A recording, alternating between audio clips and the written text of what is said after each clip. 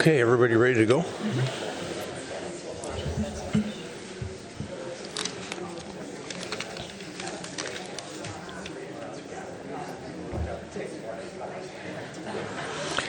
All right, folks, I think we'll get started. Well, good evening, everybody, and welcome to the Edina City Council meeting. It is Tuesday, June 6, 2023. Thank you for joining us on a beautiful summer evening. Before I call the meeting to order, I just want to remind folks of the things that Brittany covered in part, and that is that we're doing these meetings on a hybrid basis, and so folks can call in on public comment, and they can call in during public hearings and testify that way instead of having to be here live. We've been doing that since the onset of COVID. And there's certain ways that they do that. They might be watching on cable TV or on edinamn.gov live meetings or on Facebook. And there's a number that'll go up on the screen here that folks can call in on, and it won't be too long until we get to public comment. And remember, you can call in and visit with the council about anything that's of a concern to you that's not on the agenda tonight or scheduled for a future public hearing. There's the phone number if you want to call in if you're watching us remote. Conference PIN number is right there, and then maybe remember to press *1 to be able to speak to the operator, and then the operator will bring you into Brittany, and Brittany will bring you into the council to speak. We'll handle folks in the audience first, folks that are fellow citizens of ours that wish to testify live on some of these public hearings. We'll do them first, and then we'll turn to people that are listening in the virtual world. So, having provided that information, I'm going to call the meeting to order and ask Ms. Mills-Ford to provide us with a roll call. Ms. Mills-Ford? Member Agnew? Here. Member Jackson? Here. Member Pierce? Here. Member Risser? Here. Mayor Hovland? Here. Next is the Pledge of Allegiance.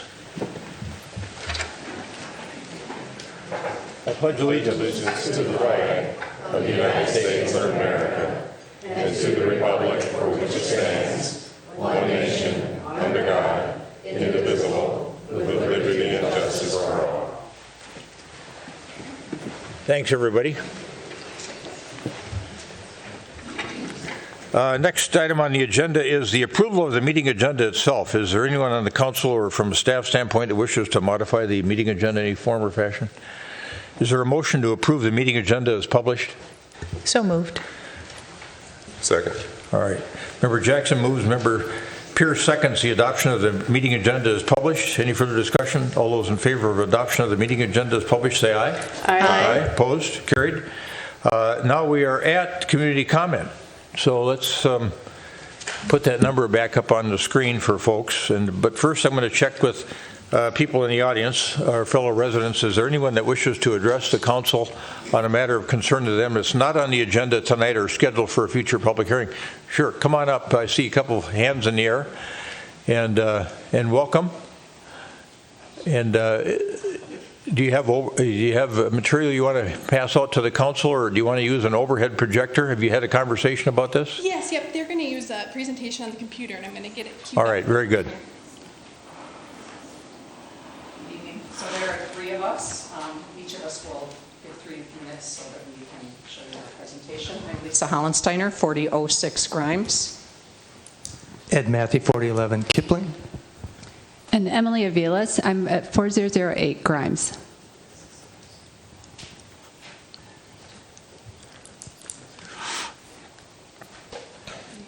Here's it. Mayor Hovland, city council members, city staff. We're here tonight to talk about roadway reconstruction assessments in Morningside C. It's not clicking.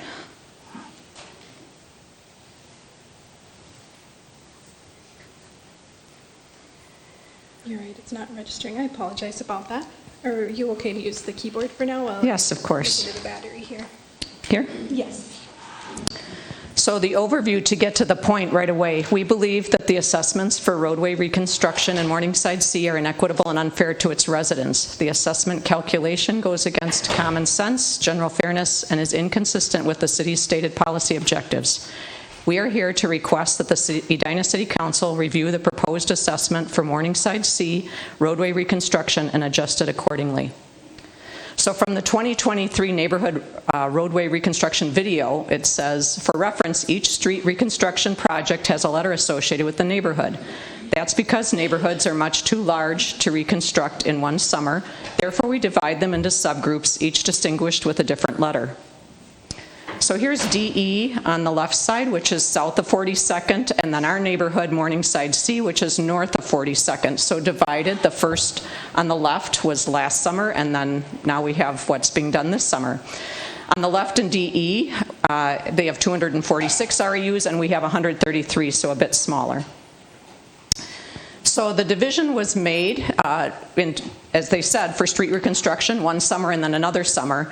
However, it's not financially equitable. If you look at the left, the total cost for DE was about $2.2 million, and they were assessed $9,300 per REU, whereas in Morningside C, we have 133 REUs, $1.8 million assessment, and we have been given an estimate of $13,800 per REU.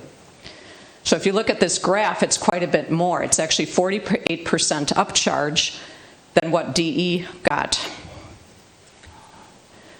And if you look at this, a value add shortfall, under state statute, the city can assess properties for public improvements, but the benefit to property values must be equal to or greater than the assessment. So on the left, the assessment of 9.3 is less than the gray area of estimated value of 14 to 20,000 for DE. However, on the right, the estimated value added is 12 to 17,000, and we are being given an estimated assessment of 13.8, so that would be higher than that lower level. So we have the question, does the state statute allow Edina to be charging us above 12,000? Thank you. The arrow here. Yeah. So we just saw this and this sort of drew our attention, and we just want to know what happened. And so we took a look at the map of how the project itself is built. So this is Morningside C. It starts with 115 of those full REUs. Then there are about 8 of them that are half because they're adjacent to other projects. And then Avail counts about 9. And then a strip along Weber is counted as 5, and that's the total of 133 REUs. But as you can see on the map, there's a whole bunch of stuff here that's not counted. And so looking at that, if you just lay a grid across as if they were properties, there are about 18 uncounted. And if you look over at Weber, it says 5, but if you compare it to the grid, it looks like more about like 8. And so maybe there's about 21 of these that are uncounted. And so maybe 154 is a more accurate reference for how many lots. And one other thing happened, the city also decided to take Natchez and postpone it into St. Louis Park. So there's another 9 that really aren't sharing those extra areas that aren't, that aren't assessed. So if you take a step back and you say, here are these two sides. So here's DE, and with 246, they have about 5 unassessed. But if you look over on Morningside C, we have something like probably 21 unassessed, and with half the REUs. And so the project was broken into separate parts, but the unassessed stuff really sort of lives almost entirely over with C. One other map, as we were looking at this process, that's pretty fresh in a lot of people's minds, is the neighborhood watershed drainage area. And it's interesting to note that when we're looking at flood mitigation, all 570 parcels in Morningside are featured on the map because, of course, everything drains down into that. But we found ourselves wondering why, when we're doing roadway reconstruction around everybody's drainage pond, here we are in C paying for those roads ourselves. So again, just sort of things that we looked at as we investigated this and wanted to take you through our thinking and make a recommendation. So as we look at this, I guess here's what maybe happened. As it has been presented, the division of the roadway reconstruction was good for the project logistics, but unfortunately it was not equitable for the Morningside residents. The Morningside C area was unintentionally saddled with nearly all of the unassessed lots for the entire roadway reconstruction area. And while we acknowledge this is unintentional, it resulted in a significant financial disparity for Morningside C. I think the best way to look at this is if you actually break it down and combine it back, both neighborhoods, into the whole project, which we are one neighborhood. So if you can look at the Morningside roadway reconstruction project, combining D, E, and C together, you see that the total project REUs is roughly 379. This would make the total special assessments a little over $4.1 million, which would then result in an average assessment per parcel of a little more than $10,800. However, what happened, Morningside DE was actually assessed about $1,500 below this number, this average assessment, and Morningside C is almost $3,000 above this average assessment, which results in a difference of about $4,500 between the two neighborhoods. So our request to the council is that you review the Morningside roadway reconstruction assessments to understand better the information that we've provided. And then following that, hopefully adjust the projected assessment for Morningside C to reflect a more equitable share to project costs. Additionally, I would implore the council to explore the legal issues of special assessments greater than the estimated added value to avoid city liability. And then looking forward to the future, I would urge that the council consider revising the city assessment policy for divided projects to ensure resident equity is considered with project logistics. And certainly we're just a small number here today representing our larger neighborhood and community. In 2 weeks' time, we went out and had residents in the neighborhood sign petition, basically requesting that the council provide a more equitable assessment.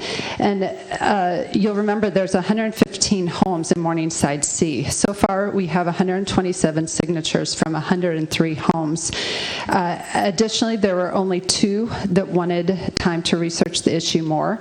One of these residents was supportive, but as a practice doesn't sign petitions. 9 didn't answer the door, and we didn't approach the 7 homes on 42nd Street as they're both in D, E, and C. And certainly, I think this slide with the orange highlights the homes that signed the petition. And we'll provide those signed petitions here for you. Thank you. Yes, thank you. I think you could hand those to our clerk. Anything you want to submit to the council for consideration, and then we'll put it in the record. And then, as is our thanks for that excellent presentation. And then we will take this matter up in a couple weeks. We want to give our staff a chance to look at everything, and we know this is an issue because we've seen emails on the same issue. Also, I think well done, and we'll certainly take a look at it and study it with our staff. So thank you for that. Thanks for coming in tonight.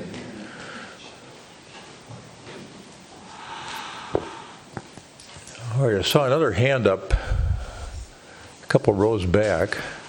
Oh, a couple.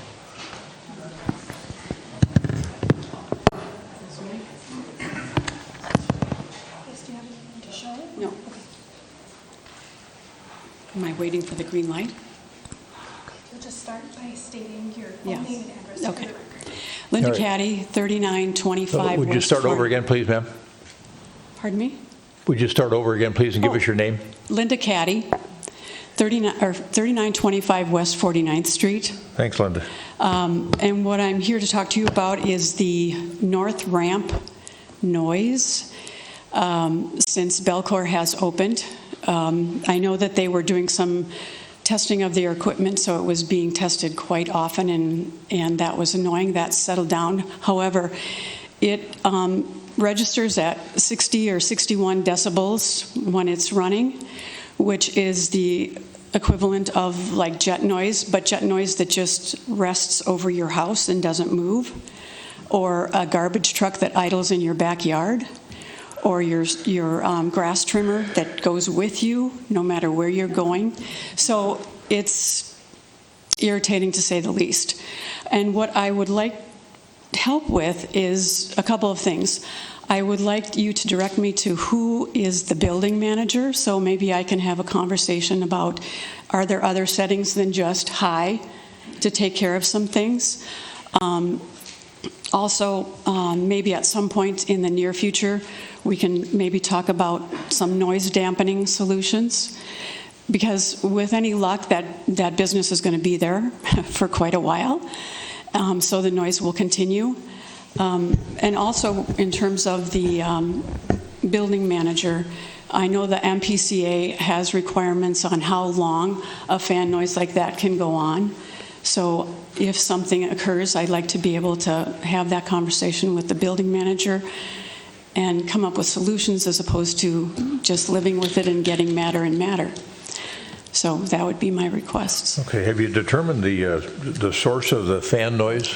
There is a huge, I'm guessing it's an exhaust fan that comes from the Belcor space, and it goes to the back of the north ramp, which butts up right to the backyards right there. And that fan is closer than I am to you right now.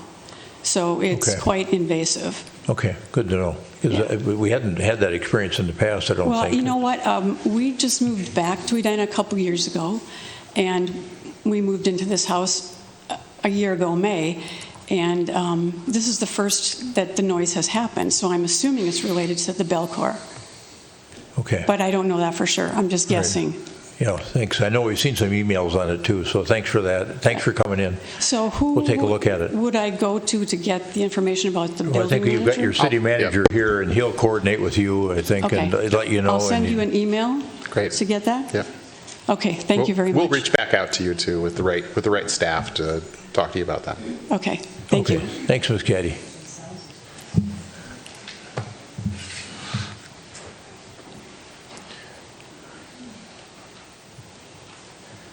Good evening. I'm here for a very unique show and tell tonight. I don't think you've ever had anyone come with a dirty furnace filter before. But I'm here. My name is Nora Davis. I live at 6921 Southdale Road in the Lake Cornelia neighborhood, directly adjacent to the 4040 project. Many of you know that I was really concerned about the dirt and the dust that was coming into our neighborhood and still is coming into our neighborhood. Our windows, siding, and patio furniture covered in dirt and dust. And then I went to change my filter this spring before I turned on my air conditioner. And this is what I found.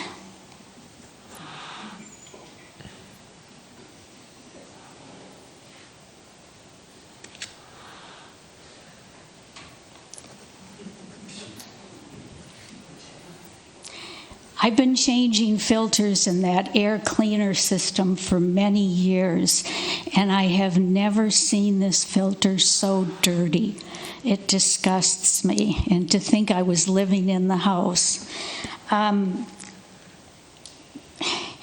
We're having more and more construction projects in the city, and I think it's time to start looking at the impact to the neighborhoods and the businesses around those construction projects. We've had a very, very difficult time in our neighborhood. Noise has been a serious issue too. We've had sign, we've had incessant beeping, crashing, booming, and this morning something new, rock and roll. I had a text from a neighbor. She said, "Can't you make them shut that rock and roll down?" And I just thought, man, that was, I don't know, maybe they were having a party over there, but I really think we need to start looking at that. It's not fair to the neighborhoods. It's not fair to the businesses.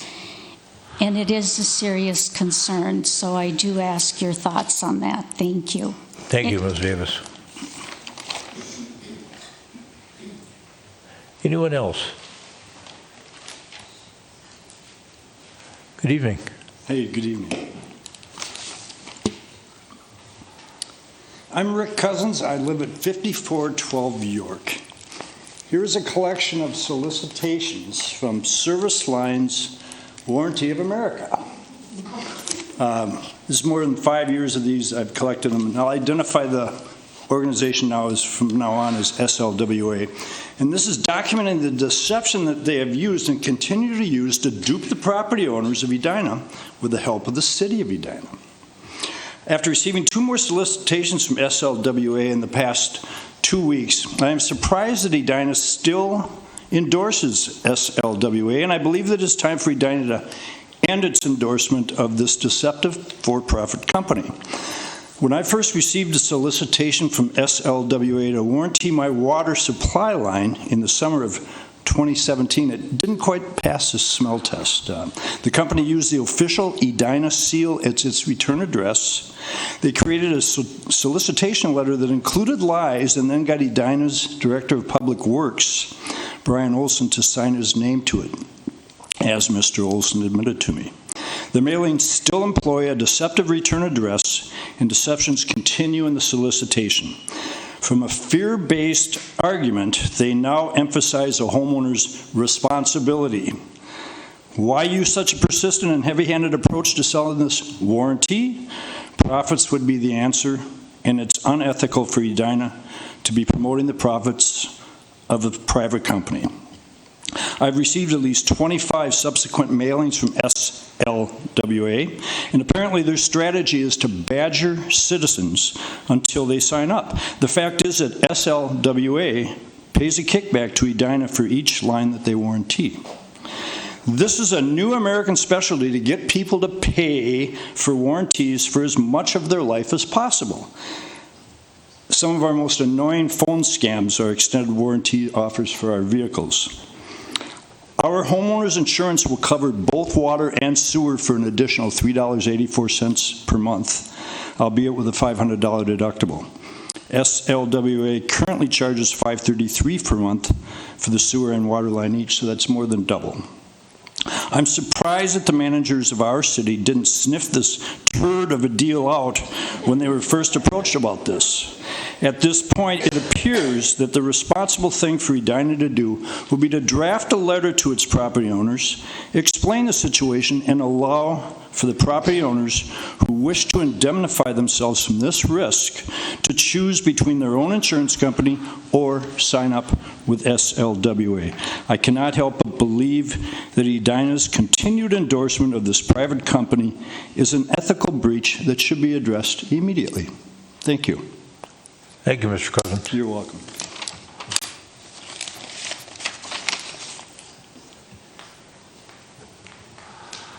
Anyone else? Okay, let's go, Brittany, to folks that might be listening in, see if there's anybody that wants to visit with the council about a matter of concern to them.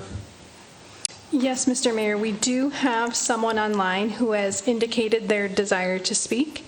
So at this time, operator, will you please unmute the line of our caller? And caller, will you please start by stating your full name and address for the record? Thank you, Brittany. David Frankel, 4510 Lakeview Drive, Edina. I have a concern about some of the media interviews the mayor of Edina has recently done concerning the Metropolitan Council. As you may be aware, the mayor is chairman of the Met Council's Transportation Advisory Board. He's given interviews without consulting the city council or residents for that matter on the Met Council, whether it should be an elected body or leave it as it is where the governor appoints everybody on the council. The mayor made his comments about the Met Council recently saying, don't throw the baby out with the bathwater, and when asked about how there's taxation without representation, his answer was, that's a good question. Recently, I put a poll on Nextdoor.com, which is a social media site that at least half the residents of Edina are registered to, and 70% of 200 respondents said the Met Council should be an elected body. I'd like to remind the City Council that if you plan on being reelected, one of the things you should do is listen to your constituents, residents, voters. Those are the ones that are going to reelect you. By not listening to residents and speaking to the media using your own personal opinions is a sure way not to get reelected. So far, I've heard from 2 positive people, strong candidates that are looking to run for mayor next year.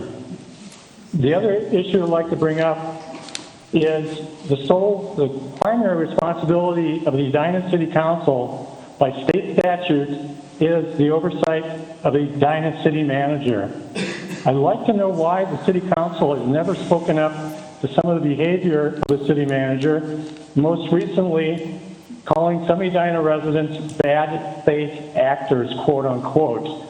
I'm not sure what he meant by that, and I'm not sure who's included in that list, but these are the types of actions which have happened in the past. The City Council, as adults, should speak up. It is your responsibility to provide oversight of the City Manager.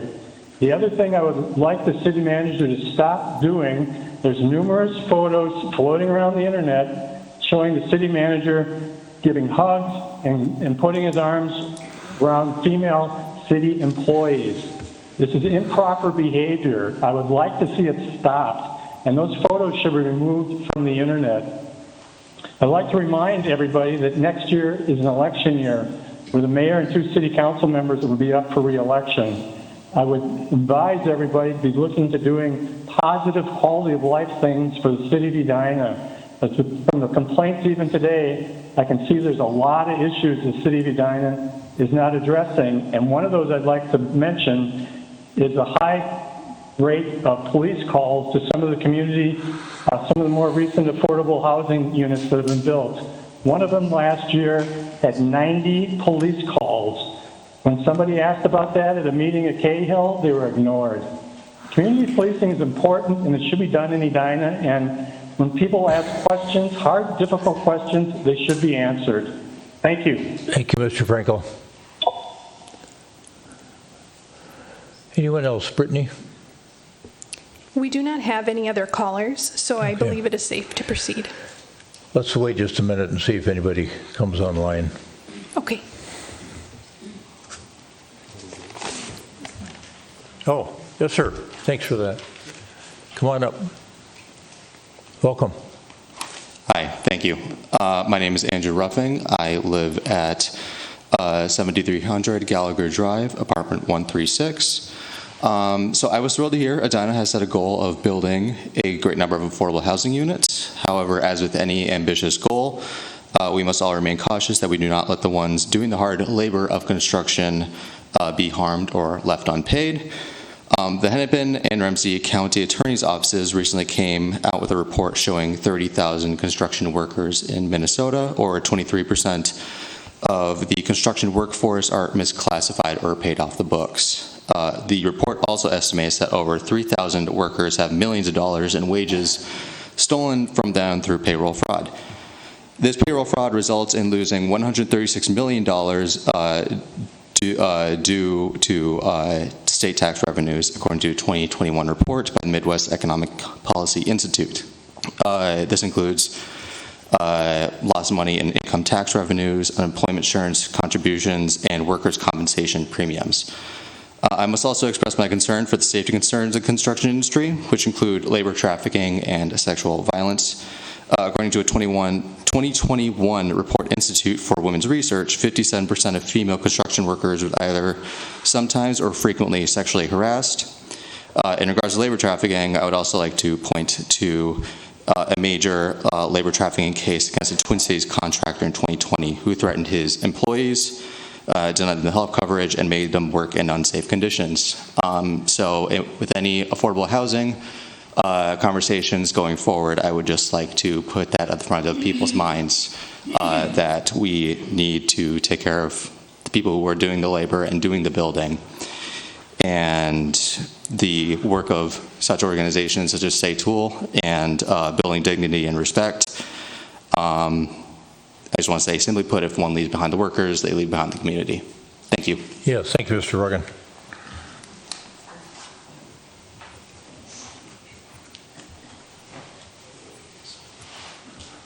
Anyone else? Did anybody else come online? We still do not have any Okay. additional callers. All right, let's switch over then to Manager Neal, who will, as is our practice, respond to comments from the last meeting. And this, with the comments that are made tonight, we'll be responding in our next city council meeting. Gives our staff a chance to carefully check the facts on things and give us their perspective. So, Manager Neal. Thank you, Your Honor. We had two speakers at our May 16th community comment. The first was Wilson Edwards. He was here representing the Minnesota Association of Sports Officials and was here to talk about an event coming up on July 8th, an NFL Combine event that's going to be at Bloomington Jefferson High School and free for kids and parents, and he recommended it strongly. We had one phone contributor, Mr. Frankel, who we heard from again tonight. He had concerns about the future development of the Macy's furniture store, the redevelopment of that site, recommending that we be careful with how we handle the easement on the south end of that property, as it's an important part of our bike infrastructure, and of course we'll be careful with that. The council will get, if we do receive a formal application for redevelopment, which we do not have at this point, we will get much more formal about how we protect that, where it is, what will happen during construction, etc. And that was it. Good, thanks, Manager Neal. That prompt any council member comments or questions for Manager Neal? All right, let's move on then to the next item on the agenda, which is the adoption of the consent agenda. There's several items on the consent agenda. I think Member Jackson wishes to remove item 6E, and Member Risser desires to remove item 6M. Is that correct? That is correct. I would also like to remove item Q. I believe that was. Which one? Yeah, item Q. Q. And I'd like to remove item K as well, please. All right, very good. With the exception of items E, K, M, and Q, is there a motion to adopt the balance of the consent agenda in a single motion? So moved. I second. Member Risser moves the adoption of the consent agenda. Member Agnew seconds the adoption of the consent agenda with the exception of items 6E, K, M, and Q. Any further discussion? All those in favor of adoption of the items on the consent agenda with the exception of items E, K, M, and Q, say aye. Aye. Opposed? Carried. And let's go to item 6E, which is a proposed amendment to the Edina City Code concerning vegetation involving landscaping. And I'll turn now to Member Jackson. Yes, thank you, Mr. Mayor. So we received a number of emails about this item. It's looking at natural landscaping and changing the rules around that. I did a little research after some of these questions, and I believe the goals are threefold: carbon recapture, preventing soil erosion, and reducing water usage. But I had a question for Director Milner, if he could say if that's an accurate description and just operatively what this change to our ordinance does. Yeah, this change is related to allowing people to have options. So turf grass, we know, is a high user of water. Native grasses are less so. This also acknowledges no mow may as a thing, and we're hearing studies of conflicting data on that, so staff will continue to track that. You heard that upstairs at the EEC presentation. This also reduces some setbacks, some height requirements of the lawns can be increased, so people can do more native landscaping. So it's really changing the buffers and the allowable use and the options for people to do native landscaping in their front yards, if they so choose. And then also to raise the awareness and education, no mow may, we're changing that theme. You heard Grace speak to that upstairs about more education towards native, and then we hope that also ties into the water usage and our turf lawns. Terrific, thank you. So I will, do you want me to make a motion on Yes, that? Or we please. want to? Okay, I will move. Yeah, unless anybody else has a question on E. All right, Member Jackson, go ahead. Item 6E from the consent agenda. For a second? I second. We got a motion by Member Jackson and a second by Member Agnew to adopt item 6E. Any further discussion? All those in favor of the adoption of the motion as stated, say aye. Aye. Opposed? Carried. Now we go to 6K, which was a request for purchase for the Public Works. Had some work they needed to do over there on trench replacements, trench drain replacements, and the wash bay. Yes, thank you, Mr. Mayor. So I received a call from, got his name, Lucas Franco from the Laborers Union, and he said that he watches bids regularly and that this one came in low and then it got readjusted. And I wondered if we could just kind of talk about why this was a difficult or a complicated project to bid, just to kind of walk through the process of how that was done.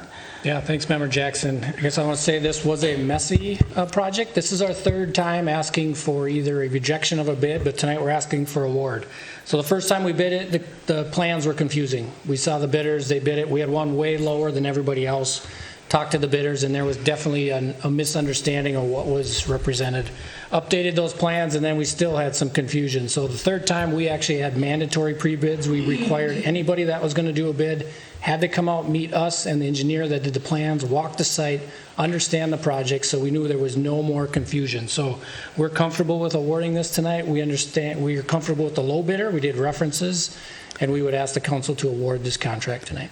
All right, thank you so much for walking us through that process. Anyone else have questions on item 6K? All right, Member Jackson, you want to move 6K, please? I will move item 6K from the consent agenda. Is there a second?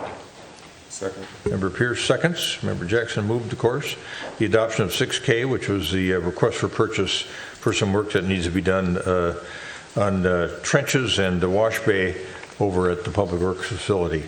Any further discussion? All those in favor of adoption of 6K, say aye. Aye. Opposed? Carried.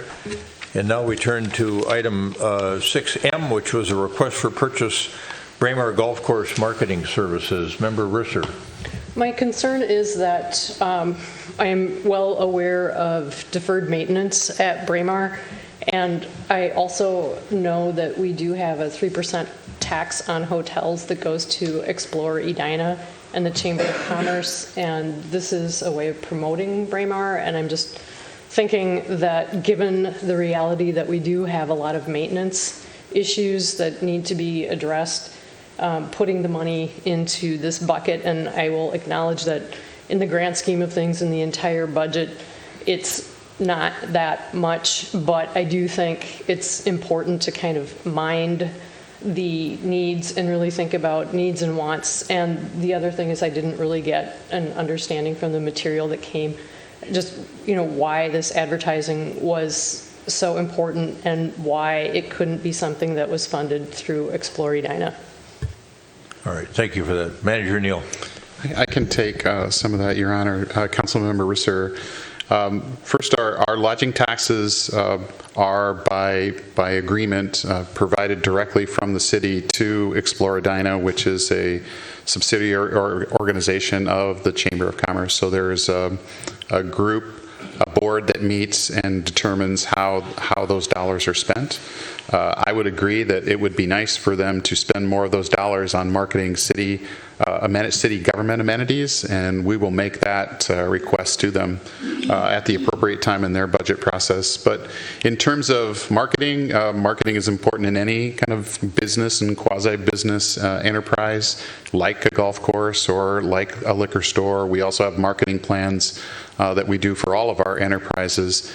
We have to pay, just like any other business or quasi-business, for marketing services, and that's what this is. This money comes directly from the golf enterprise and advertises the golf enterprise as a means to increase usage, increase revenues, so that we can drive additional play at the golf course and the golf dome.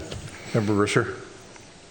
Thank you for that information, and I will move that it goes to the consent agenda. Can you help me with the language there? Yes. Did I do it? You move approval of the item? I move approval. Well, I move it goes. I don't know. Okay, so you don't have to move it because you don't seem like you're comfortable moving it. So. Well, right. Okay. But we can have a little bit further discussion too. And tell me a little bit about your concern about what you think is deferred maintenance at the golf course, because we just finished remodeling it a couple of years ago, and I think they're right on top of everything from spending time out there.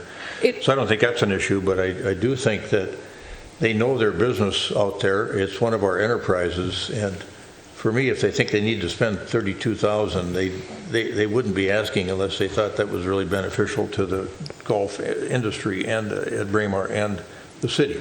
So Right. that's Okay. just my thought. Okay.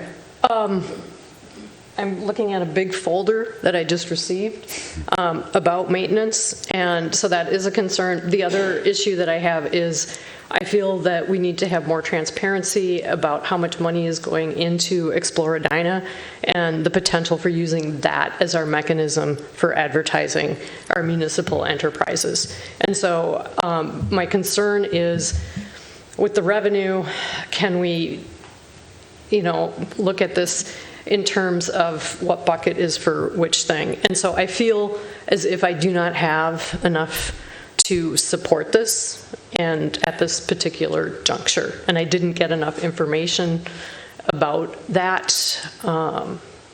These are my concerns. And I do think that 3% sales tax is significant. Hotel tax. Yeah, we've got Director Vetter with us too. This was his recommendation. I don't know if you, Manager Neal. I would say for Councilmember Risser and every member of the council, we do have an annual presentation from the Chamber where we talk about Chamber of Commerce and Explore Edina plans and expenditures. That comes up on August 15th, so that would be a great opportunity to ask for a different level of investment in marketing of city facilities.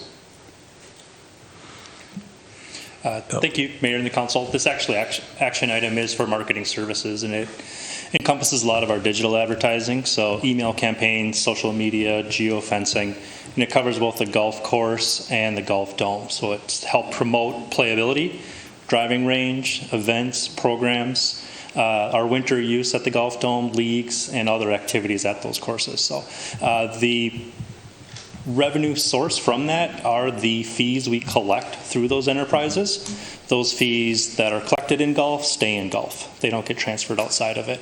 So it's an expense directly related to the playability of that course generated by our users, which we're very thankful for. But it had to come through the council because it was above a certain level. Right. That is correct, Mayor. It's above our staff spending threshold, so that's why we're requesting your approval this evening. Okay. That prompt any other questions for Director Vetter? So, Member Risser? Yes. So do these fees cover all the maintenance and upkeep at the golf dome and on the course? Mayor and Councilmember Risser, the fees generated by the golf course are the only revenue sources for the golf enterprises. So there aren't general fund taxpayer dollars that go towards the golf enterprise. To be clear, it is a completely self-sustaining. The dome, everything, the energy costs, the employees, everything is covered. That is correct. They are not covered by the general fund. They are covered by revenue fees. That hasn't always been true, but it's been true the last 4 years probably. Maybe. For sure since 2019. Yeah. That's what I can speak to. Yeah. We had a few years before the course was remodeled and moved from 27 holes to 18 holes where it was losing money, but for years it was a net revenue producer, and now it is again. And it's self-sustaining. So, as you point out, these fees are being expended at the golf course with golf course funds, not general taxpayer funds. Right. That is correct. There were a lot of changes. Obviously, the closure of the Fred Richards course, the remodel of the Executive 9, and the restructure of what's now the Championship 18 from 27 holes, and the expansion of the driving range and lesson program. Good. Prompt anything further, Member Risser? Just that I'm thinking about that clubhouse. All right. That can be a discussion too, sometime downstream. But certainly with Explore Edina and their obligation to use those funds to promote the city of Edina, it's a worthy topic when we meet with them. All right. Any other questions by folks? Is there a motion to approve item 6M? So moved. Second. Got a motion by Member Jackson, second by Member Pierce to adopt Item 6M, which was the request for purchase by the Braemar Golf Course for marketing services in the amount of $32,000. Any further discussion? All those in favor of adoption of 6M, say aye. Aye. Opposed? Abstain? You want to approve? Self-supporting. Okay, all right. I didn't hear your aye, so, okay. Thanks for traveling along with us on that one. All right. And then we have 6Q, which was a Resolution 2023-40, which would rescind Resolution 2014-29. Member Risser. Okay. I wanted to pull this because I know we can't really do anything. This is sort of the final stamp of approval, but what we are talking about is a parcel that is in the TIF district for the Pentagon Park area. And we are talking PUD, movement away from mixed-use development, purely residential. And now we have two properties. One, there was a buyout for 41 units of affordable housing. There's going to be 28 affordable units that will be built, but as we look at where affordable housing can go, and we have this dialogue, and I do believe that in this room we have people who feel that they are on opposite ends of the spectrum, but I have heard from people across the spectrum on affordable housing that it is important to have affordable housing spread out throughout Edina, and that it's important to have affordable housing in areas where people can walk to grocery stores, where they have access to mass transit, where, and here we have it right on a park facility that has just received, or is going to receive the benefits of a sales tax referendum to the tune of $19 million.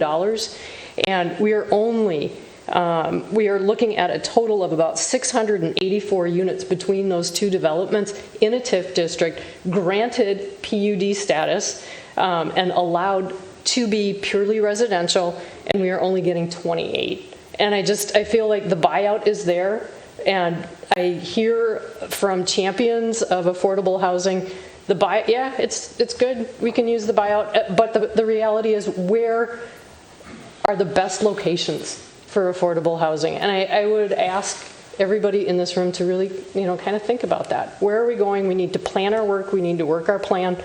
And so that is why I pulled this item. And I just wanted to put that out there. So that is it. And with that, I will move that we put it on. Further discussion warranted. Director Teague, do you want to handle this matter, or Manager Neal, from an explanation standpoint? The resolution that's before the council is to rescind the 2014 approval of a preliminary rezoning for a project that never happened. It's basically to clean up the title. The resolution that Councilmember Risser was mentioning is for the approved project, but the action this evening is to rescind that old 2014 resolution. Right. That allows us to clean up the title. Correct.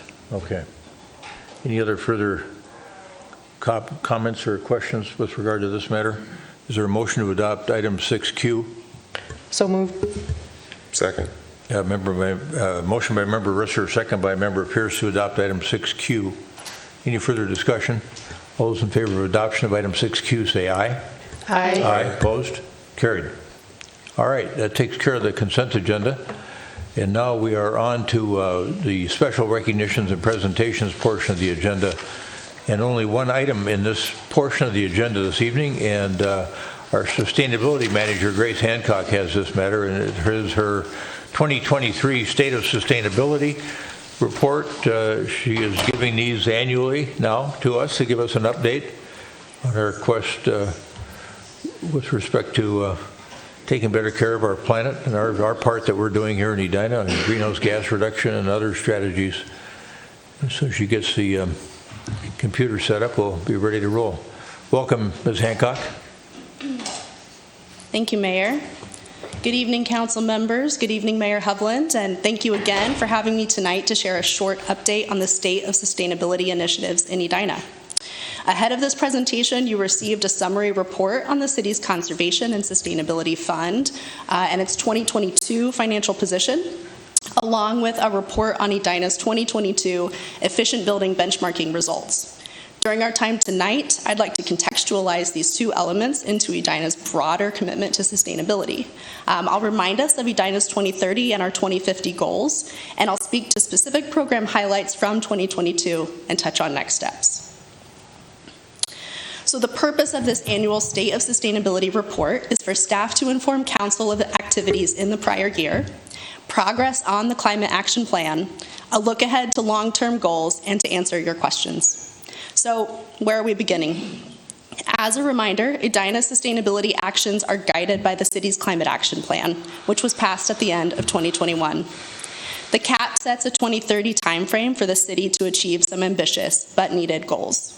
And you can see the vision of the Climate Action Plan here, as well as some important elements. So with the Climate Action Plan, the city set new greenhouse gas emission reduction goals to reduce earth-warming gases like carbon dioxide and methane 45% by 2030 based on 2019.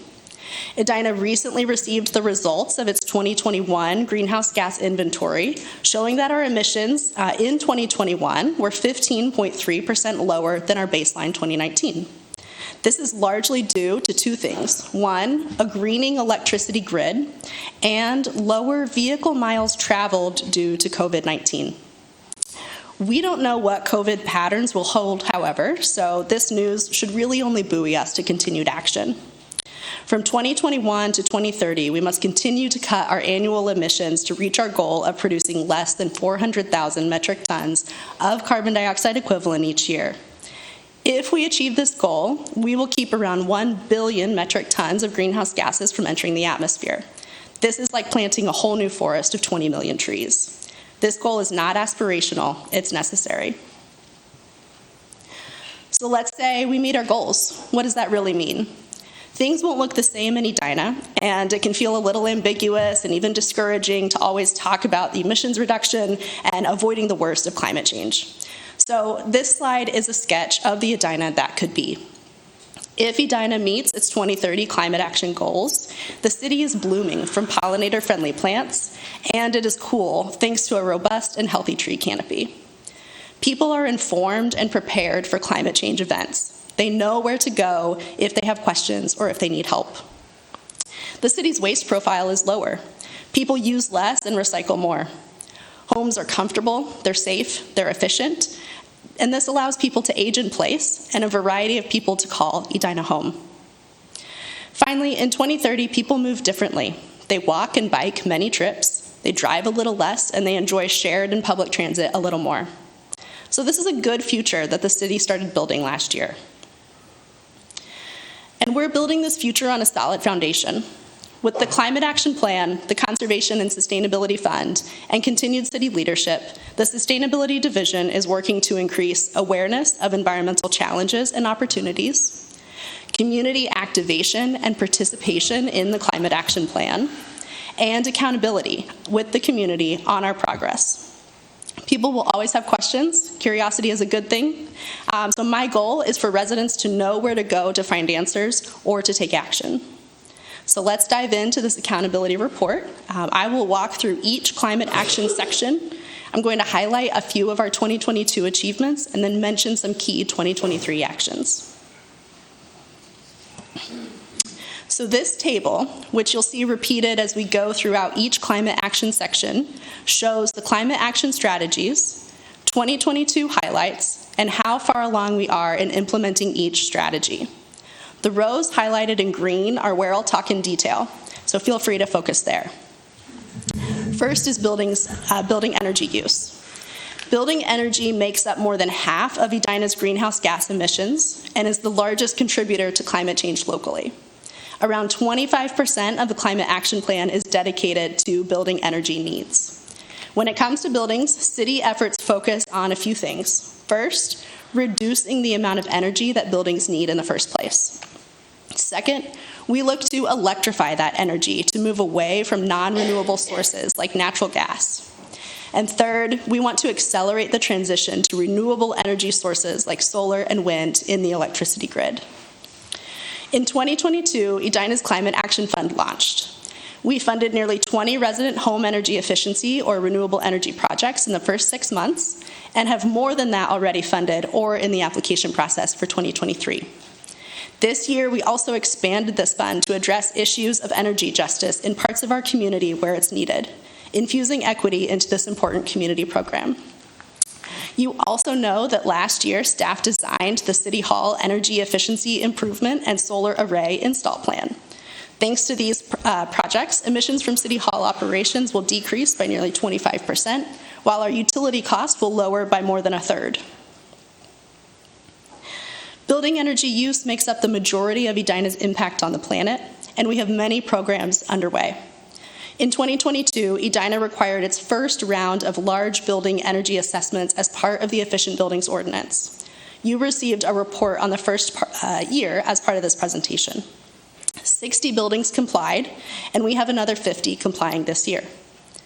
In 3 years, all large buildings in Edina that have a need to make energy efficiency upgrades will have an action plan in their hands, as well as access to cost share funding thanks to city programs. Residents are interested and ready for energy efficiency though too. So in 2022, we doubled our home energy squad visits in the city and had more than 100 people attend an energy event last summer. Second to buildings is emissions from transportation, vehicle tailpipe pollution from gas and diesel-powered engines. Roughly 40% of Edina's greenhouse gas emissions comes from transportation within our borders. This is a big challenge, and there's a lot to do. So how can we make headway on these goals? The city must make it easy for people to travel using community mobility methods, shared sidewalks, bike lanes, and bus routes. Where individual vehicles are needed, we must electrify. Last year, the city was awarded a grant to help Cornelia Elementary students get to school using sidewalks, bike routes, or buses. This year, the council is considering updates to city code to make it easier to install electric vehicle chargers. This work adds up to helping residents make an easy choice for more sustainable transportation. And the good news is, Edina is not alone in these goals. If we want to meet our transportation goals, the newly released U.S. Blueprint for Transportation can guide us. In this case, building a city that is accessible, that is mixed in its use with close-in amenities makes a big difference. Public and other shared transit options make a difference, and supporting new fuels can make a difference for the planet. So while buildings and transportation make up 96% of the city's climate impact and around a third of climate actions in the Climate Action Plan, we also recognize the importance of natural and human systems. In natural systems, Edina has strategies around waste management, water resources, and trees and green space. The city has made progress in these sectors over the last year by inviting community members to voluntarily participate in climate action that makes a difference, like Next Gen Trees or the Earth Day clothing swap. In the case of the clothing swap, last year the city hosted 250 participants who brought 1,500 pounds of clothing. In 2023, we more than doubled these stats, with twice the number of participants who swapped more than 4,000 pounds of clothing. The city is also making progress on natural systems climate goals through regulation, including 2022's Residential Tree Protection Ordinance and this year's council consideration to update the turf and weed ordinance requirements. The takeaway here is that climate action is not a one-size-fits-all. And Edina is employing all our tools in the toolbox to reduce waste and to protect and expand natural resources like our tree canopy and pollinator-friendly green spaces. In human systems, the city has climate action strategies related to local food production, environmental health and safety, and building a new climate economy. You'll see that this list of strategies has the least activity, but there's some good work that I do want to call out. First, we know that some residents in Edina are food insecure. Beyond food shelves and accepting SNAP at the farmer's market, Edina also hosts a giving garden where the produce is grown by volunteers and donated to Veep.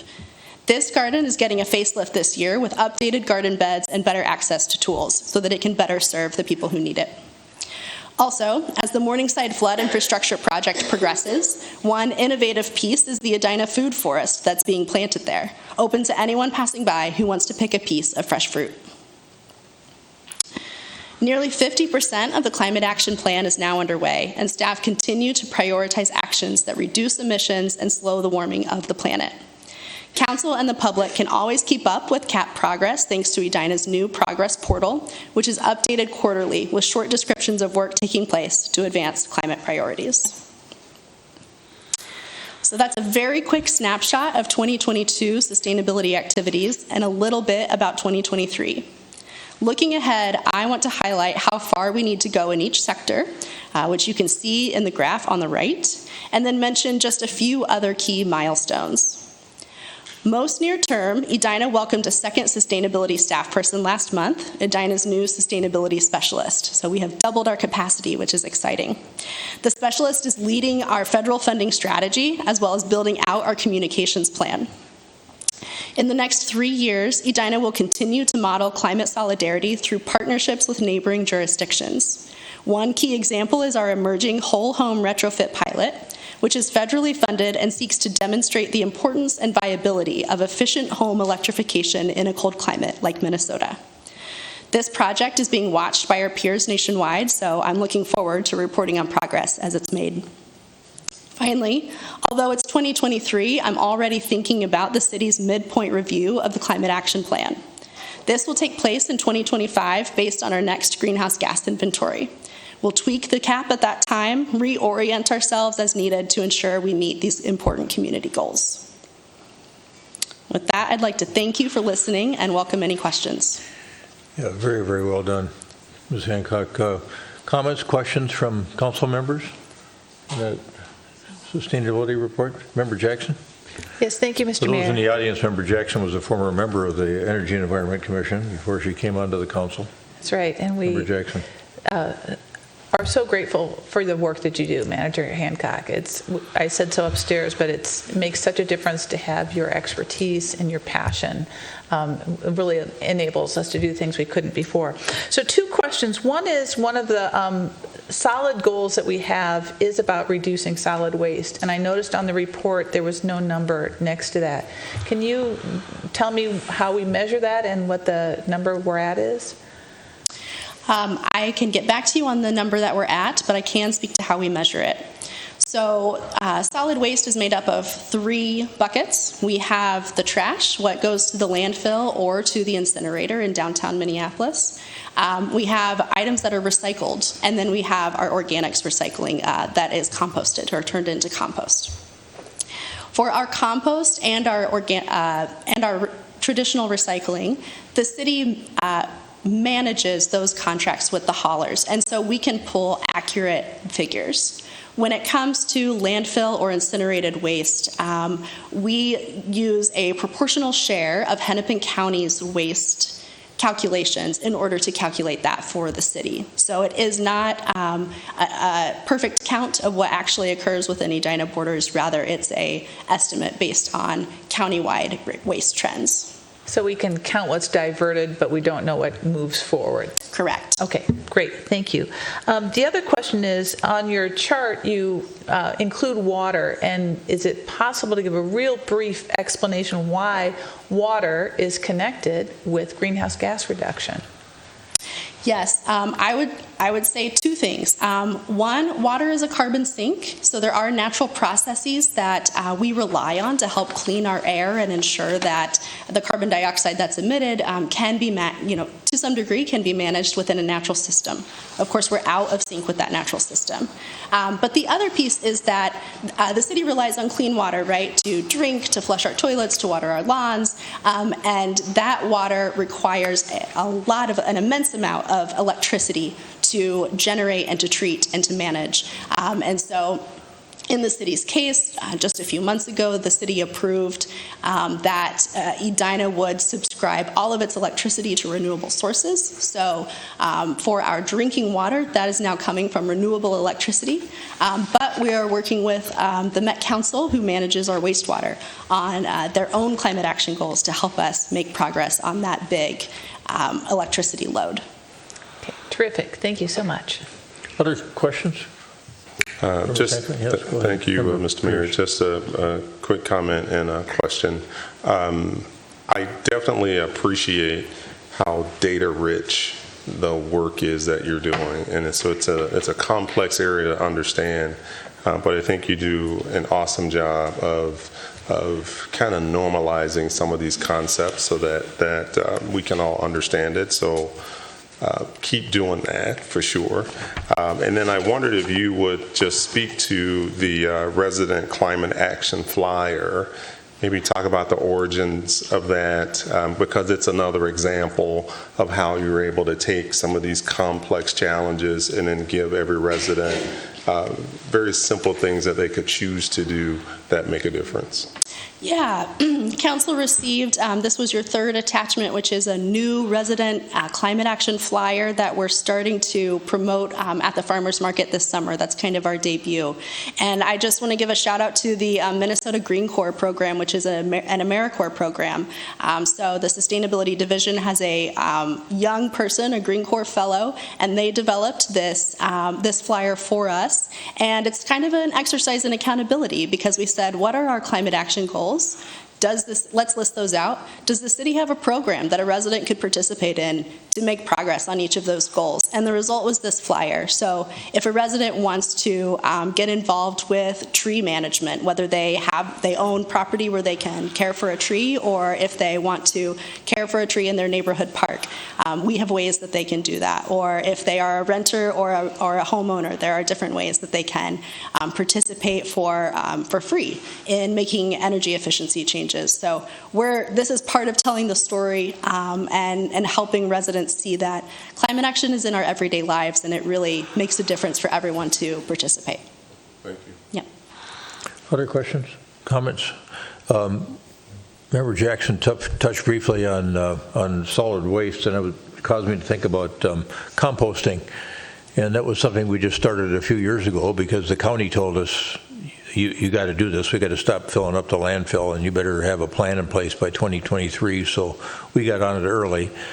And we've had folks participating, not at the level that they're doing recycling, but I know in our household, it wasn't something that we traditionally did until the program was put in place, and now we've got a small trash bin, and the composting is really a terrific, it's a feel-good thing, on top of the fact that at least last year, we gathered up enough compost where it was sent to what I'll call the recycle center, and we got back bags of compost that people in Edina were picking up, almost by the pallet load out at the Golf Dome. And is there a prospect that we're going to have that kind of situation again this year, where we're going to be able to take that organic waste, turn it into something that works great in the garden, and get it back in people's hands in Edina at no cost to them?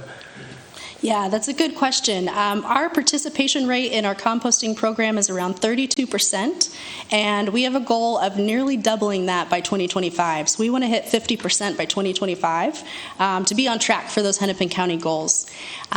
So we're working on that piece, and participation does matter as it relates to how much compost is generated and can come back to Edina residents. This year, Edina staff tried something new where we tied the compost supply with the tree sale. So if residents participated in the tree sale, they purchased a tree, they received compost as part of that. Who knows what the future holds, but right now, that is the extent between that and the community garden that the city hosts. That's the extent of the compost giveaway for this year. So last year, we used some of that federal money that came in to plant 1,000 trees, and I think we're probably just about finished with that endeavor in terms of putting trees on public property in our parks. And I think people have seen them all around town. They got the green bags on them so that we can water them effectively and efficiently. And then we had a sale this spring of about 200 trees. I think they were 6 to 8 feet high, or $50 a piece. And it seems to me like they were gone in about 20 minutes as people snapped those up. And so are we going to do something like that again? Because in looking at your presentation where we talk about enhancing tree canopy in Edina, it seems like this is something we should just stay with on a regular basis, because there's a lot of folks right in this room, I'm sure, that would be more than pleased to buy a really nice sized tree for $50 and get it into their yards. Yeah, this was the first year that we have moved from a tree giveaway to a tree sale. And like you mentioned, they went quick. So I think that our forestry team is thinking about, what does that look like next year, this fall? You plant a tree in the spring or the fall. And how might we increase the supply, make sure that they're native species, they're climate adaptive species that residents can feel good about putting in their Edina residence. Okay. So stay tuned. Good. All right. Anything else from council members? All right. Thanks. Thanks, Ms. Hancock. Thanks for being here. Excuse me. That completes the special recognitions and presentations portion of the agenda. And now we're going to move on to the public hearing portion of the agenda. We've got 4 public hearing matters that we're going to deal with tonight. The first one involves something that we haven't been involved with before, and in our neighboring communities, this is done on a fairly regular basis. And Stephanie Hawkinson, our Affordable Housing Development Manager, is going to talk about the request that's been made by the Edina West Condominium Association to help with some improvements on their property and why they're coming to us. And I think it's going to be interesting to everybody that's involved. And I see that in addition to you speaking, we've got Greg Ortale, the president of the Edina West Condominium Association here. And then we'll have a public hearing on that and then defer a decision on it for a couple of weeks. So Manager Hawkinson, welcome. Thank you. Glad to be here. So as you indicated, this is the city's first look at enacting a HIA ordinance. So tonight, the public hearing is regarding 2 things, an ordinance as well as a resolution establishing fees. So the ordinance enacts the housing improvement area. The resolution pertains to the fees for the housing improvement area.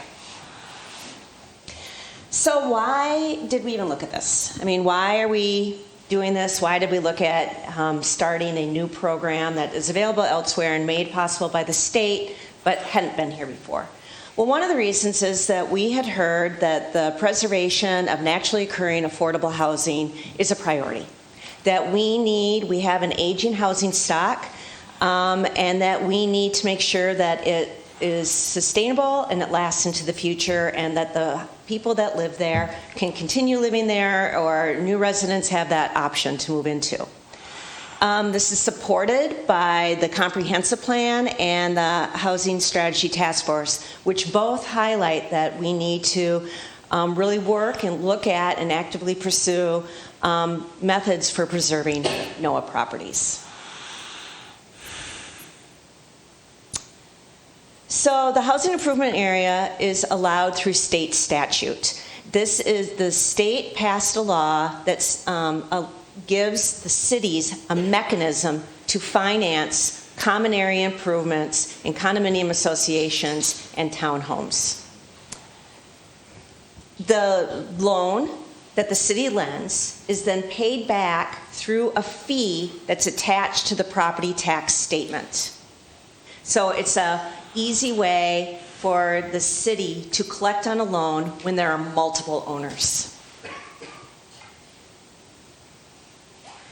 So the HIA for housing improvement area, the statutory requirements are that the owners, the people that would benefit from the common area improvements, they have to request this. It's not imposed on them through an outside force. They, the owners, the residents in these buildings, are asking the city for this loan and understanding the mechanisms for repaying it. They're not asking for a grant, they're asking for a loan so they can address improvements to their properties. In order to have it happen, there has to be public hearings. There has to be a public process to make this happen. Each resident, each owner in the condominium association receives a notice regarding the public hearing, and they have the opportunity to object, to veto to this idea. There, as I stated, there's an ordinance and a resolution. It establishes the findings, why this is needed, how much it's going to cost, what is the payback, what's involved in the cost. It discloses publicly what are all those expenditures and how the needs were determined. And as I stated, the residents do have the opportunity to veto. It can't be a small minority of owners that are going to impose this fee on everyone. So there's a long process. This is not often pursued because it is a lengthy and complicated and time-intensive process. The association has to submit an application, and I'll go through that application checklist later on. It's lengthy. There has to be a petition. State statute requires that 50% of the owners have to sign the petition, but 45% can veto it. So we said we want to avoid this veto process as much as possible. So our policy says that 70% of owners need to sign on to this, because then the 45, it doesn't add up to 100%. There has to be a public meeting to accept the petition. We've had that. There has to be a public hearing to establish the ordinance and the fee resolution. That is tonight. On June 20th, we'll have the first reading of the ordinance. And on July 18th, there will be the second reading of the ordinance, and action will be taken on both the ordinance and the resolution. We make the ordinance available to all the residents. And then we will have a public hearing also to discuss the development agreement. And there will be a public meeting to approve the summary publication of ordinance. So there are many public touch points where you have the authority to approve or deny the request. And then we will deliver the city's financing commitment. So we are about stage 4. So we received an application. So that was the background on HIAs generally. We received an application from the Edina West Condo Association. This is located, it's 4 buildings that are located at 6075 and 6115 Lincoln Drive. As I said, it encompasses 4 buildings and 162 units. The buildings are over 50 years old. It preserves no ownership. It corrects building code violations, addresses flooding and drainage issues, and the scope of work was created by third-party advisors. They've had third-party advisors to look at their maintenance plan, their financing, and to help them through the process. Lincoln Drive is located adjacent to Highway 169, north of 62 and 212. So application. I just took screenshots of my files in my computer to show you what the application entailed and what materials were that were reviewed before we presented to you at HRA, to let you know that this was coming forward. And some questions are raised, like, did we look at various factors? These are all the things that we looked at and that were submitted to us. We looked at whether or not the application complied to our policy goals. We looked at the estimated scope of work, and we had different departments look at that because we knew that there were flooding issues at the site. And we looked at the budget to see if it were reasonable. We saw evidence that there had been meetings with the association and members were invited to learn about what they were pursuing. We asked for and received evidence that we are the financing source of last resort. We have rejection letters from 3 different banks that said because of it being 162 different owners lending for common area improvements, it's just something that they cannot do. We looked at their bylaws, that they have a certificate of good standing with the Secretary of State. We looked at their audited financial statements and all their financial information. The petition met our guideline of having greater than 70% signatures. And we looked at their long-range plan for maintenance. We don't want to see them coming to us in 5-10 years asking for this again. So we looked at their maintenance plan based on the fees that they get from their members. So how does this comply with ordinance before you, 2023-08? The proposed improvements are for common areas. There are no in-unit work. The scope of work does not cover any of the units inside. They're from roofing and siding and tuck pointing and, as I said, flood mitigation. It's all common area improvements that everyone benefits from that lives there. The project costs are within statutory limits. They have preliminary bids that come to, for the work, $3.9 million.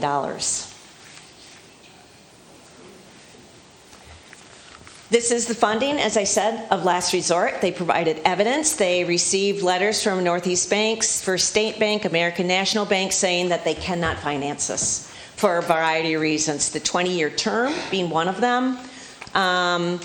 That there's some Fannie Mae rules regarding condo association financing, and how would you secure a loan when there's 162 owners that would all benefit from the loan? And we received petitions that included 145 signatures, which is 89.5% of the residents that live in that association want to move forward with this application and have agreed that there will be a fee attached to their property tax statement that is their obligation to repay.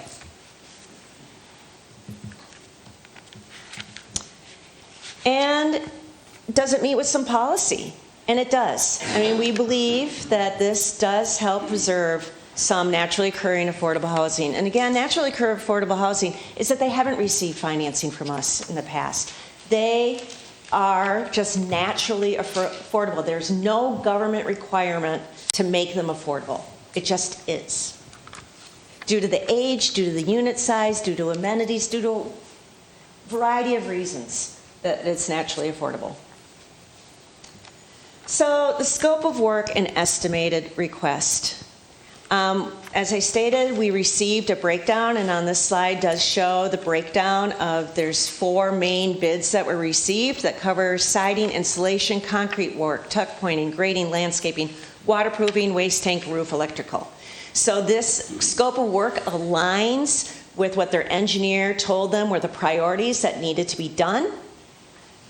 And the work will be done in order of need, and anything that did not fit in with a budget is put on their deferred maintenance plan to be addressed over time. They have already been doing that. They have upgraded their HVAC system. They have upgraded their elevators. So they are using their resources and the reserves to pay for some of their improvements as they go along. But because it's a 50-year-old building, it just got to be too much for their reserves to cover. But they will continue collecting money for the reserves and addressing deferred maintenance issues.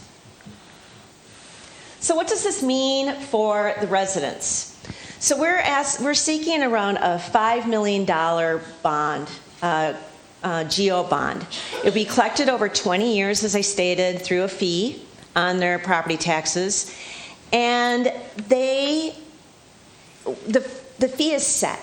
So different condominium associations can structure it differently. And they said that they went to their members, and their members agreed that based on the square footage of their unit, they wanted to know what the anticipated fee was. So that means the $5 million is all in. It includes the closing costs, it includes the bond fees, it includes the city fee, it includes interest, it includes everything. And then we'll work backwards, once we know what the interest rates are, to figure out how much can be used to cover the scope of work.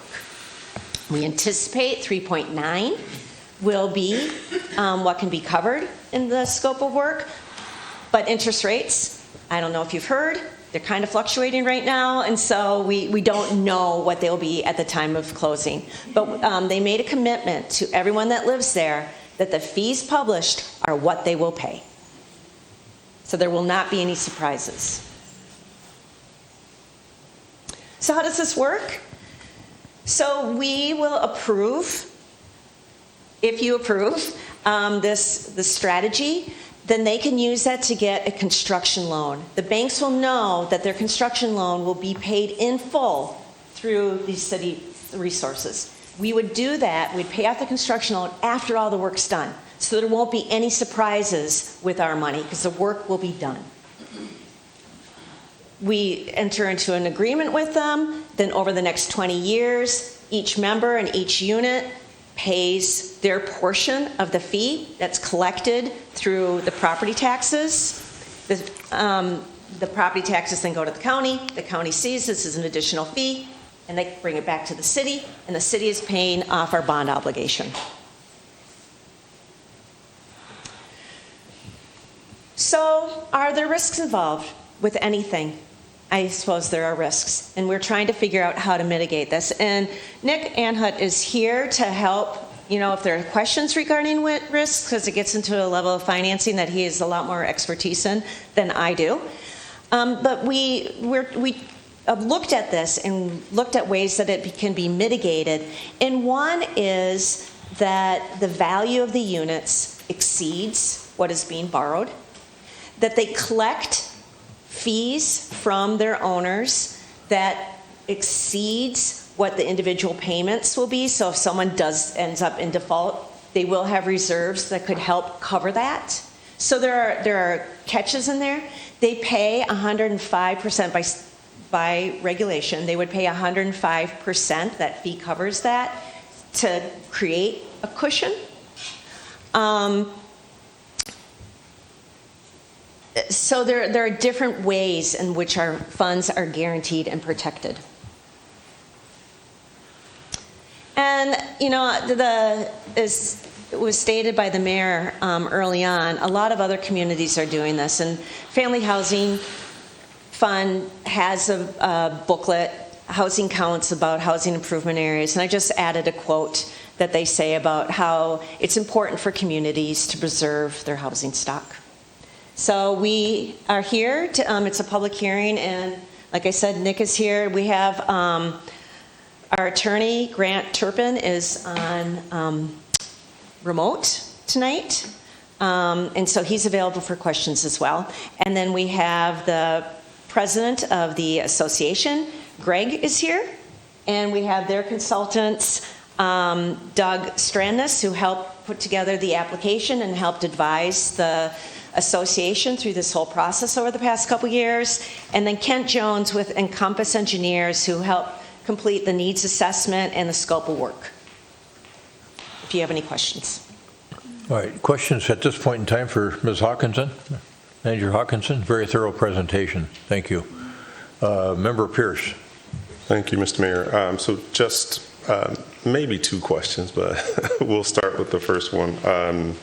You talked about NOAA, and then on one of your slides you had the square footage and then the annual fee associated with that. My question kind of related to this, do we know how many units are considered NOAA? Mayor, council members, there are a couple units that I saw that NOAA, based on the Metropolitan Council, is about 305,000 as a value. Yeah. There were a few that, but a handful that exceeded that. A lot are in the 200, mid to high 200,000 range. They tend to lean on the smaller size of the units. There are a few that are on the larger side. Okay. And then the second question, this is more of just would like for you to respond to this. In terms of the association that Edina West has, given that we've talked about mitigating risk in other financial ways, are you able to speak to the association that they have established and the way that they've been able to manage funds in the past, just to give us a sense of that? I would not be able to answer it as well as they could answer it. Based on my meetings with them, they seem on top of it. Like they are very aware of maintenance issues that need to be addressed over time, and that they have been diligently addressing them and tackling them. Whether or not that has been the case for the past 50 years, I do not know, but at least the current association seems very aware of what is needed and how to operate responsibly a building and address this so it doesn't get pushed down the road. Okay, thank you. Member Agnew. Thank you, Mr. Mayor. Thank you for a thorough presentation. I only have one question, and it's specifically about the 20-year term that is referenced here within the fee structure, but you also referenced when discussing the denials from lending institutions. So I'm curious, why is it a 20-year term, and why is it that those basically agreements or that structure isn't supported by banks? Like, why are they not agreeable to 20-year terms? Do you want to? You stood up. Thank you, Mayor. Council members, Nick Anhud with Ehlers & Associates, financial advisors to the City of Edina. Thank you for the opportunity. Due to the size of the scope of the project, apportioning that cost onto each individual unit and paying it back over a shorter time frame would induce, some of the affordability constraints that we're talking about. So spreading it out over 20 years lowers the annual fee, makes it more affordable for the residents, the owners of these properties, to absorb that cost within their annual budgets. Banks in general, when it's not backed by provisions of the federal government, like our mortgages on our homes and things like that, tend to take a fairly, they want to limit their risk of repayment. And so it is very common for banks to set 5-10-year benchmarks, especially for commercial lending. And so many of the vehicles that they would propose would require a shorter term and not be able to really preserve the affordability that the association is seeking. Thank you. That perfectly answered my question. Thank you. Member Jackson. Yes, thanks, Mr. Mayor. So this might be a question, I don't know who for, but this is the first time we're using this HIA policy. And as I've gone through this, I have some real questions about how this policy works.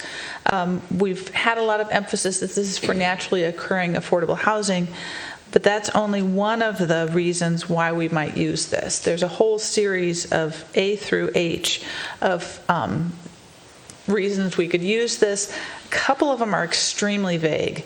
To preserve a variety of housing styles and values within the community, to meet other uses of public policy as adopted by the city from time to time. And then the reason I raise that is then at the end, the City Council HRA reserves the rights to deny funding for specific improvements if they are determined not to be in keeping with the intent of the policy. So I'm really in favor of preserving naturally occurring affordable housing, and I think that's a very good reason to do this, but I think I'm uncomfortable with the terms in this policy that we'll be following. If we agree to this, are we tying our hands for the next one that comes that isn't as nicely put together and isn't for preserving affordable housing, but it preserves a variety of housing styles? Any condominium would qualify under this because condominiums are so rare in this city.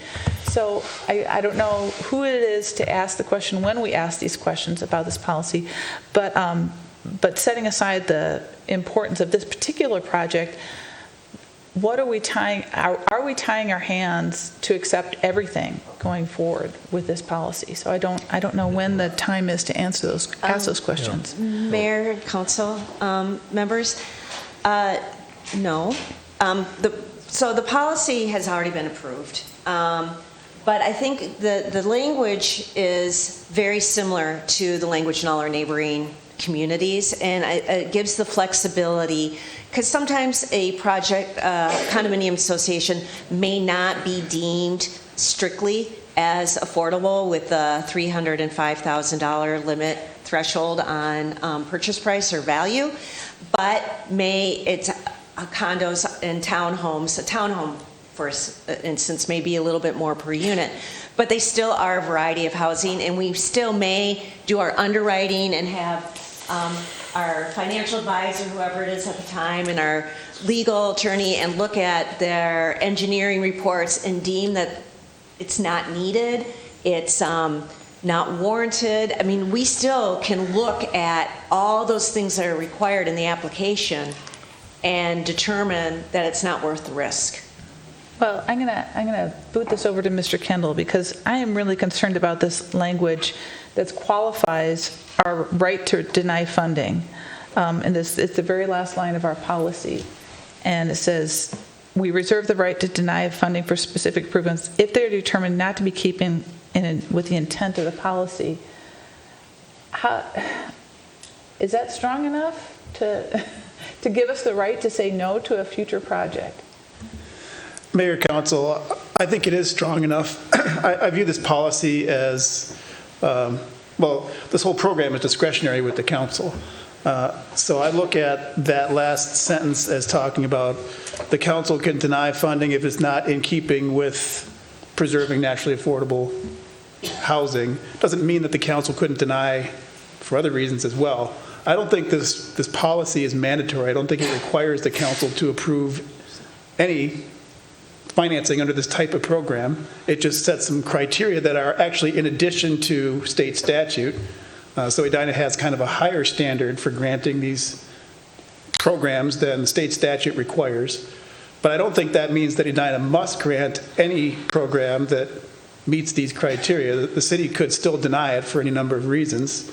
So I don't think the policy requires the council to approve this application or any particular application. Each application could be evaluated on its own merits, and the council could grant or deny it on those individual merits. Okay, thank you very much. That's really helpful. I've got a couple other questions.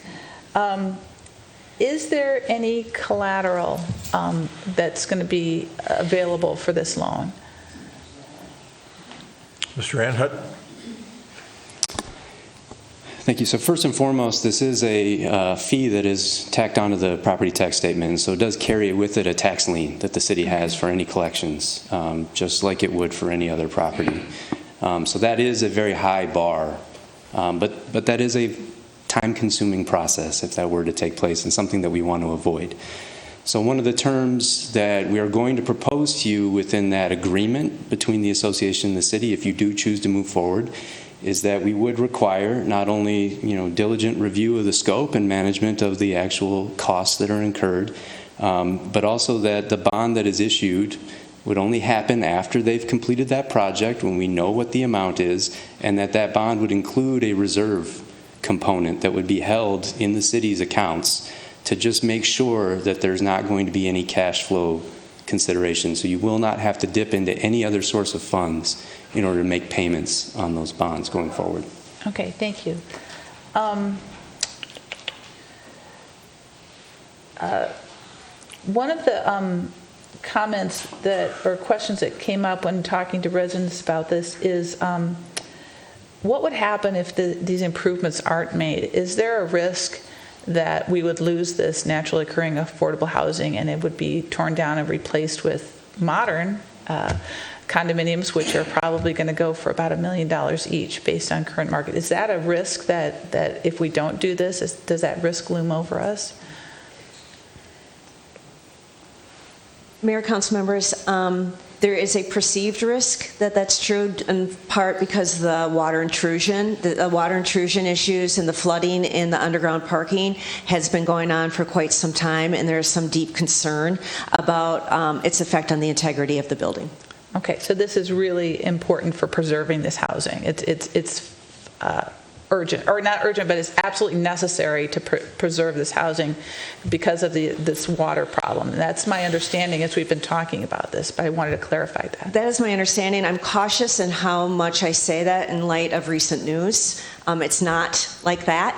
Of what we've seen in Iowa or wherever that was. So, how we use the word urgent gives me pause, but it is a concern about the integrity of the building. Okay, terrific. I believe that's it. Thank you. Member Risser. Could somebody please speak a little bit more about the water intrusion issue? My understanding is that's a complicated one. I'm going to defer to Director Milner. Mayor, members of council, I've met with a few of the individuals out here over the last few years, and so has Ross Bittner.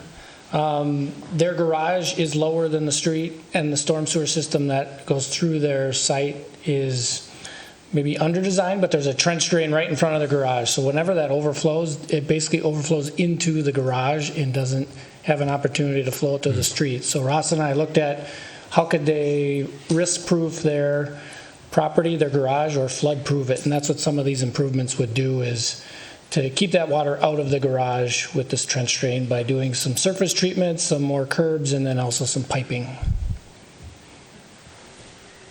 And that, my understanding was the flow of water that got diverted was unexpected at some point, that it was a little bit more complicated. And who is the owner of the land that is right next to the trench?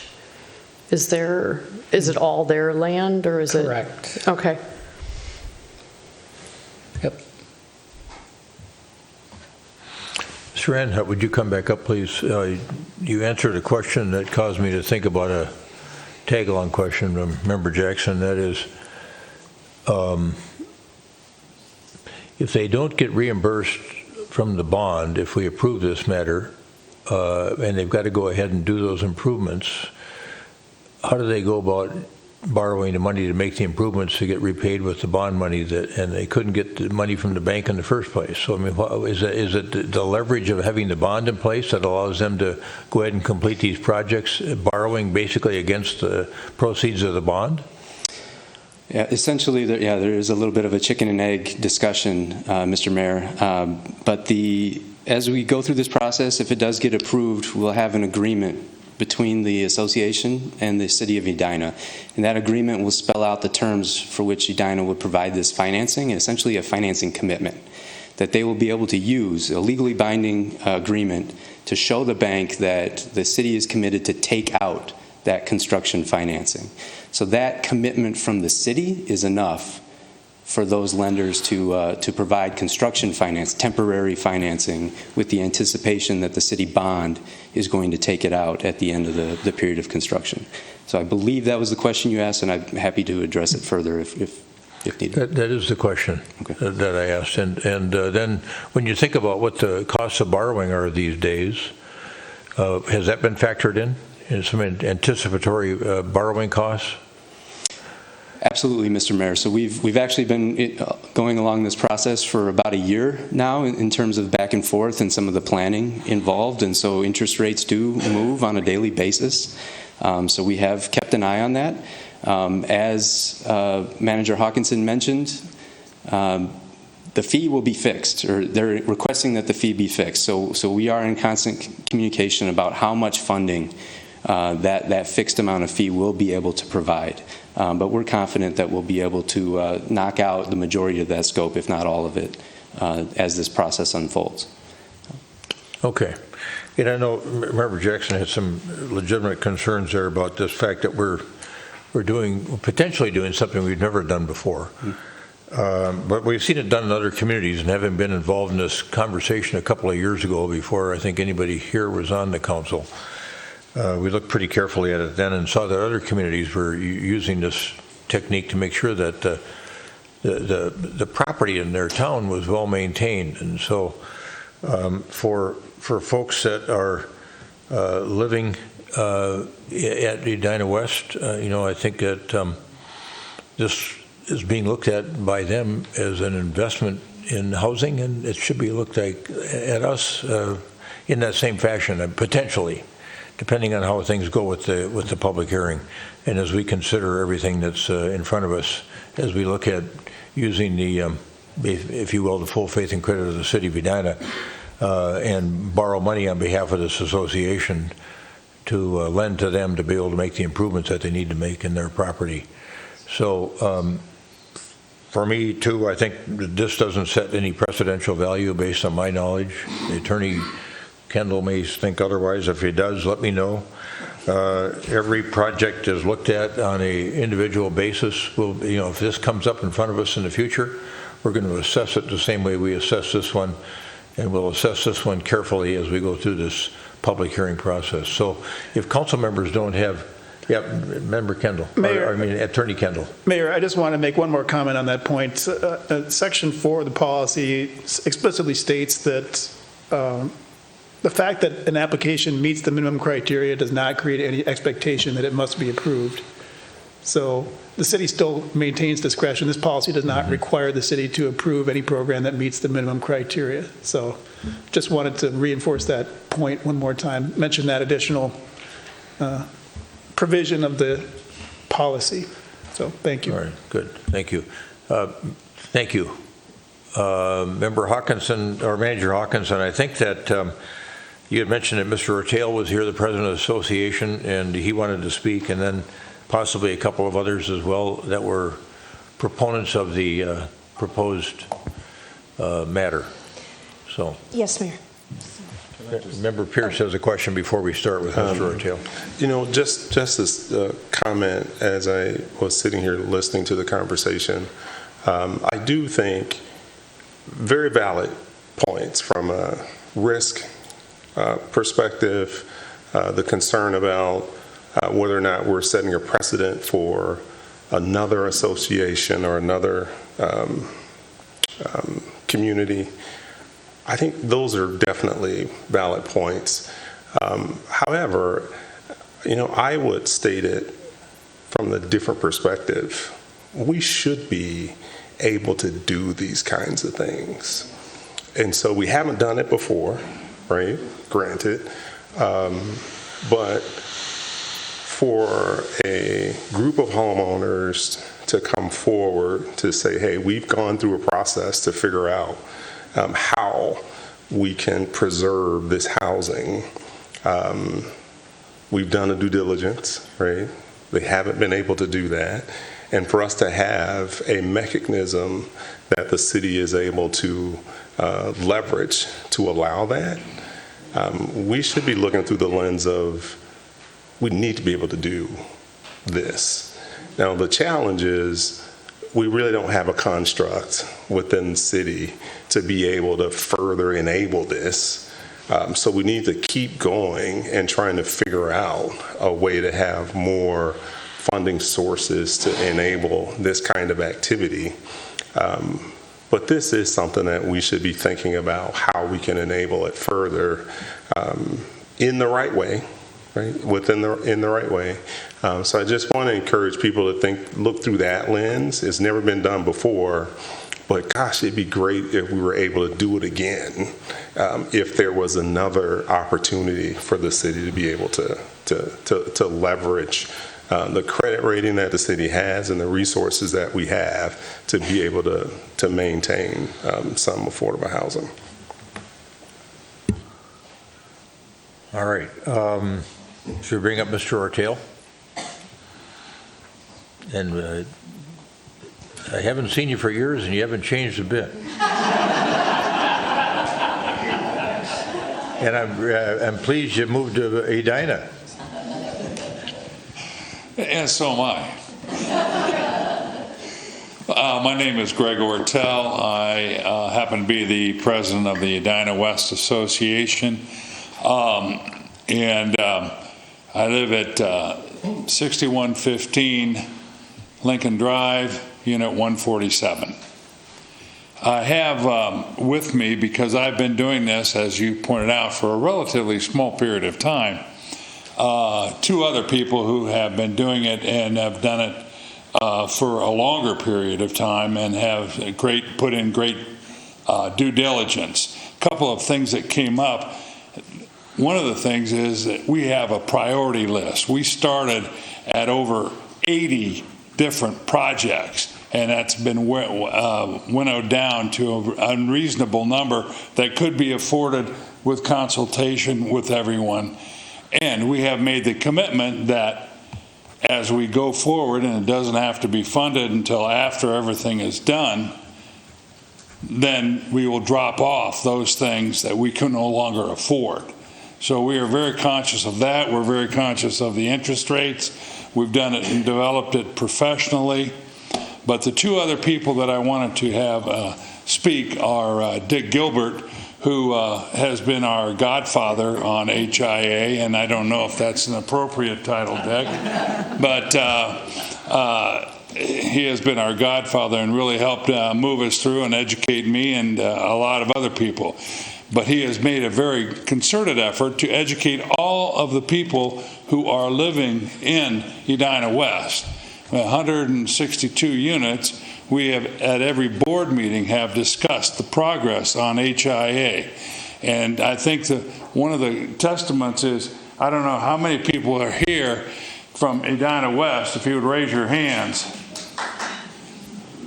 And these are the people who was part of that 89.5% approval. And they are the ones who want to move forward, and they've invested. Another factor that we've been doing this through assessments and other things. We got a loan for the boilers, and that was a painful experience. So we're doing it through assessments. We've assessed for waterproofing once. We've assessed for elevators. We've had a number of other things. But we have a fixed income population, and you can only assess to a point where you can't afford it anymore, and that's where we're at. We want this. It's a beautiful, beautiful property. We've got 15 acres, beautiful trees. We're already aggressively into sustainability. I think we replaced 3,000 light bulbs with LED lights. We've done a lot of things, and we're moving forward with other stuff, including studying solar out as part of our property. So it's a very progressive, thoughtful proposition that we're trying to convince you to support us on. And with that, I would introduce Dick. All right. Thank you, Mr. Ortel. Oh, Cornell, all right. Cornell Moore, who was my predecessor and who convinced me that I should do this. Is he the one who convinced you? Did he also convince you to move to Edina? Mr. Mayor, Council, staff, ladies and gentlemen, citizens of Edina, residents of Edina West Condominium. We have in front of you here tonight people representing 300 citizens of the village of Edina. I've lived in this, and I think I know at least 3 or 4 council people. I moved to Edina in 2001 from the city of Minneapolis, so I've been here for over 20 years. I was president of the association for the first 4 years for the 4 years that I've been on the council there at Edina West. I've been in Minneapolis over 60 years now. I'm 83 years old. I practiced law. I ran banks. I had a lot of experience in the city of Minneapolis, and this has been a trophy for me in my declining years. You laugh, I'm going to come and get you. But I still work every day. As you can see, I have on working attire. It has been a job, but it's been a job of love, of trying to keep this place together. My father in South Georgia was a bricklayer. I've seen lots of things built. I've seen lots of things destroyed. I've seen lots of things preserved. This is worth preserving. This is a building, a community, that we have people here, and I won't call them out. We have people here from 90 to 27 living in our property. We have people here who come from various walks of life, various places in life. We get along as a community. We're citizens of this village. We're voters. But you know what else we are? We're believers. We believe that where we live is the place that we should live. As I said, in my declining years, this may be my last home. I hope not, but it may be my last home. Heaven is my last home. But it's been just a wonder to work on this. I have a list here of the things that we've done. I happen to live in the building where the water comes up to the bottom of my tires. I live in the building where the women have to take off the high-heel shoes sometimes to go to work because of the water. It's not dirty water, but it's water. It's not supposed to be there.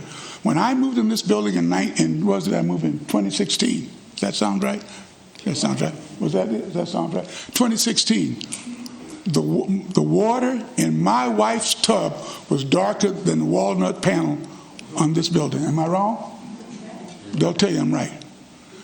My wife suffered through that until we put up the assessment to clean the water in our pipes. Our pipes in our building, can you see this? That's how our pipes looked, full of grunt and grit. We cleaned that up. Then our drink, remember, we're drinking this water. We're not only bathing it, we're drinking it. Then our roofs start leaking. We put on the roofs. Then something else happened, and something else happened. We couldn't regulate the heat. But ladies and gentlemen, I'm here to tell you that we're on the road to making this a better place to live. And with your help and your support and our repayment, this can happen. I just want to thank you very much for taking the time to listen to an old man from the South tell you a story. But let me tell you a story. The story is, if we don't fix this up, no one else will. We have to fix this up, and we've gone as far as we can go. My last assessment for the elevator was $3,500. That was my second assessment. My wife is not here today because she's having to have a knee replacement and she can't use the elevator. This is not right.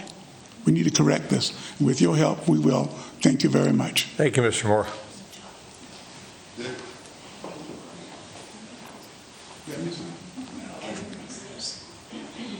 My name is Richard Gilbert, and I live in 6085 Unit 222.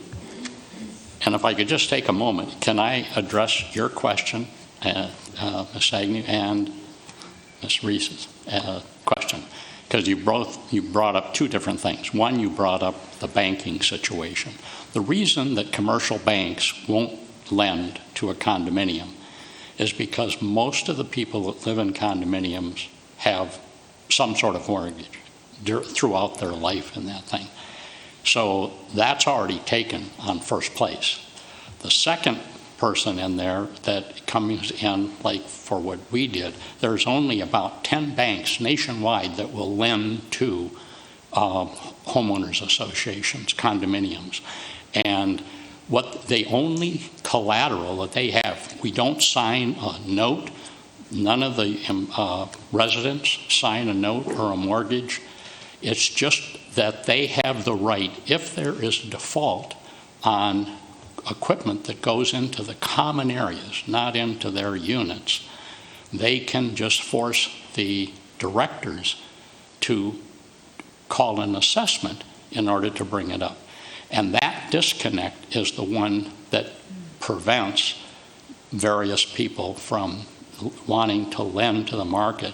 And also the fact that the vast majority of private homes are then, mortgages are purchased by Fannie Mae and Ginnie Mae and institutions. And when they look at that disconnect of not having a direct hold on that collateral, because that boiler goes to 162 people, not just to their unit. And that really is the touch point that breaks down for the banks. And they used to go out about 10 years, but now with the things that are happening and the increase and the liquidity being drawn out of the market, the banks are pulling it back to 5 years, and they're only doing that on a fixed basis for 5 years and then a reset after that particular time for the remainder. So that really is, if I've clarified that for you. And then secondly, Ms. Reiser, that the situation when we talked about water intrusion, the gentleman who built this complex had a proclivity about having the slope of the landscaping go toward the buildings. I don't understand that, okay? So we are not in a floodplain except on the south shore, as Mr. Milner will attest to. We have a pond, a wetland to the south of us. It's actually qualified as a lake under the Minnesota statute, but that is in a wetland. But it's a hill, fortunately, coming up this way. So we're at the highest point. So Fountainwood, the Manors, and the people to the south of us are all lower than we are. So we shouldn't have a water problem. But because of the contractors, that's why we have water. And it stayed like that for many, many years. And now we're finally just doing some common sense correcting with just a level, and the water goes away. And we've had to deal with the 9 Mile Creek for all of these types of things. And that has been something that has, they've helped us. The engineering department has been fabulous because they've provided us a lot of historical data from when the original plan was conceived about the property, so it's allowed us to look at things and make some very astute observations about things that we ought to think about, and those are incorporated into the HIA. The second thing is that the things that the association has done over the last years, they've always had assessments, and they've always paid to have certain things done. But like most condominiums, there are you have directors that all have different attitudes about this. And some people like to say, if it ain't broke, don't fix it. And other people say, let's keep maintenance up. And fortunately, over the last 7 or 8 years, there have been a lot of people that have said, let's address these things. Let's just move them along. 50-year-old boilers are dead. They're walking dead. And there are a lot of other pieces of infrastructure that nobody sees. And that's one of the things with reserve reports. Reserve reports are nothing more than a road map from Minneapolis to Seattle. Very wide corridor. And it's not forensic. And so it's only visual.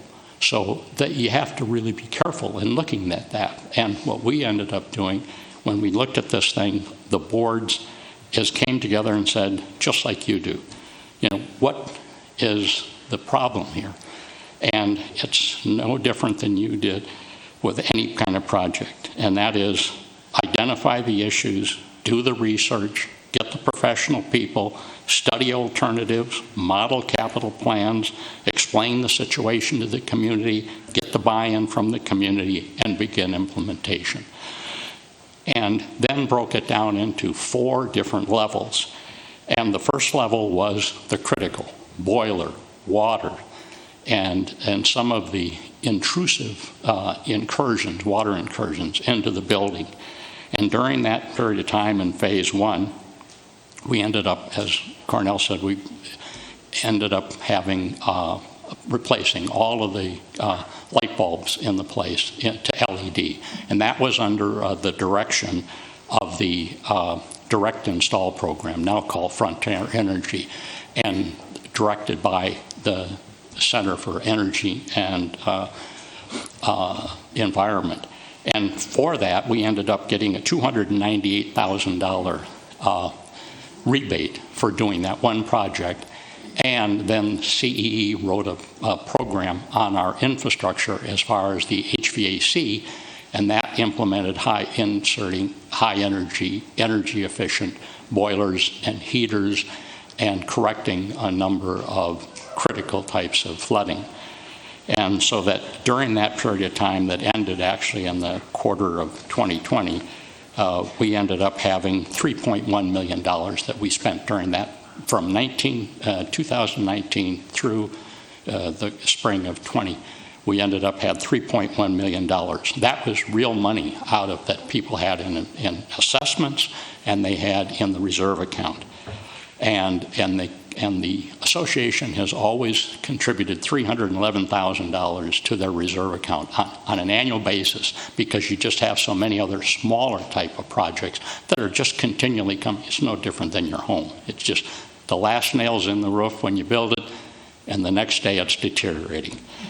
So then in phase 2, what we ended up doing, we focused on some other things and redirecting the water and doing some of the things that Mr. Milner had focused on and said, these are things that you have to do, and gave us all the gradients and the information so that we knew what the city had around us and our utility base and what we had to work with to get stuff to begin to flow away from the thing.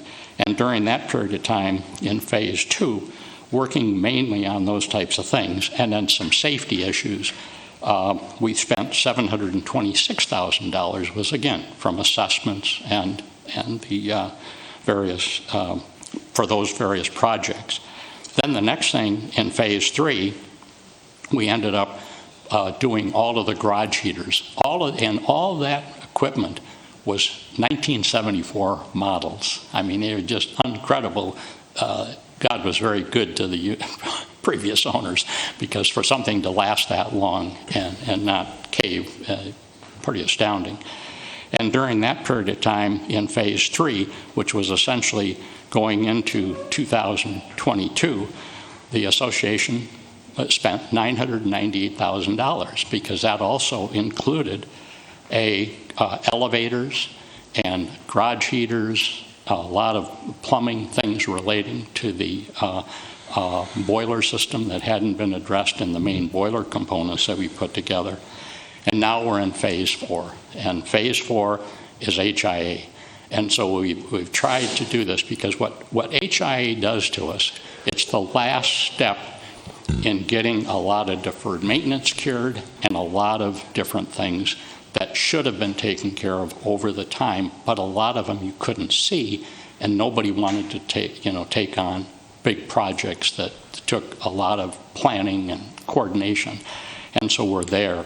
And then the fifth component is that we own 3 units, and we're going to sell 2, and those units are going to turn into cash and to taxpayers, because they are right now what is called a limited common element, and they're not on the tax rolls because they were caretaker units.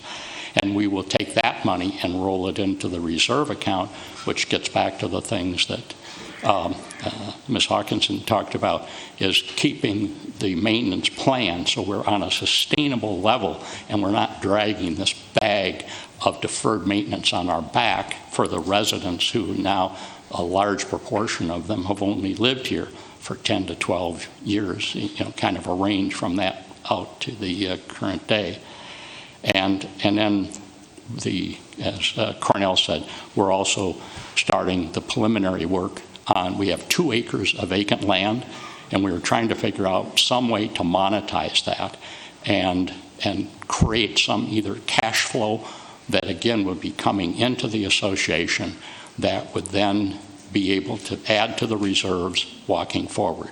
And the things that have happened in the various credits from the federal government, the state, and all the people that are now under this initiative for, the things that Grace talked about.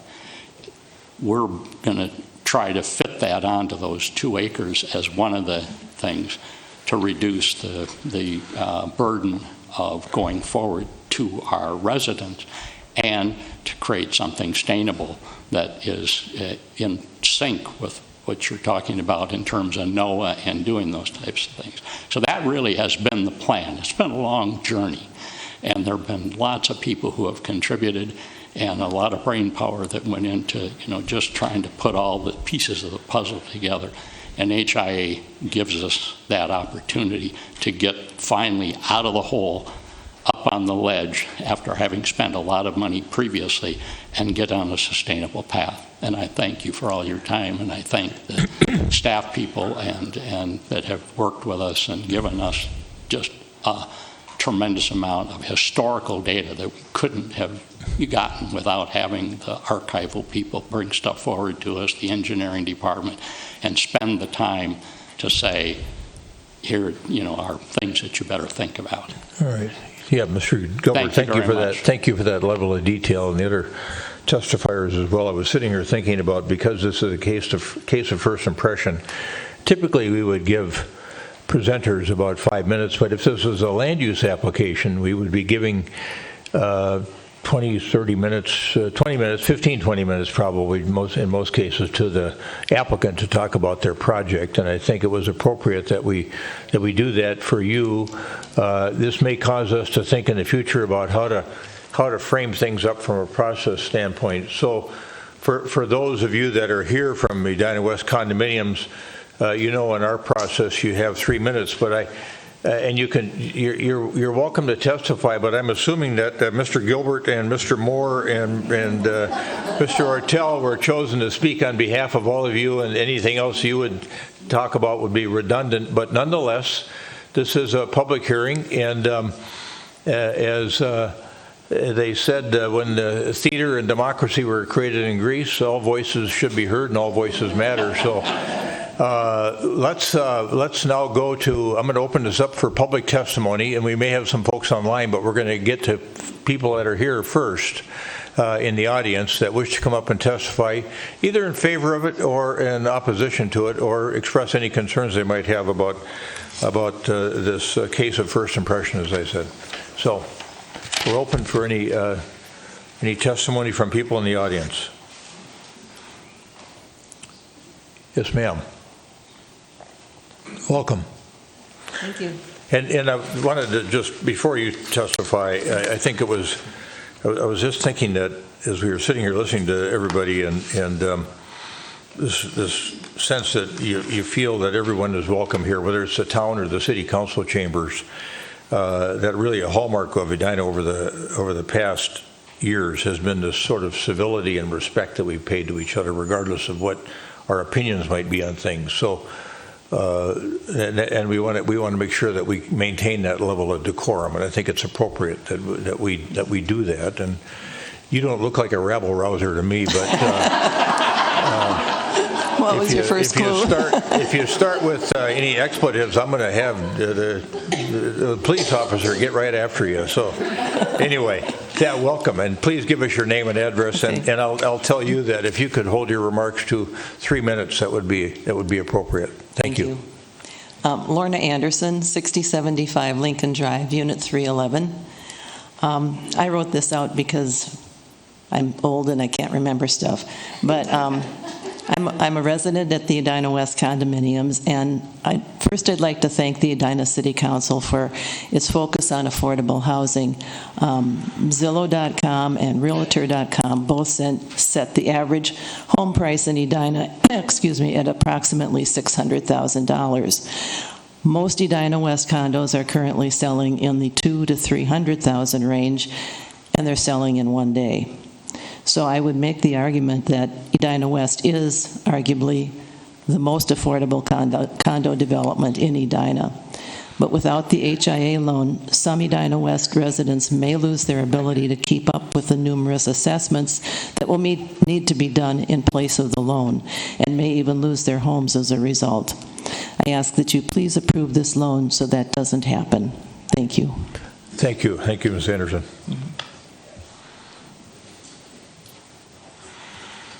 You didn't even wait for the yellow light. You were...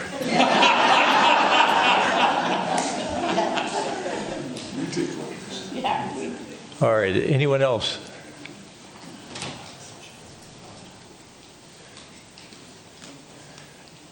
Hello, I'm Grace Stewart in 6075 Lincoln Drive, and I just want to say that I'm really grateful to be here. I'm a first-generation American. My family came from Hungary, and it's affordable. When you're first generation, you can't afford a whole lot.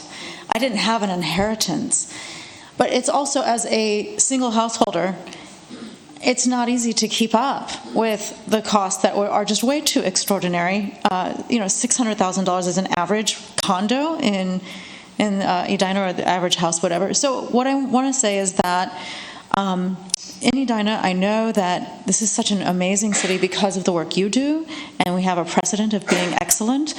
And I just want to say that Edina West is an incredibly excellent place, and we are so economical. People can learn from us, even from how we have preserved our trees over the last so many decades. Our elm trees are the only elm trees in all of the city of Edina that are healthy right now and are not deemed to be cut down because we have inoculated them. I think we're a really great case study for Edina on how to be really economical and have a community be affordable. And I think that we are a treasure, and maybe even an example for the rest. And the one thing I would like to say is please hurry, because the other suburbs around us already had this a year or two ago for their HIAs, and I know that you are more meticulous and more careful and more excellent. But at the same time, please hurry, and thank you. All right. Thanks, Ms. Stewart.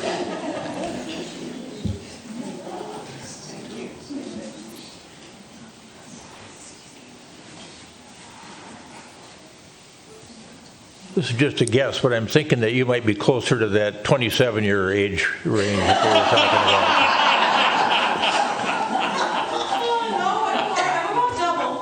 about. I don't think anybody believes that. Good try, though. So, all right, anybody else? Yes, sir. Good evening. My name is Doug Strainness. I am a third-party consultant with Edina West. I have been working on HIA projects since 1995. I have completed 17. I have several underway right now.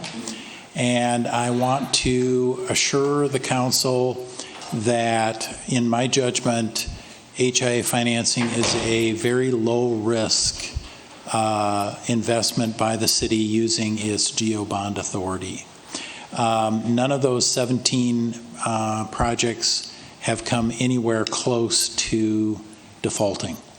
And the genius of HIA financing is that it is secured by the property tax system. And in Minnesota, people pay their property taxes 99.999% of the time. And we actually checked, and everybody at Edina West is current on their property taxes. So, thank you. All right, thank you, Mr. Trenda.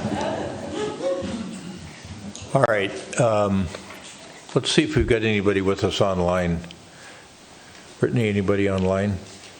Mr. Mayor, we currently do not have anyone online, but I do recommend that we wait 1 minute before proceeding. I see our AV staff did put up the call-in information, so if we just want to wait 1 minute, I will check back in with you then. Okay. And you know, the staff is recommending, while we're waiting here, that we close the public hearing on this matter at noon on July 10th. We've been doing this during the pandemic and after the pandemic, post-pandemic, giving people more time to offer up testimony in a written format. So if they want to follow up, regardless of whether you've been here tonight or somebody that might be be listening in wants to write in and tell us what their point of view is, we're certainly willing to accept that. So when you hear the motion tonight, it's going to be to hold the public hearing open until July 10th at noon, and then continue the action to the July 18th City Council meeting, which kind of coincides with the calendar of events that Manager Hawkinson described we need to be following from a state law process standpoint, and Mr. Anhut as well. So, anybody? It's been about 1 minute, and we still do not have anyone online, so I believe it is safe to proceed. Okay, thank you. We've heard public testimony in this matter this evening. We've had presentation by staff and presentation by the applicants on the HIA. With regard to this particular matter, is there a motion to close the public hearing at noon on July 10th and continue the action to the July 18th City Council meeting? So moved. I second. Motion by Member Jackson, second by Member Agnew, that we close the public hearing in this matter at noon on July 10th and continue the action to the July 18th City Council meeting for action. Any further discussion? All those in favor of adoption of the motion say aye. Aye. Opposed? Carried. All right. So we'll maybe see some of you back here on July 18th. And we'll talk it through one more time. Thanks for coming in this evening. Thank you for your time. We're all going back together in contact. Who am I going to follow?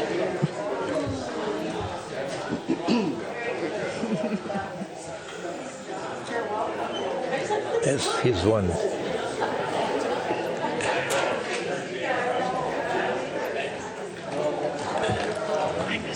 We're gonna just break for a second here, Grace. Hang on, and we'll let folks clear. I think our council could use a break too.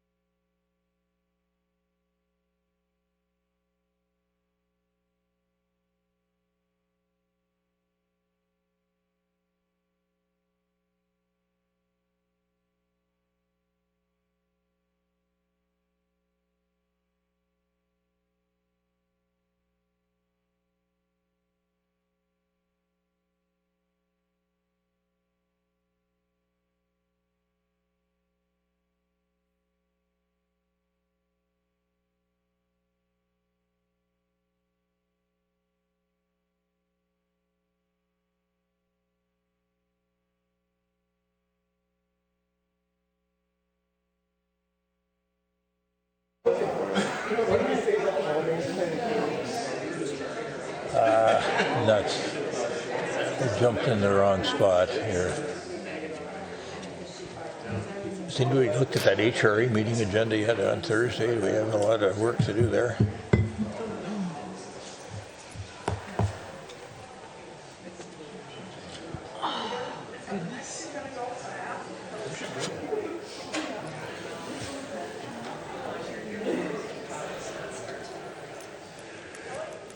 All right, we've got the Don't trade those off. All right, okay. chambers cleared, I think. And we've got our next public hearing matter, which Grace Hancock, our sustainability manager, is back to handle for us.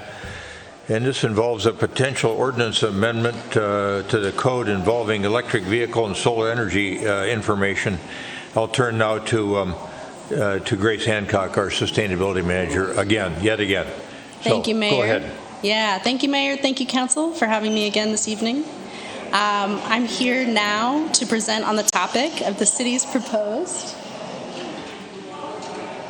solar and electric vehicle ordinance amendment. I might give it a 30-second pause. Do you have your running shoes on? Tonight is about understanding the recommendation and conducting a first reading and public hearing, potentially shorter than the previous one, of this ordinance. So you received a staff report and you received some Planning Commission comments as part of your packet tonight. I'm going to walk us through a short presentation to discuss the recommended changes. So let's get into it. Edina's Climate Action Plan has two goals which spurred this code review process. One, we want to increase battery electric vehicle use in the city to 25% of community-wide rolling stock. We're at about 3% electric vehicle penetration within the city. Two, we want to increase our renewable energy to 17% of citywide residential and commercial electric use that is built within the city or subscribed to by city residents, commercial or private residents. The amendment's purpose is to clarify and simplify existing city code related to electric vehicles and solar energy systems. So the code amendment does just a few things. One, it defines solar energy systems. It defines requirements for installation of these solar energy systems. It defines electric vehicle supply equipment and the requirements for installation. So I'm going to open and close us with this information. You received Planning Commission's 4-4 vote to recommend this ordinance for approval without the section pertaining to allowing parking requirement reductions for EV charger installation. Staff agrees with this recommendation. So tonight's recommendation asks Council to conduct a first reading and public hearing with this in mind. Staff would like to come back to Council for a second reading of the ordinance that doesn't include this provision at your next meeting. So, with this context, let's review the first set of amendments. So first is solar. First, I want to note the format of this slide, where we are amending language. You're going to see 3 columns. The first is the section reference, the current language is the second column, and then we have the new or the updated language. So the first amendment here is to replace the struck language in the middle column with the more specific language on the right. The struck language is moved to section 36-1269, so we'll see it later, where it appropriately addresses regulation questions rather than a strict definition. These changes very simply define carport, ground mount, and roof mounted solar energy systems. So briefly, I'm going to run through some example images of the different types of solar. So the first is carport solar. Carport solar is a structure whose primary purpose is to host solar, creating a canopy over parking areas. So you might sometimes hear it called canopy solar.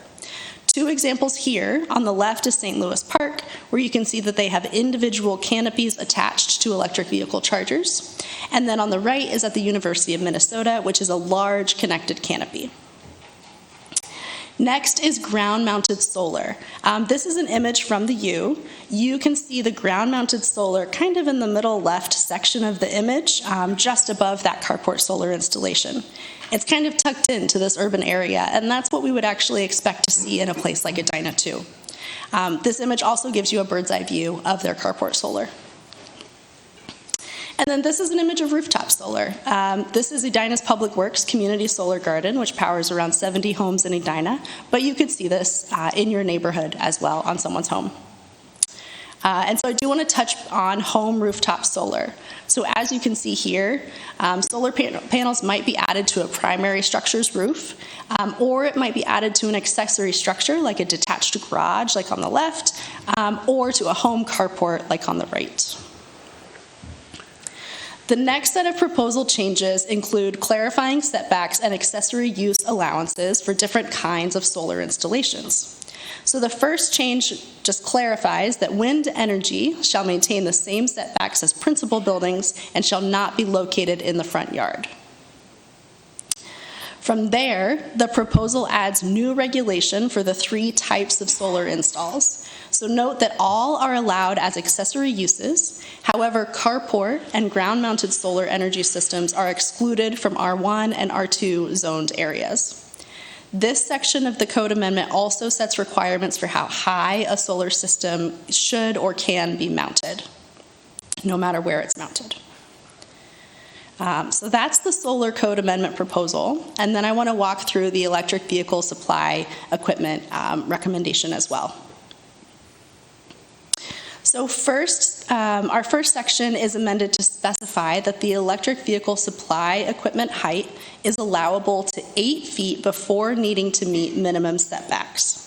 We'll cover this in the definitions section, but electric vehicle supply equipment, or EVSE, refers to the electric charger and necessary components, but it does not refer to the associated mechanical equipment like a transformer box. The other change here is just to acknowledge that the franchise fee arrangement in place between utilities and the city supersede code requirements. So here's an example again from St. Louis Park showing screening of the transformers equipment as well as the EV chargers, in this case Tesla chargers, associated with that transformer equipment. In this image, the transformer is around 7 feet, and the Tesla supercharger is about 5.5 feet in height. And these are all set back from a target in this example. And then at City Hall in Edina, you walked by the EV chargers as you came in tonight. They're right by the door. The mechanical equipment, though, pictured here, is set back to the corner of the property. So that's what we would continue to do around the city. The next change relates to parking reduction allowances. The city's purpose of providing a parking reduction incentive here was to encourage EV infrastructure additions, since the city cannot require adding EV chargers except where new construction must comply with Edina's sustainable buildings policy. However, after staff discussion and planning commission comments, this change is no longer recommended. Staff believes that there are other ways to encourage EV adoption without potentially undermining adoption of shared transit enhancements. So moving on to parking regulations. The electric vehicle supply equipment code proposal includes adding a new section, section 361326, and there are 7 sections in this proposal, so I'm going to walk through them one by one. First is applicability. So where can these go? Basically, electric vehicle supply equipment is allowed in all zoning districts except for R1 and R2. Someone can still install a home charger in their garage, but not out in the open. The second clarifies that all 3 types of chargers, which we'll see images of soon, are allowable as an accessory use.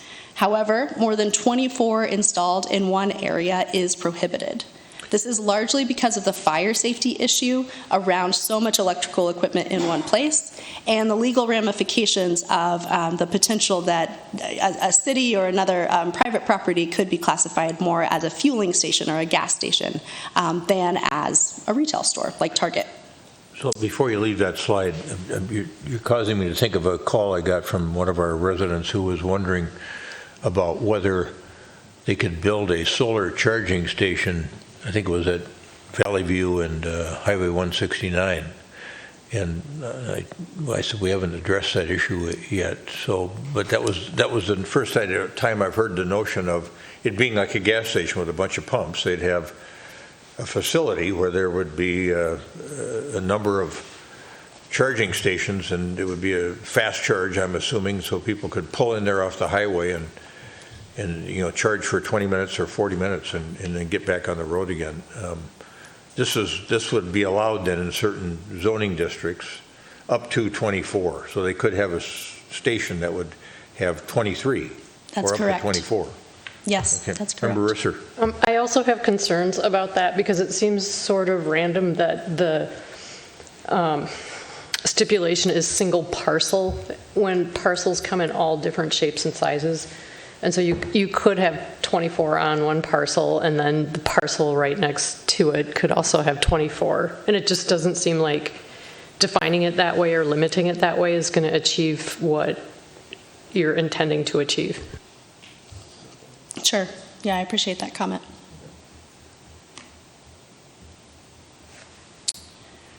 Moving on to the third section, I want to clarify. The point yeah, Member sorry. Risser is making, you want to make sure that we cover the adjoining parcels, that they can't have them on adjoining parcels. Well, I think we need a different metric, like size or something, an area, and not necessarily break it down by parcel. But I think that merits a little bit more attention. Okay. Member Jackson. Yes, would setbacks apply to this, though? Would they have to be set back from the neighboring parcels? Yes, setbacks would still apply, particularly for the mechanical equipment. Yeah. Okay, so then the fire department, when they reviewed this, looked at that? Yes. Okay, thank you.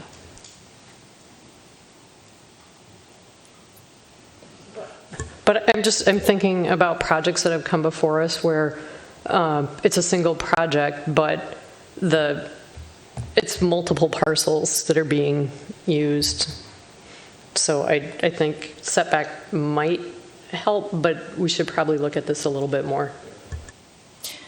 And member, hold just a second. Member Pierce. Thank you, Mr. Mayor. I was just going to agree, but just maybe the perspective is you raised the point as a safety issue.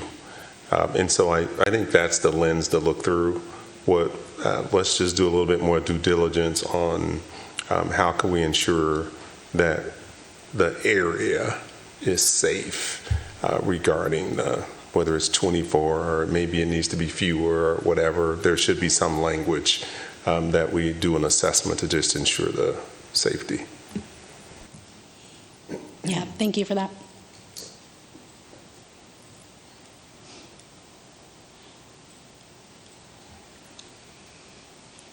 All right. The third section here clarifies that parking stalls with electric vehicle supply equipment does count toward parking minimums.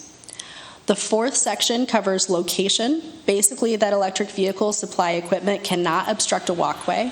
It must minimize tripping hazards and should follow any ADA guidelines. And then the fifth requirement specifies that parking stalls served by electric vehicle supply equipment shall be reserved for EVs only. Section 6 here covers installation, operations, and maintenance. So we'll run through this. Electric vehicle supply equipment installation must follow a variety of codes, building, fire, and electrical. They must also comply with Edina's property maintenance code. For signage, safety signage is required and wayfinding and usage signage is allowed. For other topics or sizes over 6 square feet, electric vehicle supply equipment must follow the signage requirements elsewhere in code. Finally, the code proposal includes definitions of terms for electric vehicle supply equipment and charging levels. You can read these here as well as in your packet.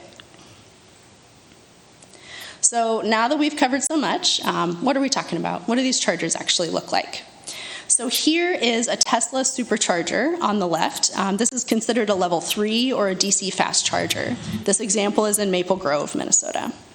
To To the right is the ChargePoint branded version of a DC fast charger. This is the brand that the city uses for its fleet chargers, and both chargers in this example are shorter than 8 feet. Next is level 2 chargers, which might be the most familiar to you. On the left, you can see a parking ramp mount in Minneapolis, and then on the right is City Hall.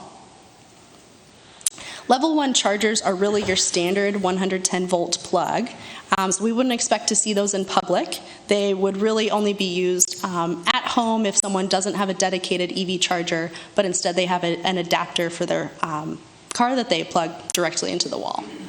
What's the difference in the rate of recharge between a level 2 and a level 3? It's a big difference.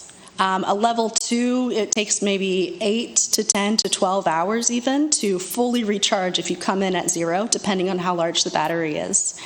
For a level 3 or a DC fast charger, that becomes minutes. It's 40 minutes for the largest battery, 20 minutes for your typical sedan or small SUV that's on the road. All right, thank you.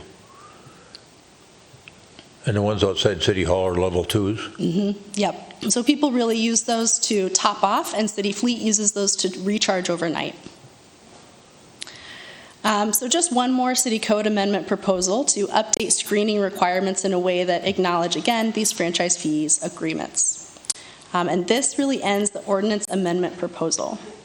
So I do want to mention that what we covered tonight is related to the zoning ordinance, but there are a multitude of codes locally, statewide, and nationally that these kinds of equipment must adhere to. So they're listed here, and I'll just call out two. The National Fire Protection Association Code is actively being reviewed to better incorporate and address electric vehicles, electric vehicle chargers, and other kinds of lithium battery storage systems that you might see with solar energy systems.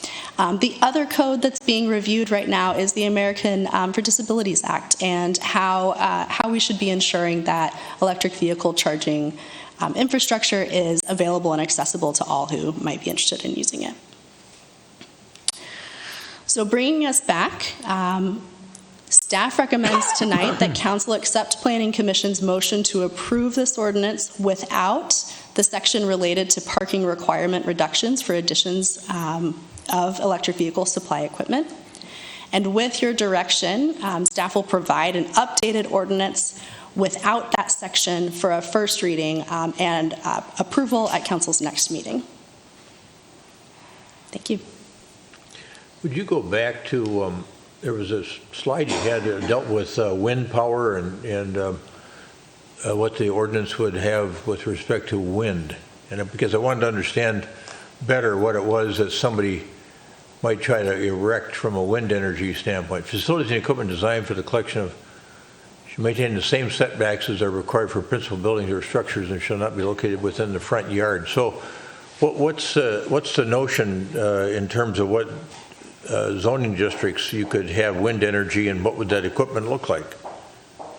Yeah, that's a good question. I will start by saying that it really is not, it wouldn't be economically feasible to put an industrial-sized wind turbine in an urban environment, because you do need clearance space around the turbine itself, not only the height. So we wouldn't expect to see an industrial-sized turbine in Edina. But someone could feasibly take some sort of smaller scale turbine and install it not in their front yard. They would need an open parcel of land, because it would be the principal structure on that parcel of land, and would need to follow the typical setbacks. And I would look to Director Teague to speak to typical setbacks required for principal buildings and structures. Yeah, so that would vary district by district in terms of side yard, front yard. You know, it would vary anywhere from a side yard from 5 feet to 20 feet, depending on the zoning district. Rear yards the same, and front yard setbacks generally 35 to 50 feet in commercial districts. So I was thinking years ago they talked about I think it was the school district was thinking it was a good idea to put a big wind turbine up on the high school campus. And people, of course, were concerned about wind turbine noise. Understandably, it didn't evolve into anything, but it seems to me that you could have that same issue in a neighborhood if you could otherwise meet the setback requirements and you decide to put a wind turbine up. We had the lady come tonight with a concern over the fan in the north ramp. I could imagine concerns of residents that were next to somebody that was producing wind energy. So I'd like to know more about what kind of equipment is possible and whether this is even a good idea to have wind energy as a possibility in the code in particular districts, or if it was, what district should they be in? Member Jackson. Yes, thank you. So it was my understanding that these would not be allowed in R1 or R2 districts. Is this different from where we started with the solar would only be allowed in other districts besides our low density residential districts? So see, I didn't see that same thing with wind energy that you're mentioning. Yeah. I saw that too, and I thought, well, wait a minute, wind energy is not in there. Yeah, I think we need to clarify that. The current code addresses wind energy in this way. Facilities and equipment designed for the collection of wind energy shall maintain the same setbacks as are required for principal buildings or structures and shall not be located within the front yard. This is the only time that wind energy is mentioned at all in city code. I think this was passed in 2018 when this language was added. Right now, the proposal does not touch that beyond removing segmenting solar to create more detailed regulation around solar, to say that rooftop is allowed anywhere, ground mount and carport solar is allowed anywhere except R1 and R2, to your point. Okay. So I would propose we add it so that it's not allowed in R1 and R2 the way the solar is. And then, Mr. Mayor, to your question about different things, I understand, it's my understanding that there are like cylindrical wind generators that could easily be put on the side of a office building or the top, so it looks like an air conditioning unit almost. But it would be great to see some pictures and understanding what different type of equipment. We think of the big white ones you see in southern Minnesota, right? But there are smaller scale wind generators that could be easily put in an urban area. That aren't the big generators, but it'd be interesting to see what they look like and what kind of equipment we're talking about. I'd just like to know more about it. I mean, these are all fine possibilities, but I do think it's good to be cautious about R1, R2. Yeah, sure. Member Risser. Okay, I have to ask because my sister had a ground-mounted solar panel in her backyard right next to her detached garage, and it fit in perfectly. And I'm wondering what is up with banning solar ground mount and carport in R1 and R2, especially because in Edina we've got some lots that are absolutely huge. You know, there's quite a bit of range. So largely it's because of the economic expectation. There's a huge upfront cost to put in one solar panel. And there are some large lots, but for the majority of the city, you're close enough in that you get shaded out. So a ground mount, we don't expect would work in most cases. So from staff's perspective, we want to set up a code that enables a successful project, which in the case of a residential home would be your roof, could be on your carport, which we would still call rooftop solar. But for ground mount, in your backyard, we wouldn't expect that it would be successful from a shading and a density perspective, and from the front yard, it's not allowed anyway. You think you could get a photo of your sister's ground mount? She has moved, but she probably has one, and I think it's a series. Maybe she had, I can't remember how many, but what I'm hearing you say is that carport is allowed in the R1, R2? Yes, so Okay. Solar took this term, carport, right, and they added a new definition. So when we talk about carports, and let me see, we think about where your car goes, right? It goes under this area that shades the car, like this image on the right, maybe this you would probably call that a garage on the left. What a solar energy system refers to when it talks about carport is a shade canopy that is specifically for solar. It is not to park cars under to protect them from the elements. It is built for the sole purpose of solar. So we would not allow someone to add just a solar carport structure like this to their homes. But what they could do is, if they have a carport, is they can add solar, and the city would consider it a solar on their roof on that accessory use, which is their carport. Okay, Does so that maybe we help? need a little asterisk or something so that Sure. that's clear. That might be a refinement of the definition. Yeah. Sure. Member Agnew. Were you done, Member Risser, for now? Yes. Thank you, Mayor. Member Agnew. Thank you for the presentation on this. If I'm to take kind of just a step back, and this is from the information, the background, the overall intent of this is to help us get closer to meeting our climate action plan goals, as I understand it. One of the comments that's in the memo that we have is that building energy use accounts for more than half of Edina's greenhouse gas footprint, while transportation is the second highest contributor to Edina's greenhouse gas emissions.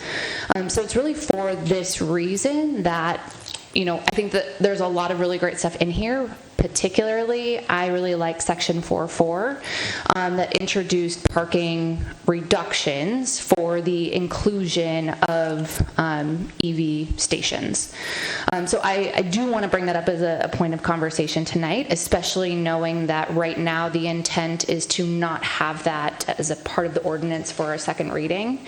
I think that when we look at all of the different mechanisms that we have as a city, one of the levers that we have to reduce vehicle miles traveled is through the use of parking. And so I do think that when we have an opportunity to tie it to something else that also is moving the needle on what we want to see, which is supporting more electric vehicles, that we should take the opportunity to adopt that as initially written by staff and with the commissions, I assume. Good. Thank you for that comment. We can certainly have that discussion at the next meeting, or tonight in part, if other folks have thoughts on that. But we're in the public hearing portion of this matter, and does anybody else in the council have any further questions of Grace Hancock, our sustainability manager? Okay. Let's open this up for public testimony. So is there anyone in the audience that wishes to testify regarding this matter? Hearing nothing and seeing no one coming forward, let's check with Brittany to see if we have anybody online who is interested in testifying regarding this matter. We do not currently have any callers, but we did just put up the call-in information again here, and I do recommend that we wait 1 minute before moving on. All right, let's do that.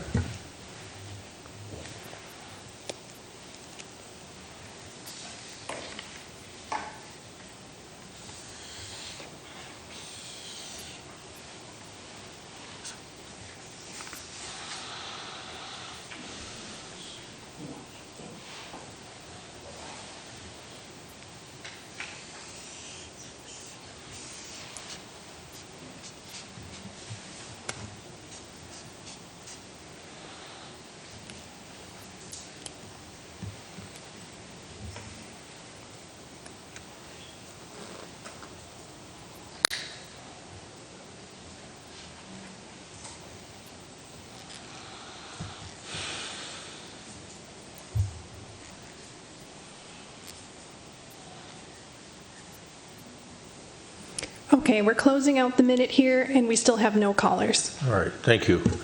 We've had a good discussion on this potential ordinance amendment regarding ordinance 2023-06. Our sustainability manager leading that discussion for us. The suggestion from staff is that we close the public hearing at noon on June 12th and continue the action on this matter to the June 20 City Council meeting and grant first reading of ordinance 2023-06 at that point in time. So is there a motion to that effect? So moved. Member Jackson moves. Second. Member Agnew seconds. The motion is stated. Any further discussion? All those in favor of adoption of the motion as stated, say aye. Aye. Aye. Opposed? Carried. The matter is now adjourned until it will be continued to, I should say, our June 20 City Council meeting, and public hearing will stay open until noon on June 12th.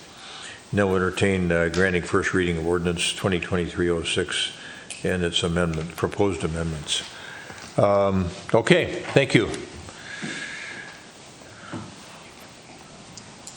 The next matter we have in front of us is a potential approval of right-of-way easement vacation at 4660 West 77th Street. And Director Milner, our Director of Engineering, has this matter. Thank you, Mayor, members of council. Just like the mayor introduced, consideration of a vacation of easements at 4660 77th Street, called the Fred Development, embodied in Resolution 2023-39. And we'll start the public hearing this evening. So this is the overall site plan of the Fred, the development project. They're wrapping up and getting ready to start moving people in there. So as part of our engineering development memo, we asked them to clean up the property from any easements that aren't needed. So you can see the two red boxes on the left-hand side of this property. The north-south one, or the up-down one, is an old egress-ingress easement that's no longer needed. And that little box in the upper left-hand corner is a utility easement that we no longer need as a city. So they've asked us to vacate it. We've asked the private utilities if they have any issues. They don't. We support the vacation. We think it should be done and just cleaned up as part of the process, but we have to come here to ask for that process. So we would ask you to close that public hearing at noon next week on June 12th and continue that action at the June 20th City Council meeting. And I'd be happy to stand for any questions. All right. Does anybody have any questions for Director Milner on the council? All right. Let's open this up for public testimony. This is now a public hearing matter, and it's by law required to be a public hearing matter. Is there anyone in the audience who wishes to testify regarding this proposal on the vacation of these easements? All right, seeing no one coming forward and hearing nothing, let's turn to the virtual world and see if anybody's waiting to testify. Brittany? We do not have anyone, but we put the call-in information up, and we can wait 1 minute here. Very good.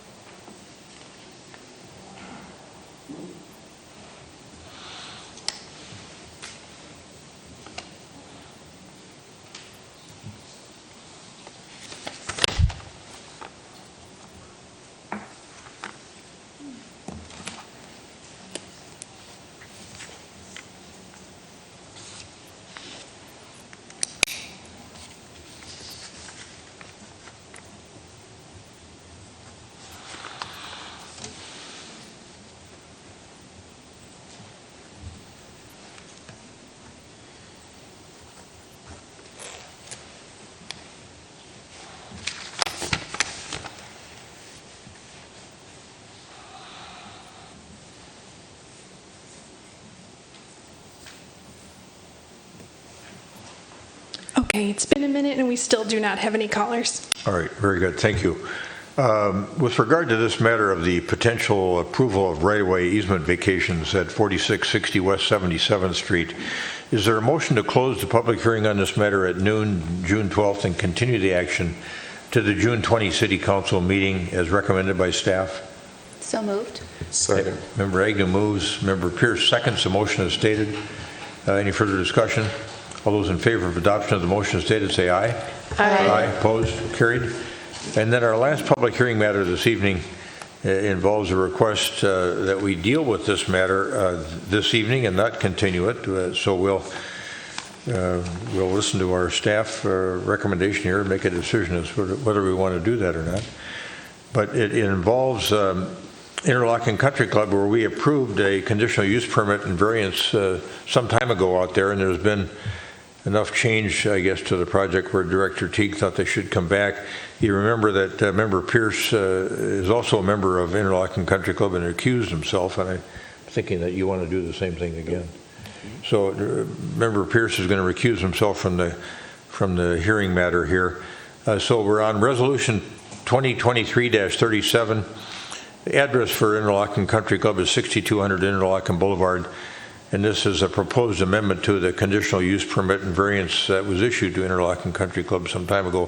I'll now turn to Director Teague, our Community Development Director, for a presentation, and then we have Joel Livingood from Interlochen, their General Manager, with us, who will make his presentation as well before we open it up for public testimony.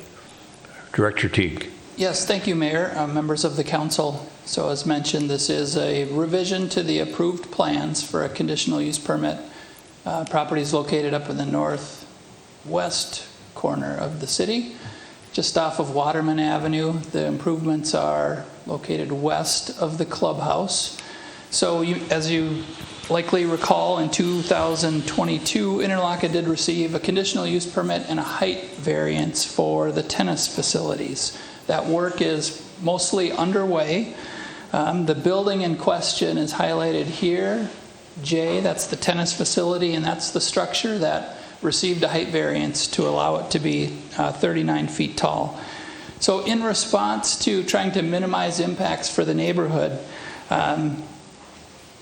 the Interlochen has revised their approved building elevations for the purpose of reducing light from the building, sound from the building, and improving sustainability of the project. So what I'll do is quickly move through the proposed changes. So on the left side of the screen is what was approved by the council as part of the conditional use permit, and on the right is what's proposed this evening. So this first elevation is interior facing. It faces the east toward the clubhouse, so not as much impact to the residents. But they have reduced the amount of garage doors from 7 to 6. And this area above, initially, and I'll show a slide in a minute, but this was to have light shining from it. The light has been reduced in that area. This west elevation faces single-family homes in that direction, so you can see the garage doors, which are clear, would be reduced from 7 to 2. Again, that element that reduces light above is proposed. This elevation faces to the south, so this is toward the driving range. There are some single-family homes further to the south, but they've eliminated the dormers, which light shone through those as well, and reduced some of the window sizes. This is to the north, where there are single-family homes. This is probably the closest elevation. So they've again removed the dormers and reduced the number of clear garage doors. So here's a quick look at the building as proposed. In that area that I mentioned above where light was to shine through, this was the original proposal, and that's been eliminated to look like this. So with that, as mentioned by the mayor initially, is that we are asking that you do take action this evening, and that is to adopt a resolution that approves an amendment to the conditional use permit and the building height variance to allow the construction of this facility as proposed. With that, I can stand for questions, and Mr. Livingood is here also. Yeah, good. Thanks for that concise presentation. Questions for Director Teague at this point in time? Member Risser. Can you just go back to that last slide? Because, no, right there, stop. Okay, thank you. It just went by really quickly. So this is an example of the original building as proposed. Yeah, what would have been. Was to have. Not what is, no, being proposed. Thank you. Okay. Any other questions for Director Teague? Let's bring Member Agnew. Yes, I have just one, and it was on this slide. So just to reiterate, the changes are just from a design perspective, a look and a feel. There aren't any changes to like the overall massing, to the height, to really anything else. It's just a different look and feel. That's correct. Footprint's the same, height is the same. Thank you. And I think Mr. Livingood will explain why they proposed this change. Yes. Yeah, and you have too. All right, let's bring Mr. Livingood up, and then we'll open it up for public testimony. Mr. Mayor, members of council, I don't think I'll take time to go back through the presentation. Mine was the same as Carrie's, and he covered it admirably. So I think I will just stand for questions other than To your question and comments, Mr. Mayor, all of these changes were made in response to feedback from both Planning Council and neighbors during our conversation last year. I'm sure as many of you recall, really a negotiation or conversation up until the vote for approval. However, the plans that were actually approved by council were the conceptual plans that were presented in our initial application. And so we took that feedback, made several changes over the course of the last 6 months or so as we went from conceptual to kind of final building plans, and ultimately went through the approval process to get our building permit. Led us back to this conversation to receive official approval. So happy to answer any questions. It seemed like from what I read the material, it was an attempt to, after visiting with the neighbors, to reduce sound and light possibilities. 100%. Yep. And we've had conversations with the residents, as I'm sure you saw in your packets, since this final design was presented, and have their support from those that were even initially opposed to the project. So I think we landed in a good place. Questions for Mr. Livingood? All right, stand by. You got it. We'll check here. And went through the Planning Commission. Director Teague, everybody, they approved it there? It was unanimous approval, yes. You might have mentioned that. I missed it if it did. All right, let's take this to public testimony. And is there anyone in the audience that wishes to testify regarding this matter? I don't see anybody coming forward. I don't hear anybody saying they want to testify. Let's go to the virtual world now. We do not currently have any callers, but we did put up the call-in information, and we can wait 1 minute. Okay, thank you.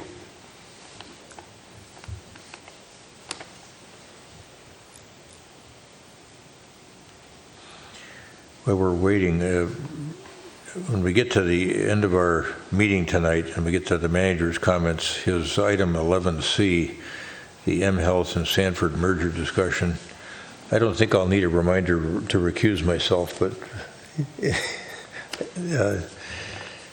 somebody can give me a gentle prod if I get tired or whatever happens. I forget. I don't think I'll forget.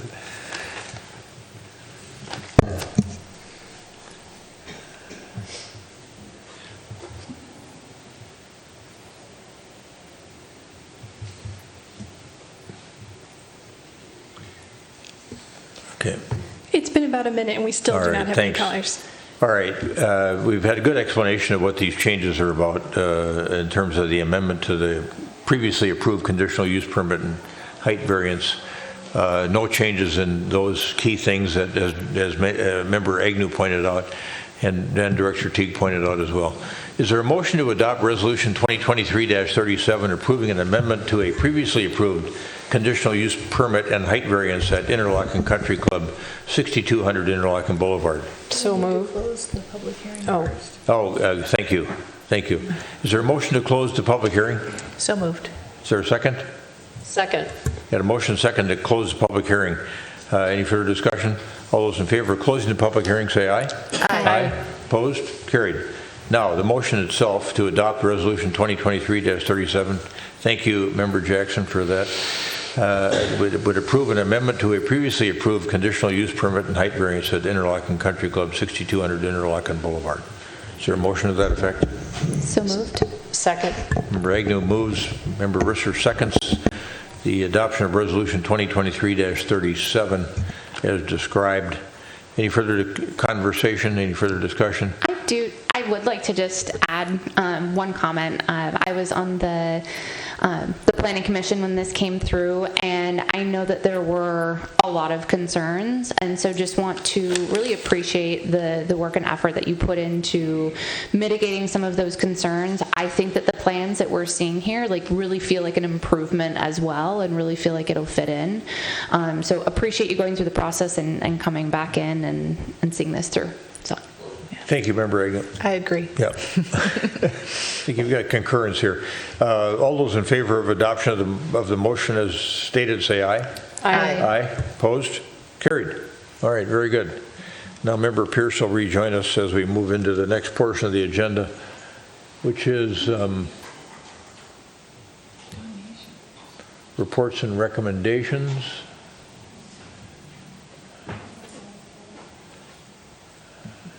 Bear with me a second. And we've got three matters to deal with here. The first one is Resolution 2023-38, accepting donations. Is there a motion to adopt Resolution 2023-38? So moved. A second. Member Jackson moves. Member Agnew seconds the adoption of Resolution 2023-38, accepting donations on behalf of the City of Edina. Any further discussion? All those in favor of adoption of Resolution 2023-38 say aye. Aye. Aye. Opposed? Carried. And in this reporting period, the donors were primarily exclusively to the Edina Senior Center, Edina Health, Edina Oat House Studio, and Cassandra Mihalchik. Thank you for those donations. They'll be posted on the city website. Next matter is potential approval of a budget increase for the Community Health and Safety Center for Fire Station number 2, and the introduction is by our City Manager, Scott Neal. Thank you, Your Honor, members of council. We're here this evening to continue the dialogue with the City Council about the design and the operations of our proposed new Fire Station 2. You know, when you're building a major public facility like this, you start pretty early by scoping, you know, how big is it going to be, how big does it need to be to provide the services that we need it to provide, et cetera. And I think from an operational standpoint, the council has been very supportive of making sure that we have the right site and the right size in terms of operations. By the same token, I think the council has made it clear to staff that that you want this to be more than just a fire station, and that you want it to have an element of beauty to it that maybe an ordinary fire station wouldn't have. So tonight, we want to kind of let you know where we are in the process of scoping, not just scoping this project, but getting really closer to a point where we have a better idea about what the cost of this project might be, and we want you to know what that is as we begin to advance into the more serious stages of design.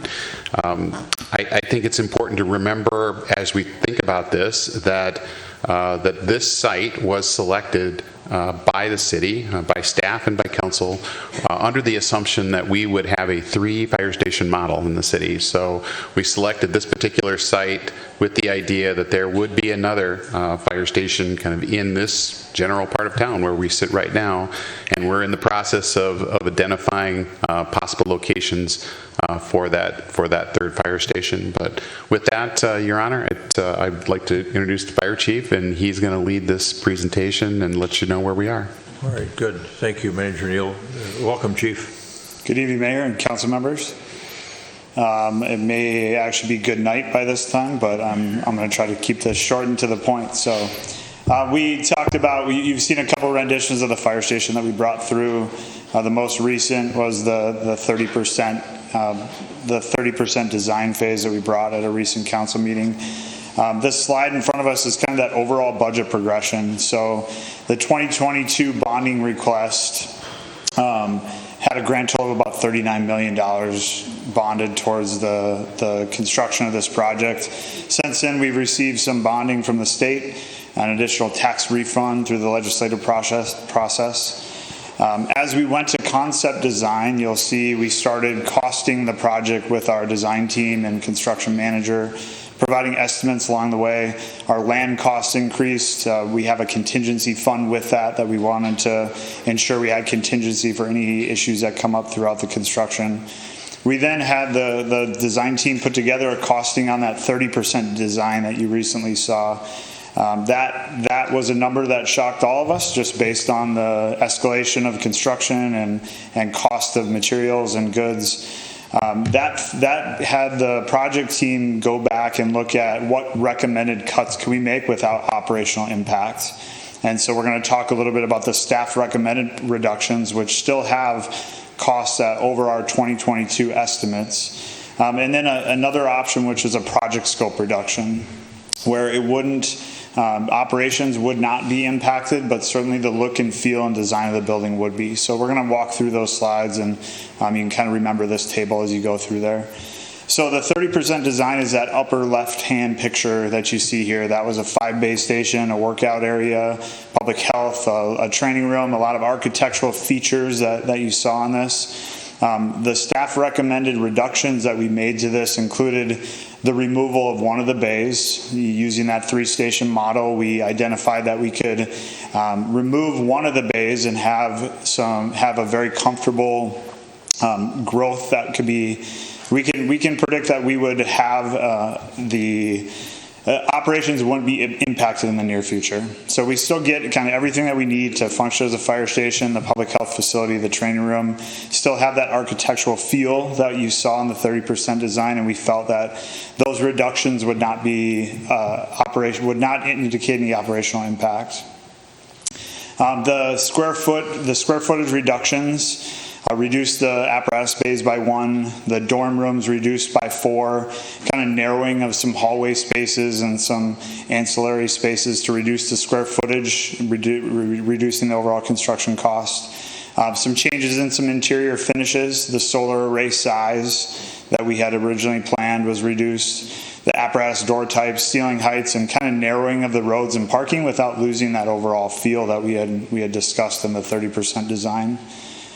The 30% design, moving to a project scope reduction has quite a different feel to the building. So that's one of the options that we have, in the last option that we had for a reduction.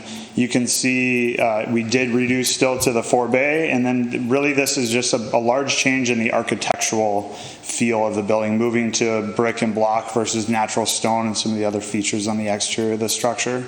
So this is that 30% design building that you saw on the upper hand left, and this project scope reduction, not the staff recommended reductions, but really taking the project scope and reducing it overall. The entire site layout has an impact here, so you can see the architectural features removed from the building, which don't have any operational impact, just change the look and the feel of the structure. And then lastly, kind of a view from the back side of this, just the different changes in the building look and feel. These project scope reductions include community space reduction and collaboration space reduction, narrowing of the living spaces, and kind of narrowing of that future proofing. Other reductions would be seen in sustainability, walkability, and the developmental needs that we were trying to create for either future development or setting those paces for the Southdale design guidelines. Roads and vehicle access are changed, and then a lot of reduction in the glazing, the glass features in the building. And then obviously we saw in the pictures just the architectural features were removed with that. So outside of those reductions, the staff recommended and the project scope reduction, that's where we have to start looking at the values viewfinder process and identifying which values we'd want to reduce to continue decreasing the cost of the structure. As you can see, these are some of the project framing that we did ahead of time, identifying those goals and visions, kind of driving those values of the structure. So I'll end with the staff recommendation, and this would allow for the character of the station to remain like you saw in the 30% design, allow for those sustainability initiatives to continue to be pushed, optimal service and response times based on that 3-station model, avoid additional space and programming reductions. And we would be looking, we have a couple options here, but we have kind of a critical decision to make as we go through the Planning Commission and approval processes on which design council would like to see us move towards. So staff recommends the design reductions and construction estimates that go with it, of that 30% design to those staff recommended cuts from the building. Another option would be approve that 30% design that we saw and continue going based on those estimates with that. Or advise the project team to reevaluate the city values and project goals, creating a scope reduction of the overall structure. And so with that, I'll turn it over for any questions. Member Risser.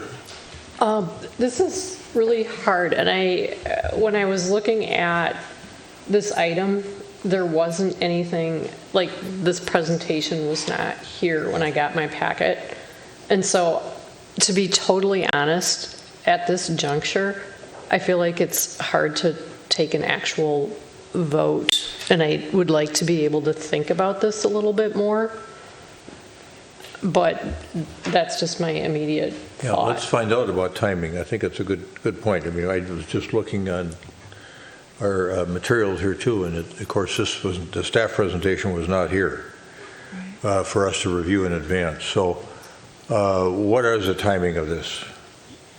I would defer over to Carrie for the planning commission process. So I guess this would lead into their submittal based on the recommendations that you all make in what the building is going to look like, what the site's going to look like. Timing is the standard for any rezoning project or whatever type of application we decide on. They make the submittal. We schedule the public hearing 30 days from the date of that submittal of the complete package. Goes to council about 3 weeks later. So it's about from the time they submit the package to the planning department, it's about a 2 to 3 month process. So there's no real reason why we couldn't take this up at June 20. It just delays the process 2 weeks. Correct. 60-day clock hasn't begun. Yeah, the clock hasn't started, right. Obviously. So tell me on the 30% design, I'll go back to Member Risser in a second here, but is this then with block, or is it still with the type of stone we have on City Hall, for example? Yes, so you can see, thank you for the question, Mayor. The 30% design has the natural stone, some of those features that you see on City Hall. That remains in those staff recommended reductions, where you still have the same look, just a reduction in overall square footage. So the same materials are used on the exterior of the structure.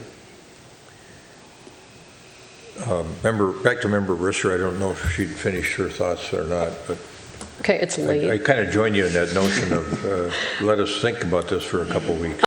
Yeah, and I thought I heard you say it wouldn't impact functionality in the near future, and I don't know if you said that, and if you did, what did you mean by near?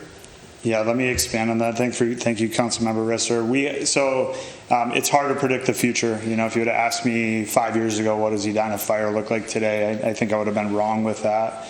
And so that's the challenge, is predicting that. We feel very comfortable with the recommended reductions that we made, that just looking at operations, forecasting current call volumes, that we would be able to accommodate any kind of normal increases in call volume, despite anything that would be out of the ordinary. One of the things that we have in the recommended reductions is the ability to still expand within it. So the reduction in dorm rooms meant we just roughed them in instead of finished them out, so they could be expanded very quickly in the future if that was necessary. But basing that on a 3-station model, those staff recommended reductions were from the fire department and the fire team, understanding that 25 years from now we don't see any major changes to this structure. It's hard to just predict that far out. Then just one additional question, and I know I like the stone, you like the stone, but I really would love to get an estimate of how much that facade is adding to the total cost, and if we swapped it out, if we'd save a significant amount. I don't want to let it go, but I just want to know what it is.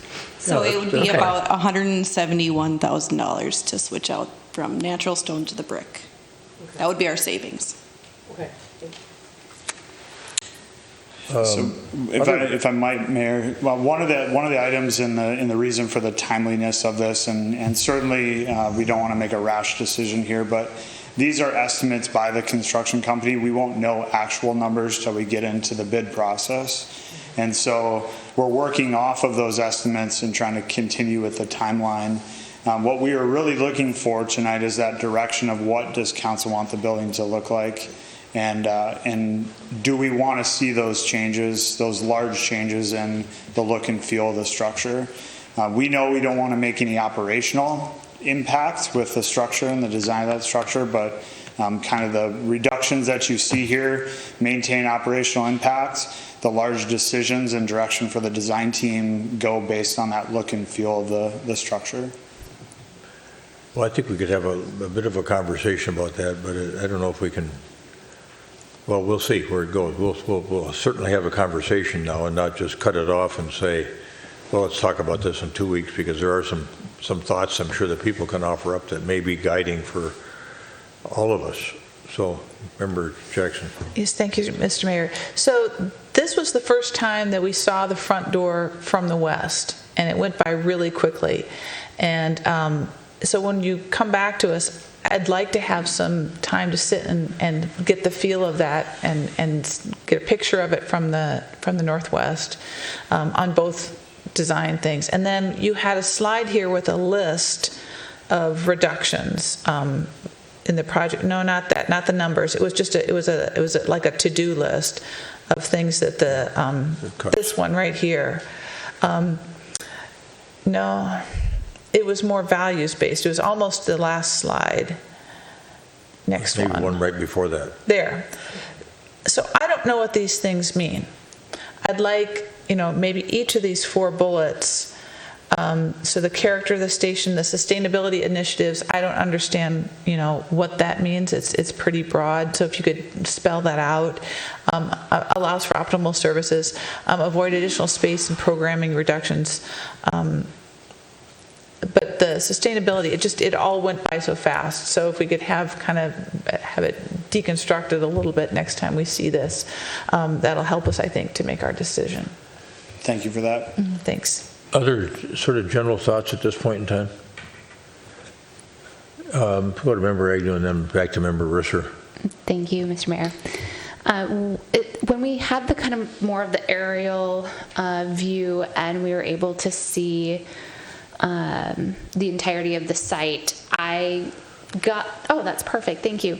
I got the sense that we are reducing the size of the building, and I think you also mentioned like community spaces and how that will be used, but I'm not seeing a substantial decrease in the amount of parking, and I know that that can be costly, so that would be an area to look at and potentially reduce costs, and then that potentially could open up where there are other areas where we could bring back some of those nice features that I think were really attractive in the first presentation that we had, or the 30% presentation.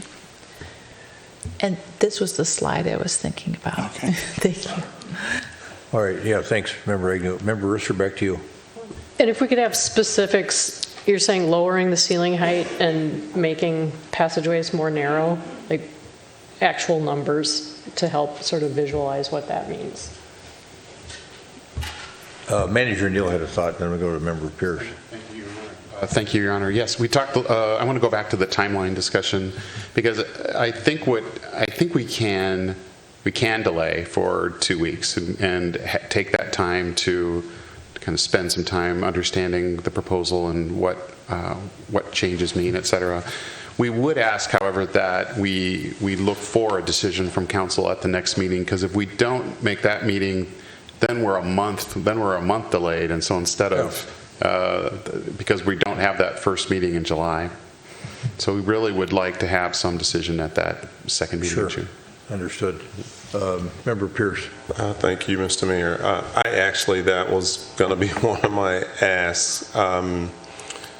Between now and then, I think we need to follow up individually to get all those questions answered, so that when we come into the session, we're ready to make a decision.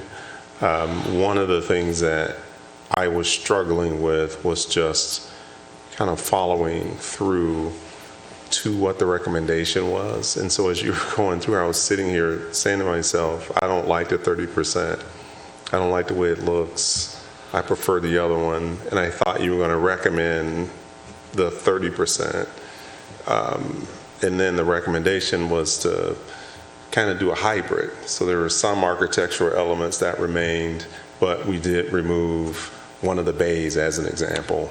And so I think just kind of being really clear there, and then the other piece of functionality, I I don't think there's any functionality loss, but that kind of goes back to Member Jackson's point about where these reductions, what's the impact of these reductions on services. Really being able to understand that would be good. Thank you. Yeah. So we should make sure that this slide deck gets to every council member tomorrow so that we get time to look at the slide deck ourselves. Here's just a couple of general observations from me.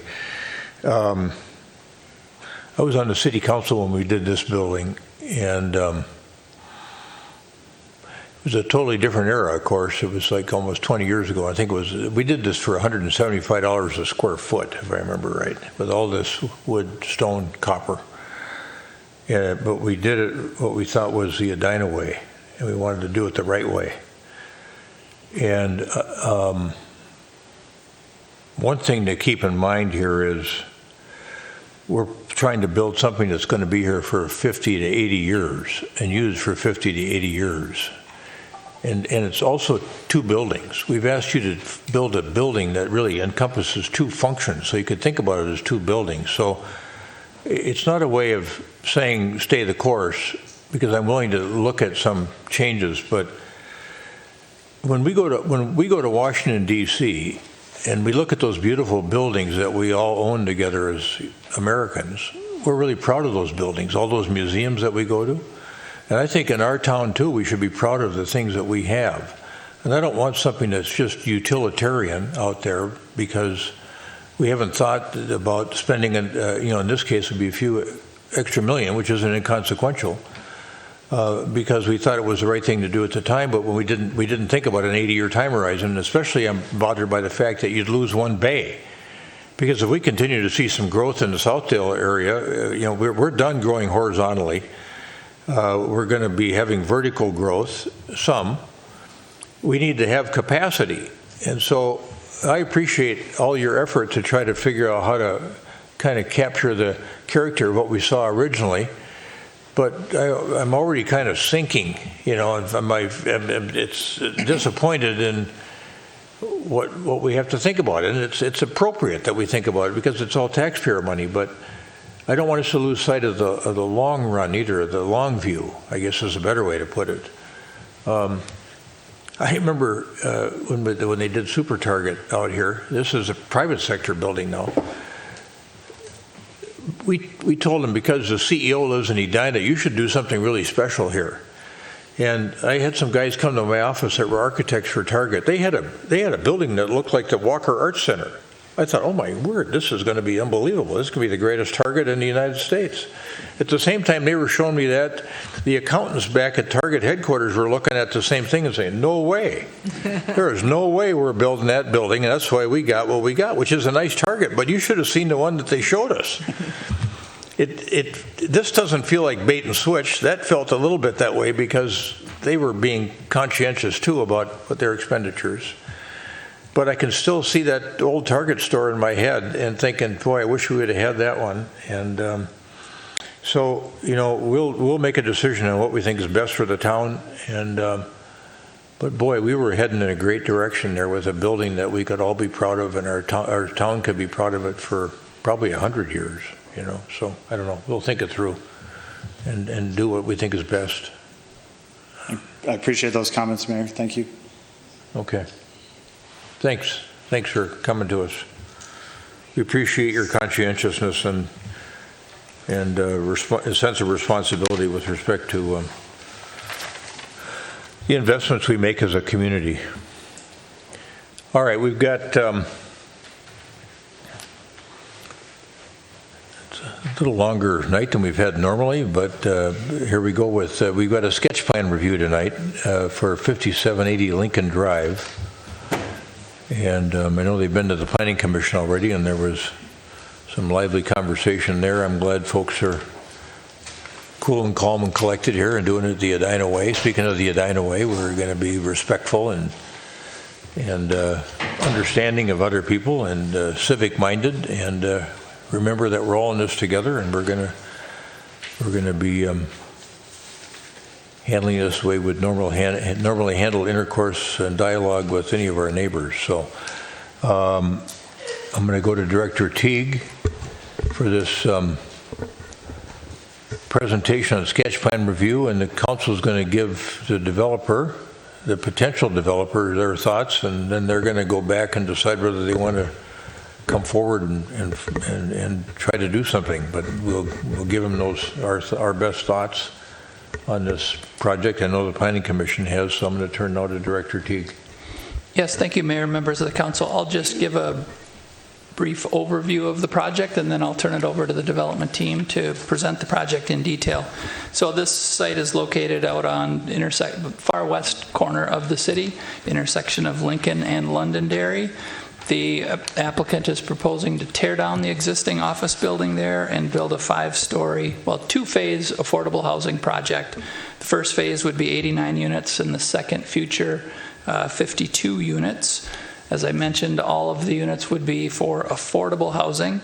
The overall density is about 54 units an acre. This site is guided in the comprehensive plan for office and residential use with a density maximum of up to 75 units per acre. So it does fit within that comprehensive plan parameters. So with that, I will introduce Kurt Gunsberry of Solom and Petro Midget, hope I pronounced that right, to present the details of the project. Thank you. Welcome, gentlemen. Thank you, Kerry. Good evening, Mayor Hovland and council members Agnew, Pierce, Jackson, and Risser. I'm Kurt Gunsberry, founder and CEO of Solheim Companies, and I'm here with our Vice President of New Development, Amol Dixit, sitting in the chair over there, and our architect, Petro Migitz, and Mindy Michael from Cost Wilson Architects. And tonight we're here for a land use discussion for 5780 Lincoln Drive. We'll be sharing our sketch plan requesting a rezoning from PID to PUD, so industrial to planned unit development. Last week we reviewed this sketch plan with the Planning Commission, and on Thursday morning we'll be discussing the project at the Edina HRA meeting with you folks again. Also, we had a neighborhood meeting on May 19th about this project. So let's go to the next slide, please, Petro. Let's jump into the key aspects of our proposed zoning change. There are two primary objectives for us tonight. One is to demonstrate how the proposed project meets the City of Edina's criteria for rezoning to a PUD. And the second is to get feedback from the council and guidance from the council on the initial sketch plan that we're going to present, which is truly a very, very schematic drawing. Because we're very open about what we might want to do there, and we want to get feedback about it. So the focus for our discussion will be on land use. Our project will be creating much needed affordable workforce housing for Edina. I think we all know this is a problem throughout the Twin Cities, especially in Edina. This project can really help Edina make progress toward its affordable housing goals as laid out in its comprehensive plan. We know that there's a sewer issue with the site. We had originally proposed a market rate housing project for this area, but we're unable to do it because once we got into design plans with city engineering, we realized it would be about a $13 million change order to add sewer. By putting in affordable housing, it unlocks the potential for us to work with the City of Minnetonka and the Met Council and bring affordable housing to the site, but it doesn't unlock it for market rate housing for or at least this initial project. It may open it up at some other point down the road. We're planning to use prevailing wage policy for affordable housing, and that may answer some questions you may have received from other members of the community. Our track record as a development team is, I think, so far really great with the City of Edina. As you know, we just opened the first phase of our Fred building on the Fred Richards Park just this last week. We had people move in, and we'll be opening further phases throughout the year, finishing up the building in December. We also just closed on a 276-unit project next door just a week and a half ago, where we'll be starting construction in the next couple months. We're doing hazmat mitigation right now. So both of those projects are moving forward as planned and with your input. We have a really solid track record, and we've chosen to enter the affordable housing space by teaming up with other really stellar members of the Twin Cities community. It's laid out on a further slide. But we're doing this seriously. We're doing it as a many-year proposal because these affordable housing projects take multi-years to actually get the capital stack in place to build them. We're in the early stages of that capital stack, and we're confident that our project aligns with the priorities of the key funding sources, which are the City of Edina, Hennepin County, the Minnesota Housing Finance Authority, and the Met Council. We are planning to serve members of the community and residents who are working individuals and families already in Edina who may be housing cost burdened, but they can't currently afford to live sustainably in the housing that they have. Let's go on to the next slide and discuss what would be required to rezone this site to a PUD. And that's really what we're here to talk about tonight. So multiple points there on the left side of the slide. This plan is consistent with the city's comprehensive plan. The comprehensive plan added residential to this area in the comp plan in 2008. The comp plan executive summary states that affordability will remain a central issue and challenge for Edina in the coming years as it seeks to provide a range of housing options to meet the needs of Edina residents at all stages and income levels. 2008, I think that's about 15 years ago. So very much historically in keeping with what the plans are for this site. From Carrie Teague's Planning Commission report, the City of Edina has established a goal to develop 992 to 1,804 new units of affordable housing by 2030. As of this date, 342 new units have been approved, of which only 108 have been completed. There remains an urgent need for new affordable units. And by the way, we are adding 28 units at our project at 4620 West 77th Street, but that's a drop in the bucket compared to the goals. So we are planning to promote a more creative and efficient approach to land use than currently exists on the site. This development will do a better job of connecting existing and future bicycle and pedestrian trails than the existing planned industrial zoning and current office use. The design elements that we are planning exceed the city's standards. The project will far exceed the city's sustainability standards since we will be in compliance with Energy Star, Green Communities, and based on the MHFA enhanced sustainability points, we will either go through the SB 2030 program or the DOE ZREH program. Okay, I didn't really need to say that, but just so you guys know. We're planning high quality design just like we do on all of our projects, and design that's compatible with the surrounding land uses, both existing and planned for the future. We want to maintain or improve the efficiency of public streets and utilities by adding a new sewer that will go under the highway to Minnetonka. This will preserve the limited capacity on the Edina side of the sewer system and possibly improve capacity, allowing for future development. We'd like to preserve and enhance the site characteristics by connecting to, enhancing the existing and planning for future pedestrian and biking trails in the area. It will maintain we'll plan to maintain as many existing trees as possible on the site. There are some mature trees on different parts of the site that we'd really love to keep. We'd like to not affect the existing scenic views, both for our residents and neighbors nearby. And in fact, we're hoping to provide more screening for the property, both from Highway 169 and from the corner of the two roads there. Part of the comp plan is to encourage a variety of housing types, including affordable housing, and we are including this in our PUD application. Obviously, it's all affordable housing. The project fits nicely into the gradual increase in density as the neighborhood transitions to the freeway, and our next slide is going to talk a little bit about that. If you can switch to that, please, Petro. So if you read this image from the right to the left, we're obviously going from low density to high density. And as you cross 169, it's actually going to very high density, which I think you guys are all aware of what's across the highway with United Health. So we start with 1 to 8 units per acre density. Then we move to 5 to 12 units per acre density.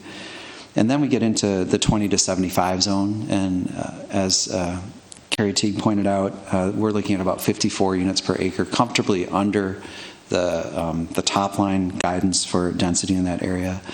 And as you already know, there is high-density use in this area just across the street at the Loden Apartments, and also with, I would say, condo and multifamily development nearby. So very much in keeping with what's already there is what we're proposing right now. There are a few concerns raised in the past couple of meetings that we've had. One is about property value. It's our understanding that there are no studies that show that affordable housing leads to a decrease in property values. In fact, most studies show that property values actually increase when affordable housing is developed in the neighborhood. And I think for the obvious reason that the more services that are available for everybody within a neighborhood makes the neighborhood more desirable to more people, and it increases the base value of existing properties. Crime also came up as an issue. We think that the assumption that lower income individuals are criminals is problematic at a minimum. That said, we do plan to engage in conversations with the Edina Police as part of this process later in the year. Regarding traffic, we'll complete a required traffic study as part of the site plan review process. We don't anticipate any concerns. We've actually never seen concerns about traffic arise with any high-density housing project we've ever done. It just, a Starbucks will have more car count than this building will. As far as density goes, as we just mentioned, the project fits nicely into the gradual increase in density as the neighborhood transitions to the freeway, and Petra will talk more about how, in particular, it creates a sound wall to the freeway for the neighbors. We also have heard that certain populations should or should not live in this neighborhood. Again, this idea, we can talk about anything, right? It's America. We can say whatever we want, which is awesome. But we think it's really unfortunate that it even has come up in a place like Edina, where I think people really pride themselves on their civility and how to treat neighbors as equals. We want Edina to be the inclusive community that it says it is, and we'd like to see it become more of that. And at this point, I'm going to hand off to Petro to go over the development summary. Thank you, Mr. Gunsbury. Thank you. Good evening, Mayor and Council members. Petro Megitz with Cost Wilson Architects, 1301 American Boulevard, Bloomington, Minnesota. So really what we're looking here from you guys is, as Kurt mentioned, guidance, specifically on thoughts of flexibility as we approach density, setback, parking, and building height. So a few of these numbers have already been mentioned. We're looking at a 2.59 acre site, which gets us to about 141 units on the site, 54 units an acre. Again, we're mainly focusing on this south building here, which is the phase 1, 89 units. I'll have a mix of studios, 1 bedrooms, 2 bedrooms, 3 bedrooms, and 4 bedroom units. Excuse me. We're looking at 5 stories of housing on top of 2 stories of covered parking, which again, how grades work out on this site, which is a pretty drastic drop from the east to the west here. It equates to about a 6-story above grade building. With the 2 stories of covered parking and some of the surface parking, and again, we're trying to minimize that surface parking. We're looking at about a 1.27 parking stall per unit ratio. Again, we do have some flexibility with the PUD, but we're looking for your guidance where you feel that number should kind of land as we move forward. And with the 6 stories above grade, we're looking at approximately 72-foot high building. Again, it's dependent on the grades. Once we really dive deep into the site design, we'll know a little bit more where that lands. And again, as Kurt mentioned, we will be designing to MHFA, Green Communities, Energy Star, I mean, you name it, all of these programs, we have to meet those standards on top of the city requirements as well as the building code. So we'll be meeting those. Some of the feedback we did receive from Planning Commission a couple of weeks back, which was great, and this is what we're here to do, is to get more feedback from you guys. Again, they're comfortable with the idea of pushing the building closer to the highway, which is moving the building closer to the west there. Again, that's that flexibility with the setbacks that we're looking for. By doing that, we're of the thought that the closer you get to the sound, the more you can stop it, the sooner you can get ahead of it. Again, using the building as a sound wall to the community to our east. At the same time, some of the feedback that was brought forth was, okay, we would like to create a little bit more of a courtyard feel, a little bit more enclosed communal space. So we're looking at that opportunity as how to create that. Again, pushing some of the buildings a little bit here or there to try to accommodate that. As well as a tot lot, again, this was a very, very early concept. We completely agree with with Planning Commission of moving that tot lot more central to the site, getting more eyes on it, getting it away from the highway. We totally understand that. Again, since we now have that flexibility, or at least from Planning Commission comments, to move the building, we're able to do that. Again, adding more green space allows us, by moving the building a little bit more on the site, being a little bit more flexible, gives us more green space internal to the site, more access, more connectivity, as was mentioned before. And I think that is all I have. I think we'll just stand for any comments or questions, please.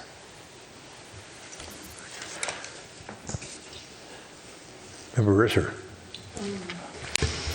Okay, one of my concerns is the timing of this, and my understanding is if the connection with the Minnetonka sewer doesn't work out, this project can't move forward. Is that true? Yes, that's true. However, we've already heard from the Met Council and the City of Minnetonka that they don't see any obstacles to this. It may be time, but we actually have a lot of time because of the way we have to build the capital stack for the building. Okay. The other concern I have is the zoning. And to be clear, I bring this up, and my colleagues can attest, this is my thing. Okay. And part of it is because I really believe in our ordinance. I really believe in the comprehensive plan.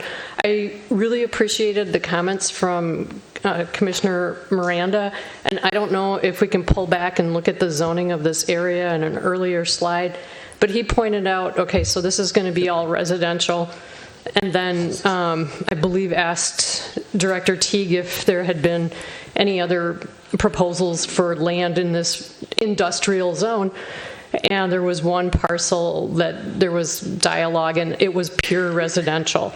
And we have seen a lot of sites throughout Edina that are zoned for commercial, that are zoned with a future land use. And I believe this is the third project that has come before me, and I have not been on council that long, where the future land use is office residential, and it remains a concept in our comprehensive plan.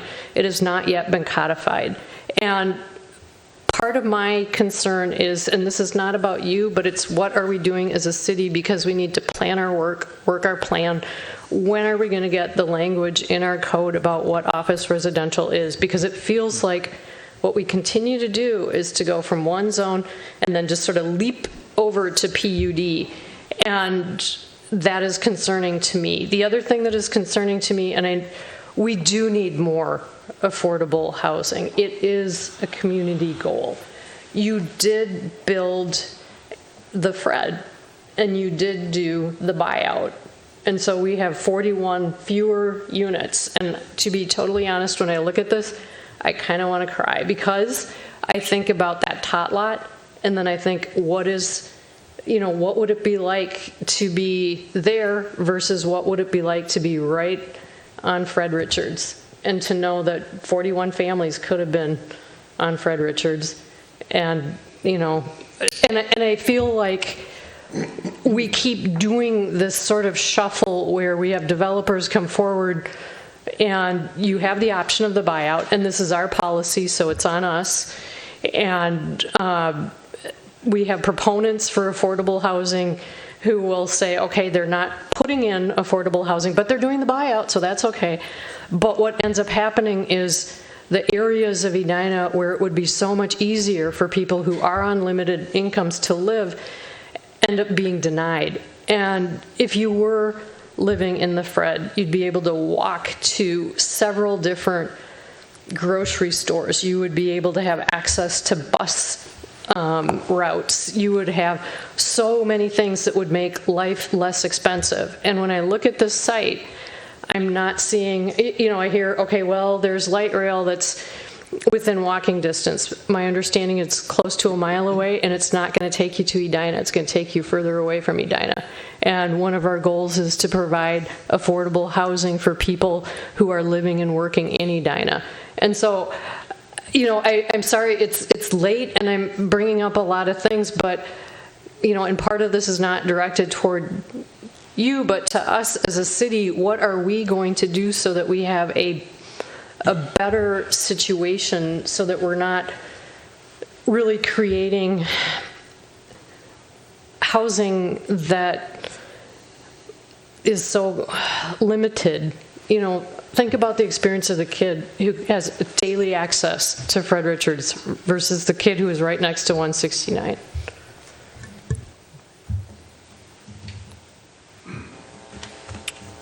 Member Pierce? Yeah, thank you, Mr. Mayor. So just a handful of comments and a question, a couple of questions.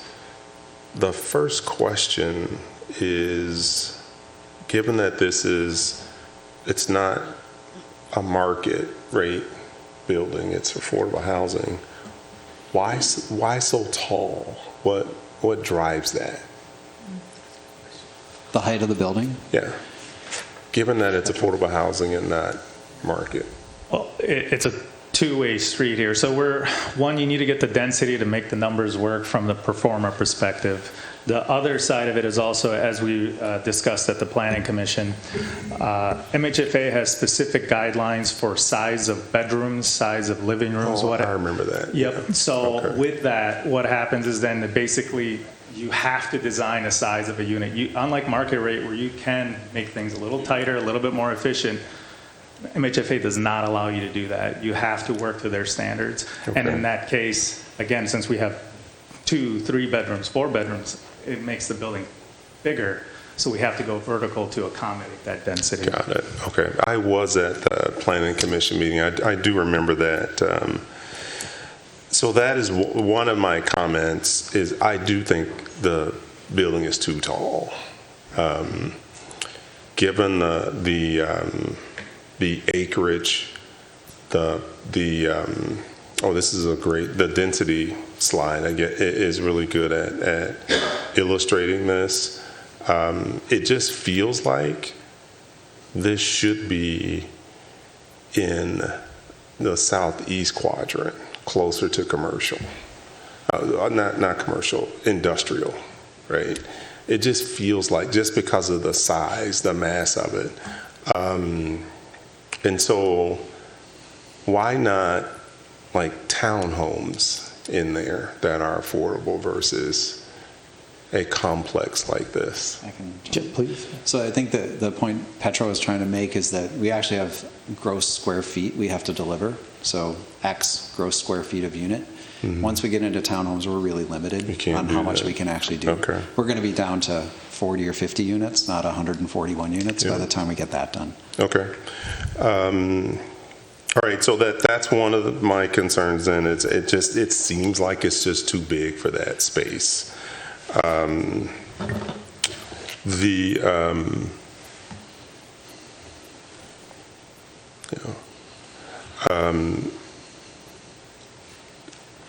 A couple of comments that you made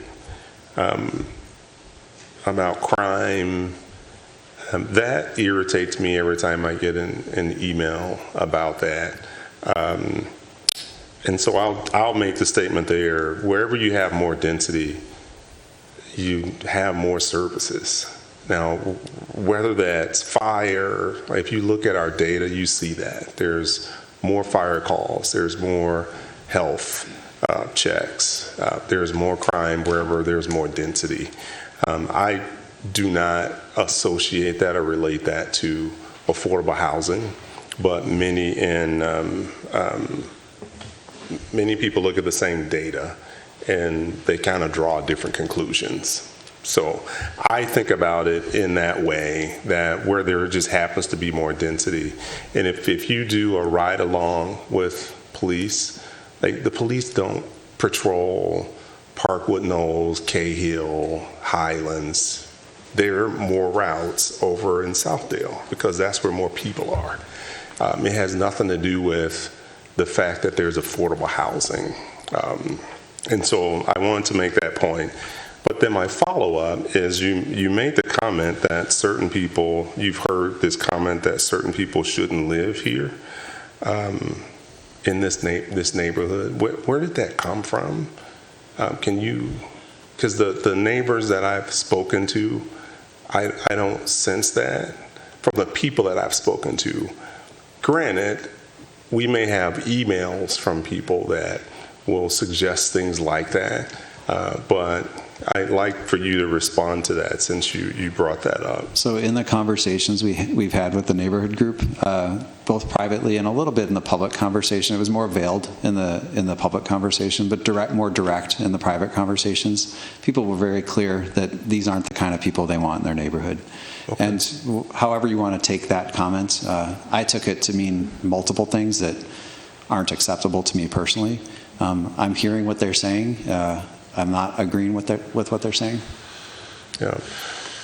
Well, I have no issue leaning into comments like that when I hear them. I'm making the point that the folks that I've talked to, I haven't heard that.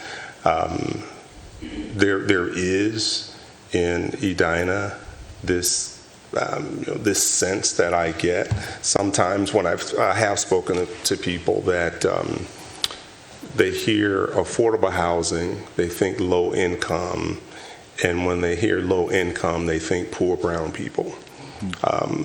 But I have to be fair, I don't think that is, by and large, the entire community feels that way. I would say that the majority of the people that I've talked to agree that we need affordable housing and just want us to be thoughtful about how we do it. And one of the comments that Member Risser mentioned, I was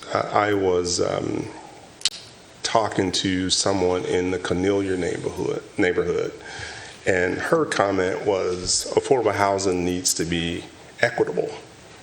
And so I asked, what do you mean by equitable?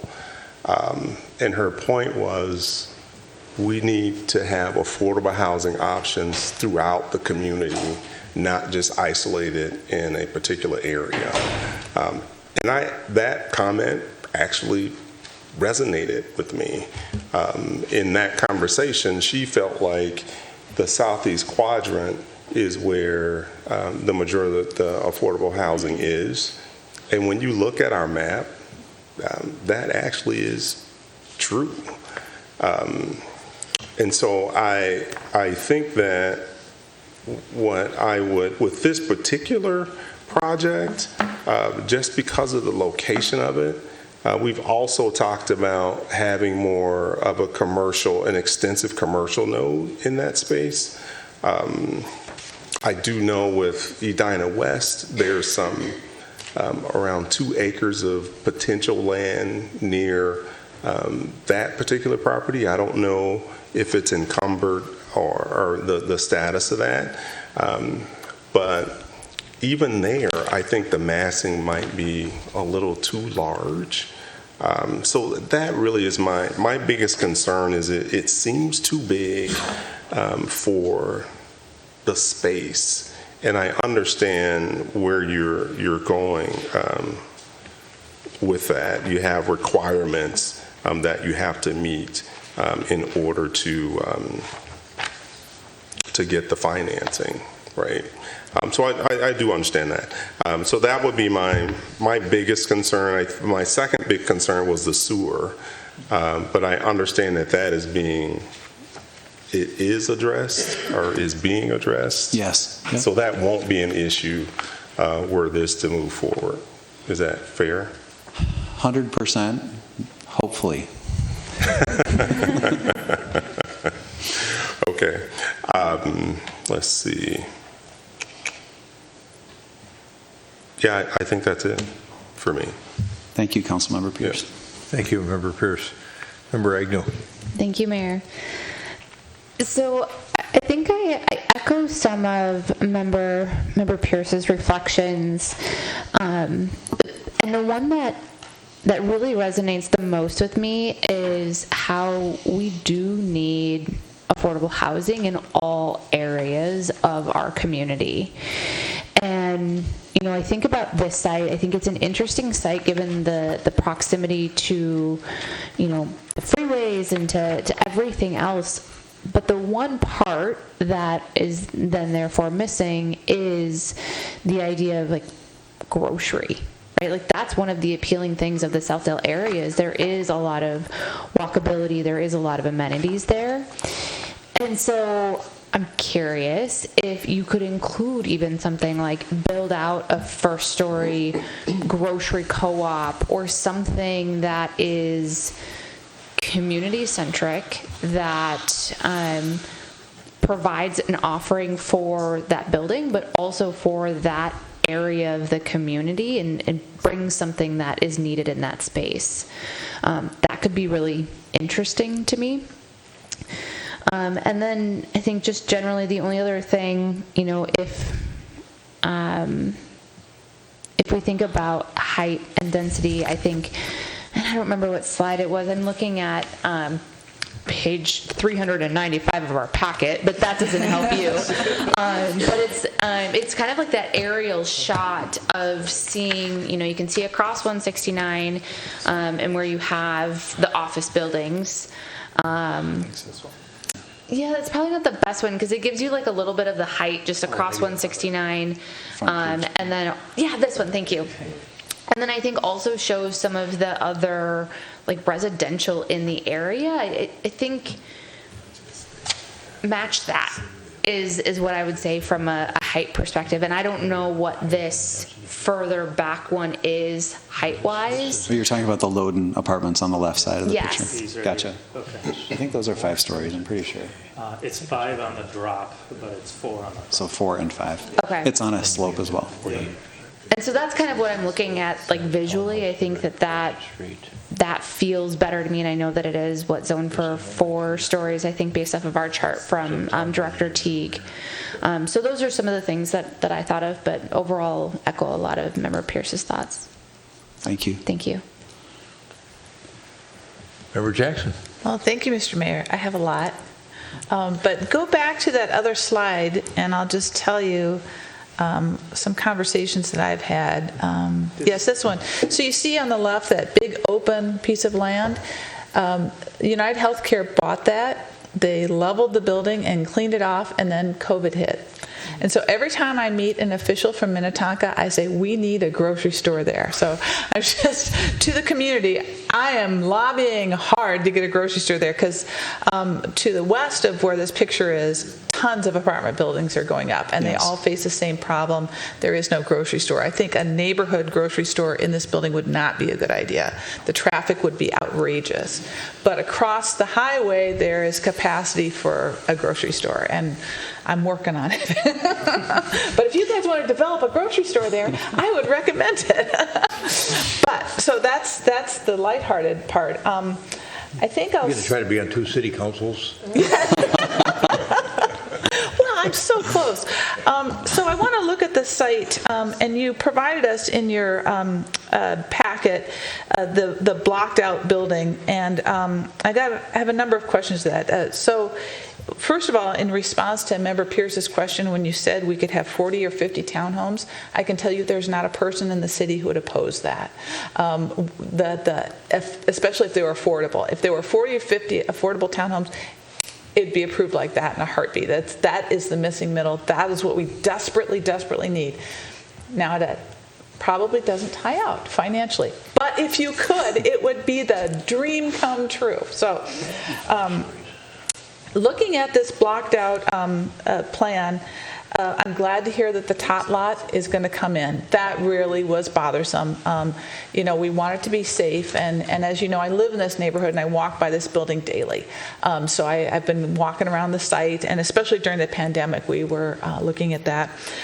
So there are a couple of things about flow on this site. I talked with Director Teague and Director Milner about the sidewalk. Across Lincoln is the bike trail, and so we don't need to have a bike-sized sidewalk there, but I think given the future development, we will need a sidewalk there.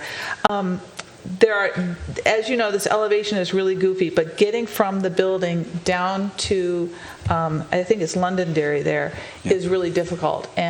But if we're going to have kids living there, we're going to really need to make that a safe and accessible way for them to get both across to the Starbucks or the Caribou on the other side at the western side of the lot, but also on the eastern, the southeastern corner where that funny hill is. We're going to need to have a real safe way to get, and it'll probably have to be some sort of goofy cutout or something, but that's something that from the sketch plan is not apparent, and I would make that a top priority, because to cross the street at other places along Lincoln Drive is extremely dangerous. Cars come whipping along there really fast. So I think the sidewalk, is inevitable, but it is in this picture, of course, cutting right through those mature trees.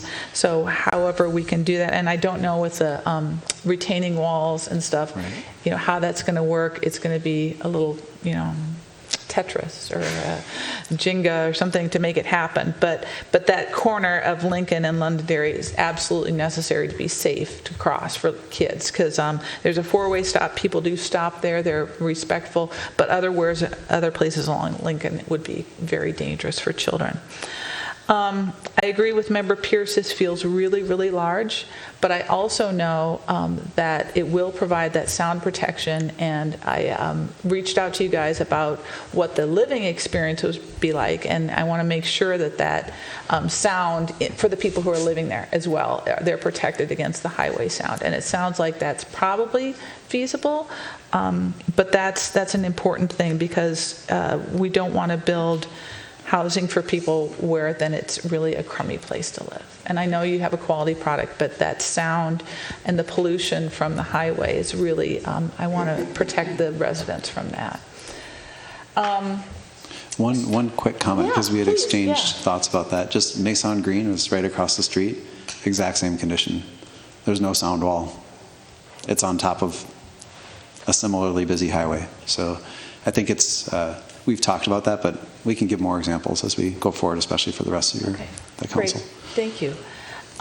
So this was kind of a question for Director Teague, and that's about using PUD versus using the PRD3, which is the apartment building designation. I think just for the public, I want to ask these questions, and if I could find, I've got so many notes. So if it were zoned PRD3, what would the steps be to get this building to be legal as opposed to using the PUD? Certainly. So the process would be the same. It would be a rezoning to that PRD3 district. There would be a number of variances. The setback requirements in the PRD are a little less restrictive. It's 35 feet along the street-facing frontages, where it's 50 in the current zoning. There's not a floor area ratio requirement, but the biggest variance that would be needed here is there's density requirements in the PRD3. And that zoning district would only allow 39 units on the site, so it would be a variance to allow up to 141 units. Okay, and probably on the height too then? The height restriction would be the same. It's 4 stories and 48 feet, so they would need variances for the height as well. Okay, but it could be done as opposed to using PUD. We could use existing zoning code, rezone it to the PRD3 with variances. It could. I would add that for a 100% affordable housing unit project, we have used the PUD, and the main reason being that we can write the affordable housing requirements right into the code to ensure that we get the affordability. Okay, and if we're talking about city financing, can we use that as the requirement? I mean, I think this can't happen, from what I understand, what we're going to be doing on Thursday, this can't happen without City of Edina money as well. Is that correct? Correct. Yeah, so if we're offering them TIF or other financing, that we could also put the requirement for affordable in the financing as well, correct? That is correct. Yeah. The affordable housing policy doesn't kick in it's specific to utilizing a PUD, but to your point, yeah, through the financing, we could require that. Okay, we could make that one of the terms of financing. Right. Okay, thank you. Golly. Would it be possible to do a shadow study as well? I think that Absolutely. the neighbors are concerned about what's going to happen to their view and stuff, so I would That's a recommend. required part of our submission, so we'll definitely have that in there. Okay, great, thank you. I think you covered this in your presentation, but the reason you're doing it in 2 phases instead of 1 is the complexity of the financing? Okay. Yes. Unfortunately, the way the affordable housing finance works is it literally targets 60-unit buildings in 60-unit chunks. 89 is a bit of a stretch, but it works the way that we've kind of got different types of units, 1 bedrooms, 3 bedrooms, 4 bedrooms. We get different funding sources for each of the need areas that we address. And so it's kind of, what do they call it? A camel is a horse designed by committee, right? That's what you come up with affordable housing, right? So it's complicated, and it comes out of this black box, as I've said before, and this is the camel we came up with, right? So hopefully that answers the question. It does, thank you. And sort of similar to that, the term of affordability, how many years is going to be affordable? 30 plus. 30 plus. So we're looking at 30 plus. Okay, and then is that through the financing that you're getting? And so it's required. Yep. Amol, do you have any comment on that? Hi, everybody. I'm Amol Dixit. Thank you, Mayor and council members. To Kurt's point, as we think about aligning with all the funder priorities, MHFA, which we need to have to be one of our biggest funders, to get the maximum points from MHFA, it's actually a 50-year affordability period. So that's what we've built into the model as of now. So we're looking at 50 years, because at the Planning Commission, it sounded like it was 30 plus is what we're calling it. 30 plus, okay. Okay, and that's something that we want to get ironed Maybe out. a better way to say is a minimum of 30. Okay, I think we would say a minimum of 30 is well within what we've, as a city, have set it for in our policy. So, 50 would be great. And that was one of my questions, sort of where it goes.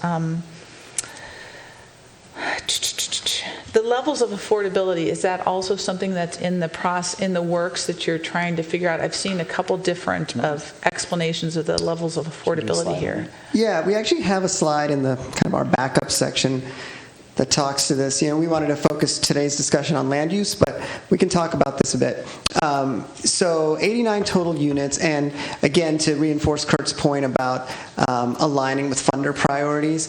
So one of those is 100% affordable, as we've talked about, and what that means, the definition of affordable is 60% AMI or below. In our case, it's all 50% or below. That actually gets us more points to be at all 50% or below. And just a few things to point out on this unit mix here. You'll see that 75% of the total units are 2 bedrooms or higher. So that speaks to the large family housing priorities that the funders have. And we get more points by including 3-bedroom, 4-bedroom units, a certain percentage of total units. I think the rent range and the income ranges are also important to point out. One big caveat is these are the 2023 limits or levels as determined by HUD. This project is 3 years out still, so these are going to change. But this gives you a sense of the point Kurt was making. This is workforce housing. This isn't a homeless shelter. This isn't public housing. Even for the 18 units, which are rental assistance units, having income is a requirement. And you can see then for the majority of the units, all the 50% units, $1,100 is the minimum there, and I believe 66 of the units are 50% AMI. So these rents are not cheap by any means, and the income ranges go from $26,000 all the way up to $82,000. So. Yeah, any other questions about the unit mix? No, thank you. That's helpful. It's interesting because when we talked about, I don't know if it's the Fred 1 or the Fred 2, we talked about the 4-bedroom units, and at market rate, you said that those were hard to fill. Are we seeing demand for the 4-bedroom units in this? We want to make sure that it gets filled. There is practically unlimited demand for 4-bedroom units that are affordable. Okay. At market rate, they're virtually impossible to fill. So Okay. because That's interesting because they're difference. so expensive by Yeah. comparison, right? Okay. That's really helpful. Thank you. Let's see. Oh, I want to just talk too, and there's some concern about, well, where the kids are going to go. This is very close to Walnut Ridge Park. We've got that lovely bike trail. Like I said, I'm on it every day. And so we just want to make sure that it's really easy to take a stroller down there. It's within the limit of where we're trying to have everybody live within a mile of a park. It's much closer than a mile. And I just want the public to know that these kids will have a place to go play, and that's really, it's a great neighborhood. Let's see. We got the sidewalk, got the PUD. So the one other thing, at the Planning Commission, people talked about the bridge over 169. It's very safe. It's plowed and shoveled. So that bridge was actually built by United Healthcare. So to help their workers get in and out, it's a beautiful bridge, and it's safe. I think, is this the closest we are in Edina to the light rail? Yes. Okay. So when we're talking about, if we do go with a PUD, the creativity and the thing, so that I think is one of the factors, that this is a creative use of space to make sure that we can, have access to the light rail. Another thing that looks creative is the sewer solution, that there aren't a lot of options, but by being able to unlock money through as affordable, I think that's an interesting point as well. But I'd be interested, as if you do go for the PUD, to really, give us the works on why this is a creative use of PUD. I will be honest, I don't want to use PUD here. We don't have a small area plan. It works well where we have an area plan and we can kind of say this is how we envision this area. We don't have that for here. So we don't have that community input on what is creative use. So it may end up being that, so really help us build that story around why this is a creative use for this space. If you do come back and we use PUD instead of the instead of the multifamily housing zoning. And finally, there has been a conversation about labor and wage theft and things. We've been having a lot of back. I was introduced to the Building Dignity and Respect Code of Conduct. And if that's something that you could include, you would be much more assured of support from me. That sounds like a new tool that I was unaware of before, and I'm glad you're talking about using prevailing wage. I think that's a good thing. But there's also this new tool that's out there, so I recommend that as well. And that, I believe, are my comments. Thank you. A lot of good comments from all of our council members. For me, being in the middle of the density range is okay. I like the density at the Loden a little bit better. I think it's at 37 dwelling units per acre. You're at 54. When I look at that one elevation, I agree with a couple of my colleagues that it feels tall for the site, even though it's right on the highway. The Loden height is 4 stories on the front, 5 on the back, but the ground slopes the way down towards the marsh. So you get a little bit more of a uniform look. On one of your slides, you can see it. In a perfect world for me, I'd prefer 4 stories, not 5. The 89 to 141 units that you talk about in the proposal, is that phase 1 and phase 2 or just phase 1? Phase 1 and 2, yeah. Okay, so how many are in phase 1? 89. 89. Yep. And then 52 in phase 2. All right.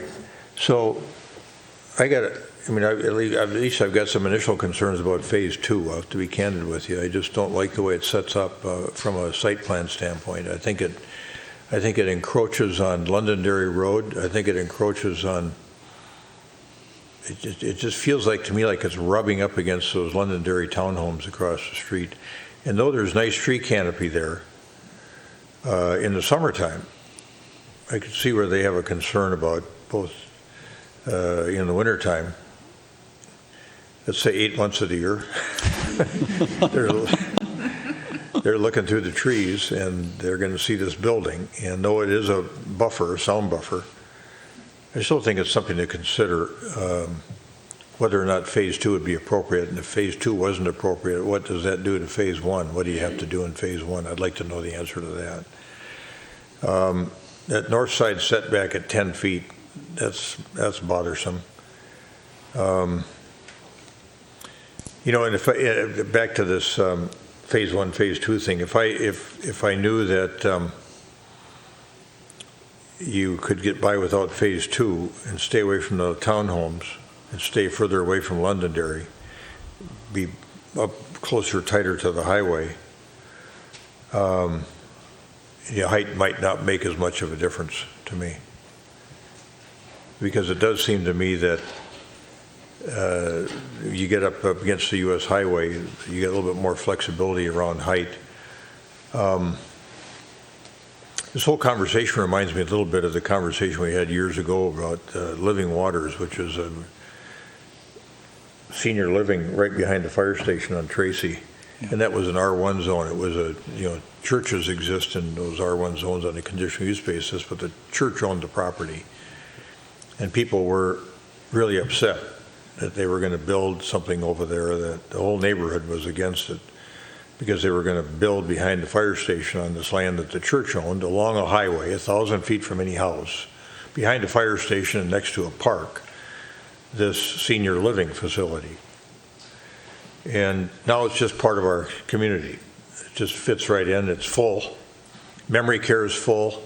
Other people are living in there. I've been over there to make presentations. They love living there. People from that neighborhood have moved in there. And so you got to think about as we talked about in the prior matter, the long view. I don't share the same reservations that some of my colleagues share about PUD or about this changing zoning. I mean, I just have been around long enough where I can see that, your comp plan, and this is consistent with the comp plan, what you're proposing. It's not the 10 Commandments. It's a 50,000 foot view of what your town is going to be like over the next 10-year period. You don't guess right very often over that 10-year period. And that's what happened over at the Waters. We guessed right for about 4 years, and then we were not dense enough. This was in the Southdale district too. We hadn't provided for places where there could be, because the land prices were going up. We didn't provide adequately or think through what was going to happen with land prices, so that would affect density and height. And so we were going back over to the Met Council all the time asking for an amendment to the comp plan. That's not a way to do it either. So to me, that if we lost this commercial space, this commercial industrial space, and I know there's office next door, and I expect that office would still stay there, although things can change there too. But there is retail, just the strip mall right over there. It's got some services in it. I think that's a good thing. So I don't share the same fears about loss of that for housing. That's something I'm comfortable with. On the financing side of things, the legislature just passed a bill, and the governor signed it. It puts the largest amount of money we've ever put into housing in Minnesota, $1 billion. And I don't know where you made your calculations from that you thought you needed $2.5 million from the city of Edina. But I'd like to go have you think through that whole thing again and go back to Minnesota Housing Finance with that bill passed and see what else is available there. Because we're trying to make the money that we have stretch as far as we can. And I think you guys should be trying to figure out ways that you can do that. Now, also, if you want to talk to me about, I just came back from the U.S. Conference of Mayors meeting. There are all kinds of opportunities that are related to transit-oriented development, and that station might be close enough where there's money from US DOT or DOE that they'd be willing to provide here, or to loan at a very low interest rate. Because if it falls in the right kind of zone, you could borrow it for 1.9% or 1.7%. So talk to me about that. Get on that DOE website and get on the US DOT website and take a look at some of those opportunities. Because that, if we could find opportunities federally and at the state under that new legislation, then it would help us think about being able to stretch our dollars more, and to the extent that we wanted to try to help on this project, potentially. I mean, this is all potential because we don't know. We're not making any judgments about this thing, none of us. We're just trying to give you issues that you need to think about if you come back. I know you'll do, I don't know if I mentioned this before, I know you guys will do a good job in architecture. We see what you're doing down in 77th. I know you'll use quality materials. The sewer connection, Director Milner, let's talk about that a little bit. Just to get, I want to have you affirm what the applicant said, that if they did decide to file, and we're contemplating this, that we know they could hook up through Minnetonka. Yeah, a year ago when a different sketch plan came forward for this area, we asked the question, how could we support future development? So we looked at two things. What would it take to keep sewer flows within Edina, and that's a long run to go from this site all the way basically to our public works area. That's where the pipe runs and follows 9 Mile Creek. And that's that $13 million number you heard as just a back of the envelope estimate. And we said, hey, we're so close to Minnetonka, what's the options there? So we met with Minnetonka and Met Council because we need to talk to both agencies. Minnetonka has capacity through Opus, and their Met Council meter station is really close to Highway 62 once you get out of Opus. And they would support this one and a few parcels that are just right in this area of Londonderry and the creek, south of the creek there in that new trail. So we'd want to make sure we could support this area. They weren't willing to support large areas, so up on 7th Street, up in the President's area where there's some other commercial properties that could develop, they weren't comfortable allowing that much flow going west. So we know it's possible. You got to work through all the design details, and then MnDOT would be involved because we got to go under the highway with a lift station. So lots of details need to be worked out, but it's possible. Okay. That may be a good enough answer for Mel. Back to PUD, we've always used PUD on the give to get principle, and Member Jackson touched on that. So we need to know what you're giving to get PUD. What's in it for us? I mean, you want $2.5 million from us, so we're in the give, but we want to be in the get on the PUD. So you got to figure out what it is and convince us that what we would get from using PUD would be beneficial to the city of Edina. And depending what you end up wanting from us in terms of financial assistance, assuming we do it, that might be driven a little bit by how tall the building is too, or whether we even do phase 2. So I mean, those are just random sort of thoughts that come into my head, that those things could be interrelated. Phase 1, phase 2, height, amount of money we'd be willing to invest, those kinds of things. Or if you only had phase 1, you wouldn't need probably as much from us, because you need the 2.5 for both phases. So those are the things that are just kind of roiling around with me.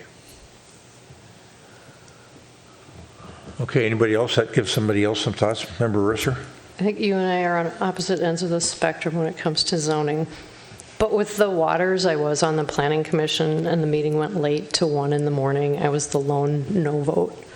And the reason was because it really seemed like it was spot zoning, and it allowed a for-profit residential facility to be built in the R1 district. And my understanding is, if I'm remembering this correctly, it was very controversial in Edina, and for a long time in our code. And what we ended up deciding was that any religious church spiritual facility could use land that it had to put in a for-profit senior living facility. And so it had implications all over, because that was the way we avoided doing spot zoning. I think the zoning is a commitment that we make with our residents, and it really needs to be honored. I think our comprehensive plan is our vision. When you look at the definition for office residential that is provided there, it does talk about mixed use, and it talks about for large sites. We don't know what a large site is because we haven't codified this yet. But the implication is there's going to be residential, but there's going to be other types of use on the same site. And so when you look at this proposal and it's, again, purely residential, and we have approved purely residential, luxury. So this is something that we just keep doing. And I am concerned about the ability to create walkable communities long-term if we keep doing this. I think it's a problem.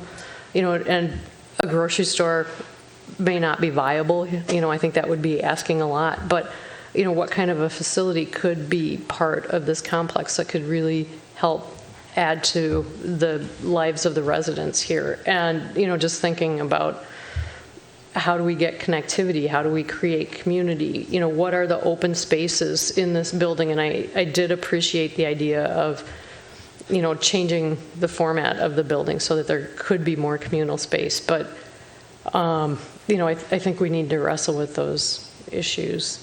So anyhow, thank you. Member Pierce. Thank you. I just wanted to clarify one point that I made. When I think about affordable housing, I talk about it across the full life cycle. And this feels like we've done this before, right? It feels like the Fred. It feels like other apartment complexes that have affordable rents. But we don't have a lot of single-family home affordability. We could use more townhome ownership type affordability as well. And so that's what's behind my question when I say, why not townhomes there? And you answered in the construct of your project why you have this construct versus a different one. But I just wanted to give that context. Yeah, that's an interesting thought too, that when you go back over to talk to Minnesota Housing Finance, maybe you should explore that pathway too. If they've got more money available for ownership opportunities, maybe that's a nice opportunity for you too, because it's got to be a win-win.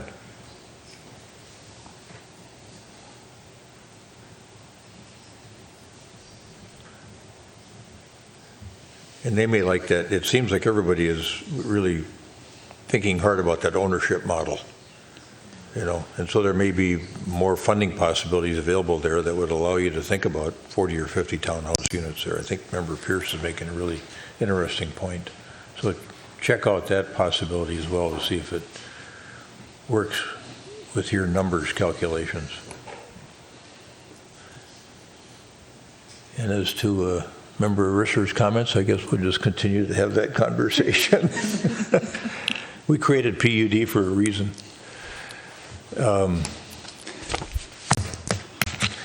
So there we go. I think you guys are, you got what you can from us tonight. Thank you. Thank you for the excellent comments. Really appreciate you all digging in. Thank you. Looks like everything's coming along well on 77th, on Fred 1. Yes, come on down. People moving in. People are moving. Yeah, we leased 80% of our first phase already, so it's moving really fast. Interesting. Thank you. All right, have a great night, everybody.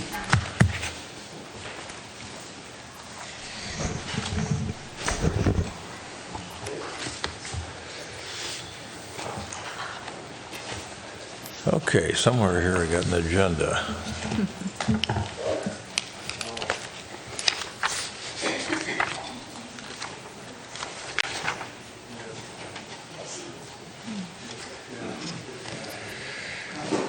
I don't think we've been here long enough for correspondence to come in.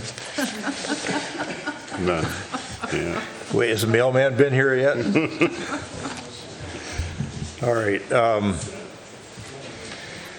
Let's go on to manager's comments. I guess I can hang around for the first couple of them, and then I'll duck out as we get into the 11C. Yeah, I would suggest to the council that maybe we postpone 11C. This doesn't seem like the right time of night to do creative wordsmithing, group writing.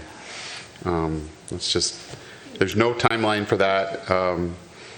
It might be better off being put together where you have more time to think about it and give me out some input on it too. But I do have a number of other things. First, I want to recognize the members of the Human Services Task Force. The Human Services Task Force is a subgroup of our boards and commissions. Folks self-select to be on it. We have one member from each board and commission, or at least anyone who wants to be on this task force.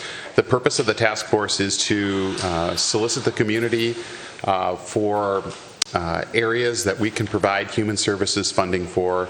They have a long process of RFPs, interviews, and ultimately contracting with local organizations. And that all comes back to the council at a work session and then ultimately approved by the council in a meeting.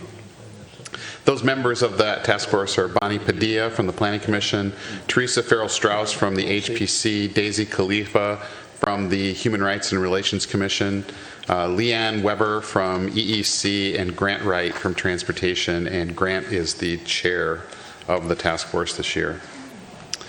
I wanted to let you know a couple of things that aren't on my report either. One is some really optimistic news about our first month of sales tax collection. So we had the new sales tax went into, half-cent sales tax went into effect on April 1st. So all purchases from April 1st began to be taxed. We received our notice of what our April revenues were going to be just in about a week ago. And remember that our estimate for annual revenues from the University of Minnesota Extension was $4.1 million. Our first month of April, which is not a huge month from a retail standpoint, was $453,000. And if you project that out on an annual basis, that's $5.4 million. So that's a clear 30% more than what we had projected. So good. 30%? 30% higher than what we had projected. So that's a good number.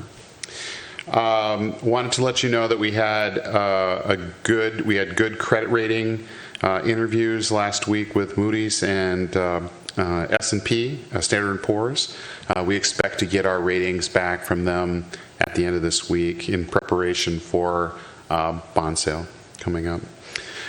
We also are planning the presentation of the audit and the presentation of the 2023 Quality of Life Survey at your next meeting on the 20th. So there's a number of things kind of lining up for the 20th. The biggest thing I wanted to go over with you tonight, though, I'll try to do as quickly as I can, and that is just a review of where we ended the legislative session. If you'll recall, back in January, the council adopted a legislative priorities and positions document, and we had seven kind of key provisions that we were seeking from the legislature, and I just want to go over them quickly. And then there were a lot of other policy positions, but priority number one was seeking the sales tax exemption for the Community Health and Safety Center Fire Station 2 project, and we did receive that. So we achieved number one. Number two was a sales tax exemption for projects in the Braemar Park Master Plan project. We did not receive that, nor did we receive a companion item, sales tax exemption for projects in the Fred Richards Park Master Plan. I think we should seek, we'll propose to the council that we seek both of those sales tax exemptions next year. One of the bigger victories I think we had was getting the expanded spending capacity for local option sales tax. So asking the legislature to allow Edina voters to accrue another $31.7 million of sales tax funding. And we did receive that approval after a lot of help with our legislative team, for sure. The next question for the City Council will be put to you on June 20th, where we'll have to take an action. The council will have to take an action kind of acknowledging and approving that action from the legislature, and also probably setting a referendum date at that time too. We are looking for a path to get to a fall referendum, a fall 23 referendum. We'll present more information about that to the council, but that would be the preference in terms of how that money could best impact our design and keeping that whole process going forward at the ice arena. Priority number 5 was bonding for the Community Health and Safety Center Fire Station 2. We asked for $10 million of support, and we got $1.3 million of support, which it sounds like we got a lot less than we asked for, and we did, but we got a lot more than we expected to get. So that was a big one. Bonding for the number 6 was bonding for the South Metro Public Safety Training Facility. We asked for $1 million. We received $1 million. And the last one, number 7, bonding for the pedestrian bridge over Highway 62. We asked for $2 million and we got $3 million. So I didn't really follow how that happened, but didn't turn it down either. So those were 7 kind of spending priorities. Our legislative team of Senator Latz, Senator Mann, Representatives Joachim, and especially Representative Edelson were really hard working for us this year, and really were instrumental in achieving all of that. A number of other legislative actions we are still trying to figure out.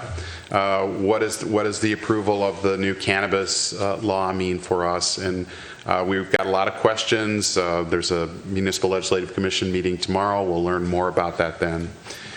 Duty disability for public safety officers around PTSD claims. There was a major settlement in law, and we think that's good for everyone. We are impacted by the paid family medical leave and earned sick leave system that was put into play. We won't be part of it because we had our own system already established, but we will have to be a financial supporter of it, as will all cities. And it'll cost us somewhere in the neighborhood of $120,000 to $180,000, and we're still trying to figure that out too. A year, yeah.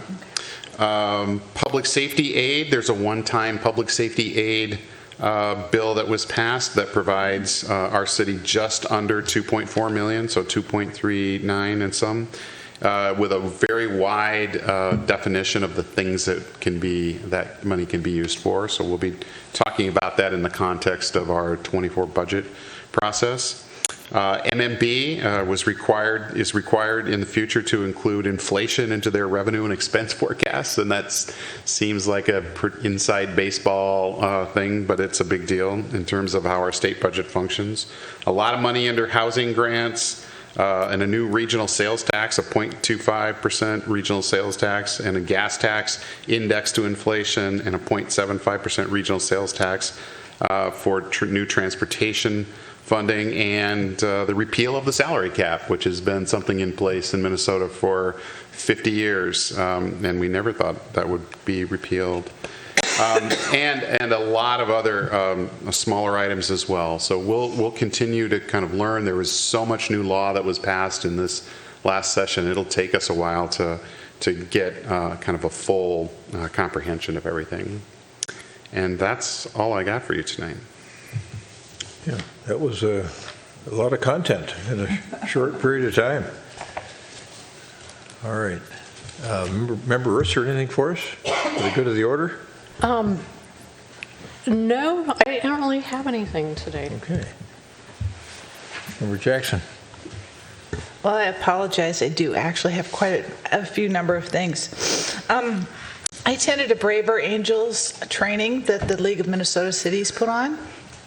It was very interesting. I won't go into detail, but the closer was Bill Doherty said he's given this training to therapists and doctors and all sorts of professionals, and they say, I didn't realize this, But when I get into political discussions, I stop using the tools that I have for listening and listening information. And just to remember that when we talk politics, we should keep our manners. And I think that that was what you raised this evening. And that's just a really good thing to remember.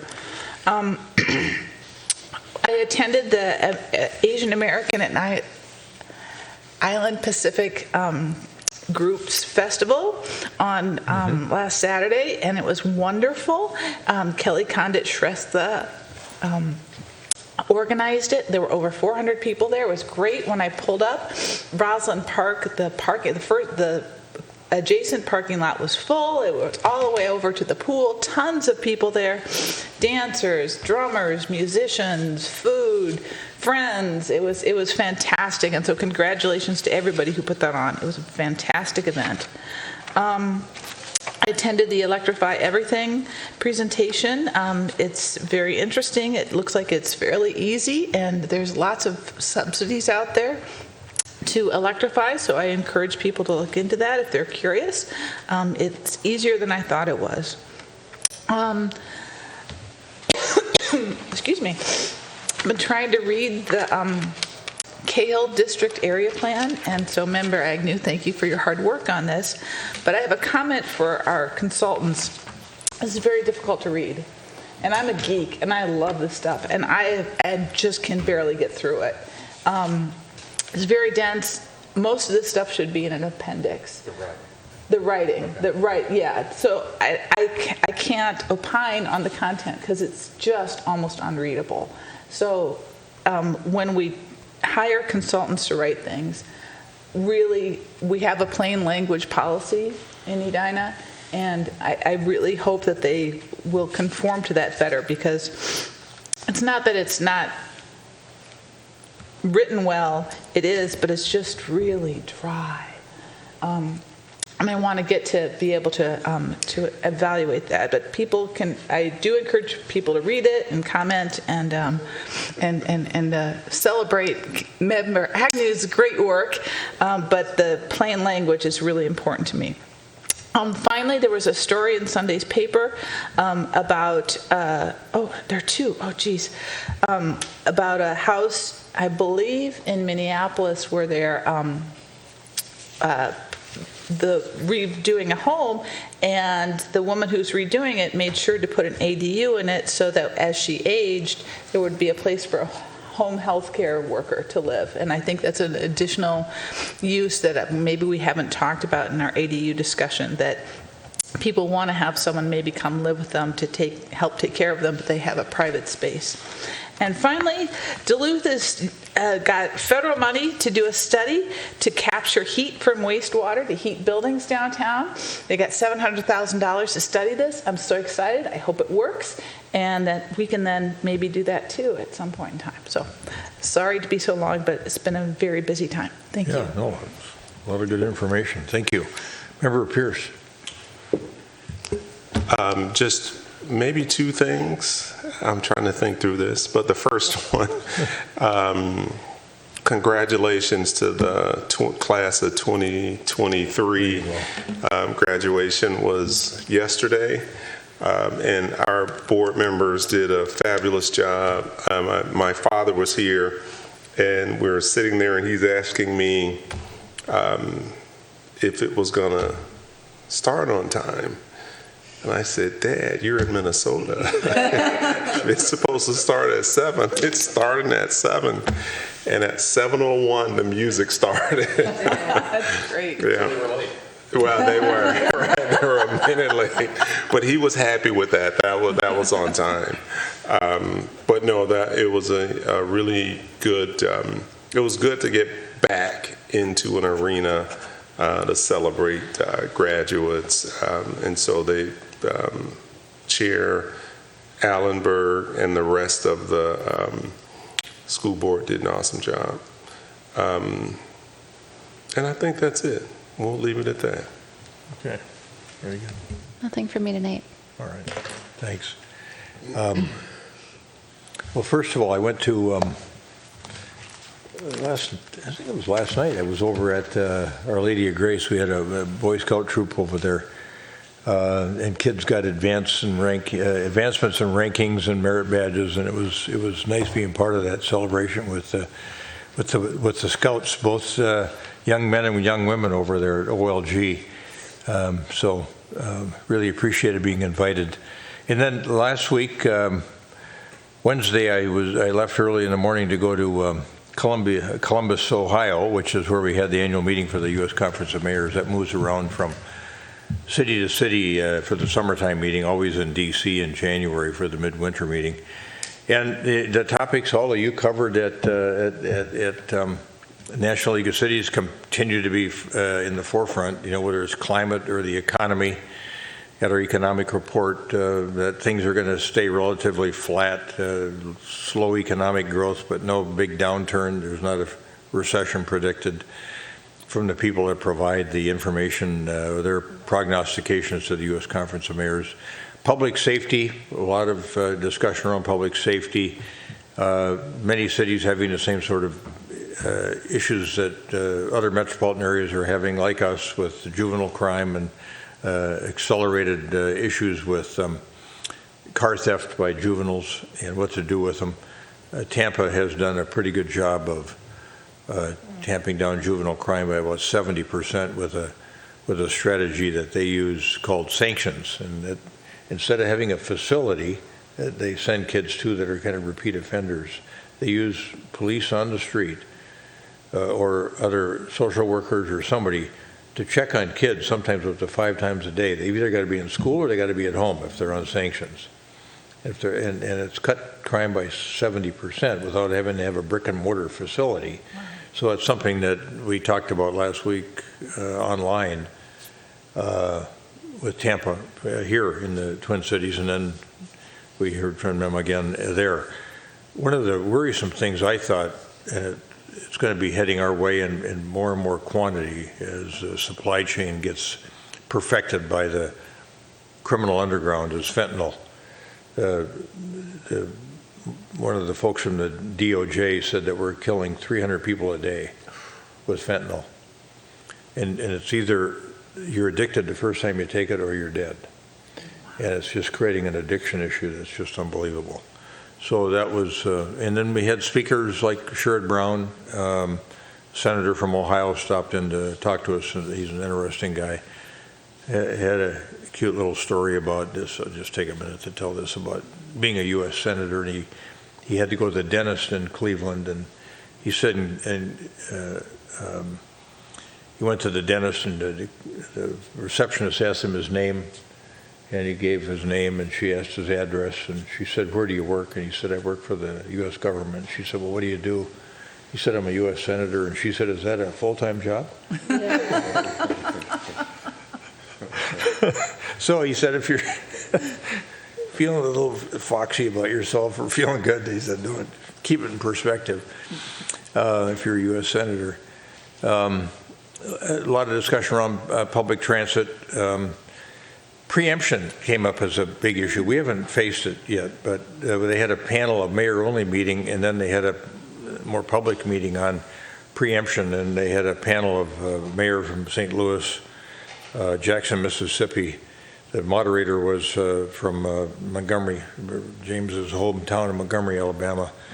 And then let's see what the third one was, from Nashville, Tennessee, talking about what the legislatures in those states are trying to do to some of the cities in this parents patriae mode, where they decide that, you don't know how to run your city, we're going to come in and run it for you. And so a lot of these decisions, the Nashville mayor said they're in court all the time trying to get this stuff stopped, where they're trying to tell Nashville what they need to do and how they're going to do it.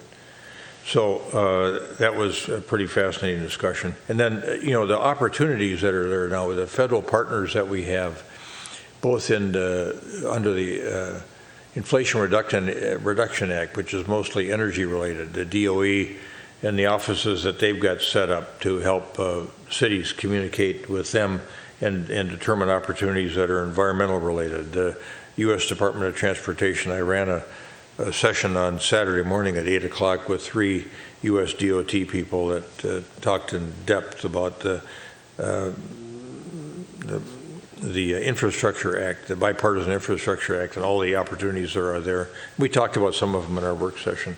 So I'll do more work around those ideas, and also with our MPO, the Met Council, to work on some things on a regional basis. Immigration, broadband, the notion that we're going to connect every family in the United States to high-speed broadband, all these laudable sort of goals that are underway here now, as Sherrod Brown would say, to invest in America's families. So it was a good thing to hear from him and others as well. I think that's a sort of a basic report, day after day of interesting meetings, and then a little bit of nighttime socializing, which was nice too, to get out of the building and actually go out in some fresh air, and even go to a bus and go somewhere. So it was thanks to the taxpayers of Edina for sending me to this meeting. It'll be worthwhile for us.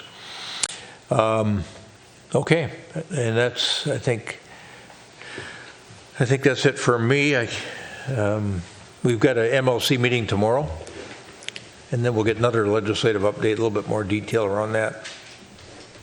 We can report back on that at a point in the future as well. Anything else from anybody?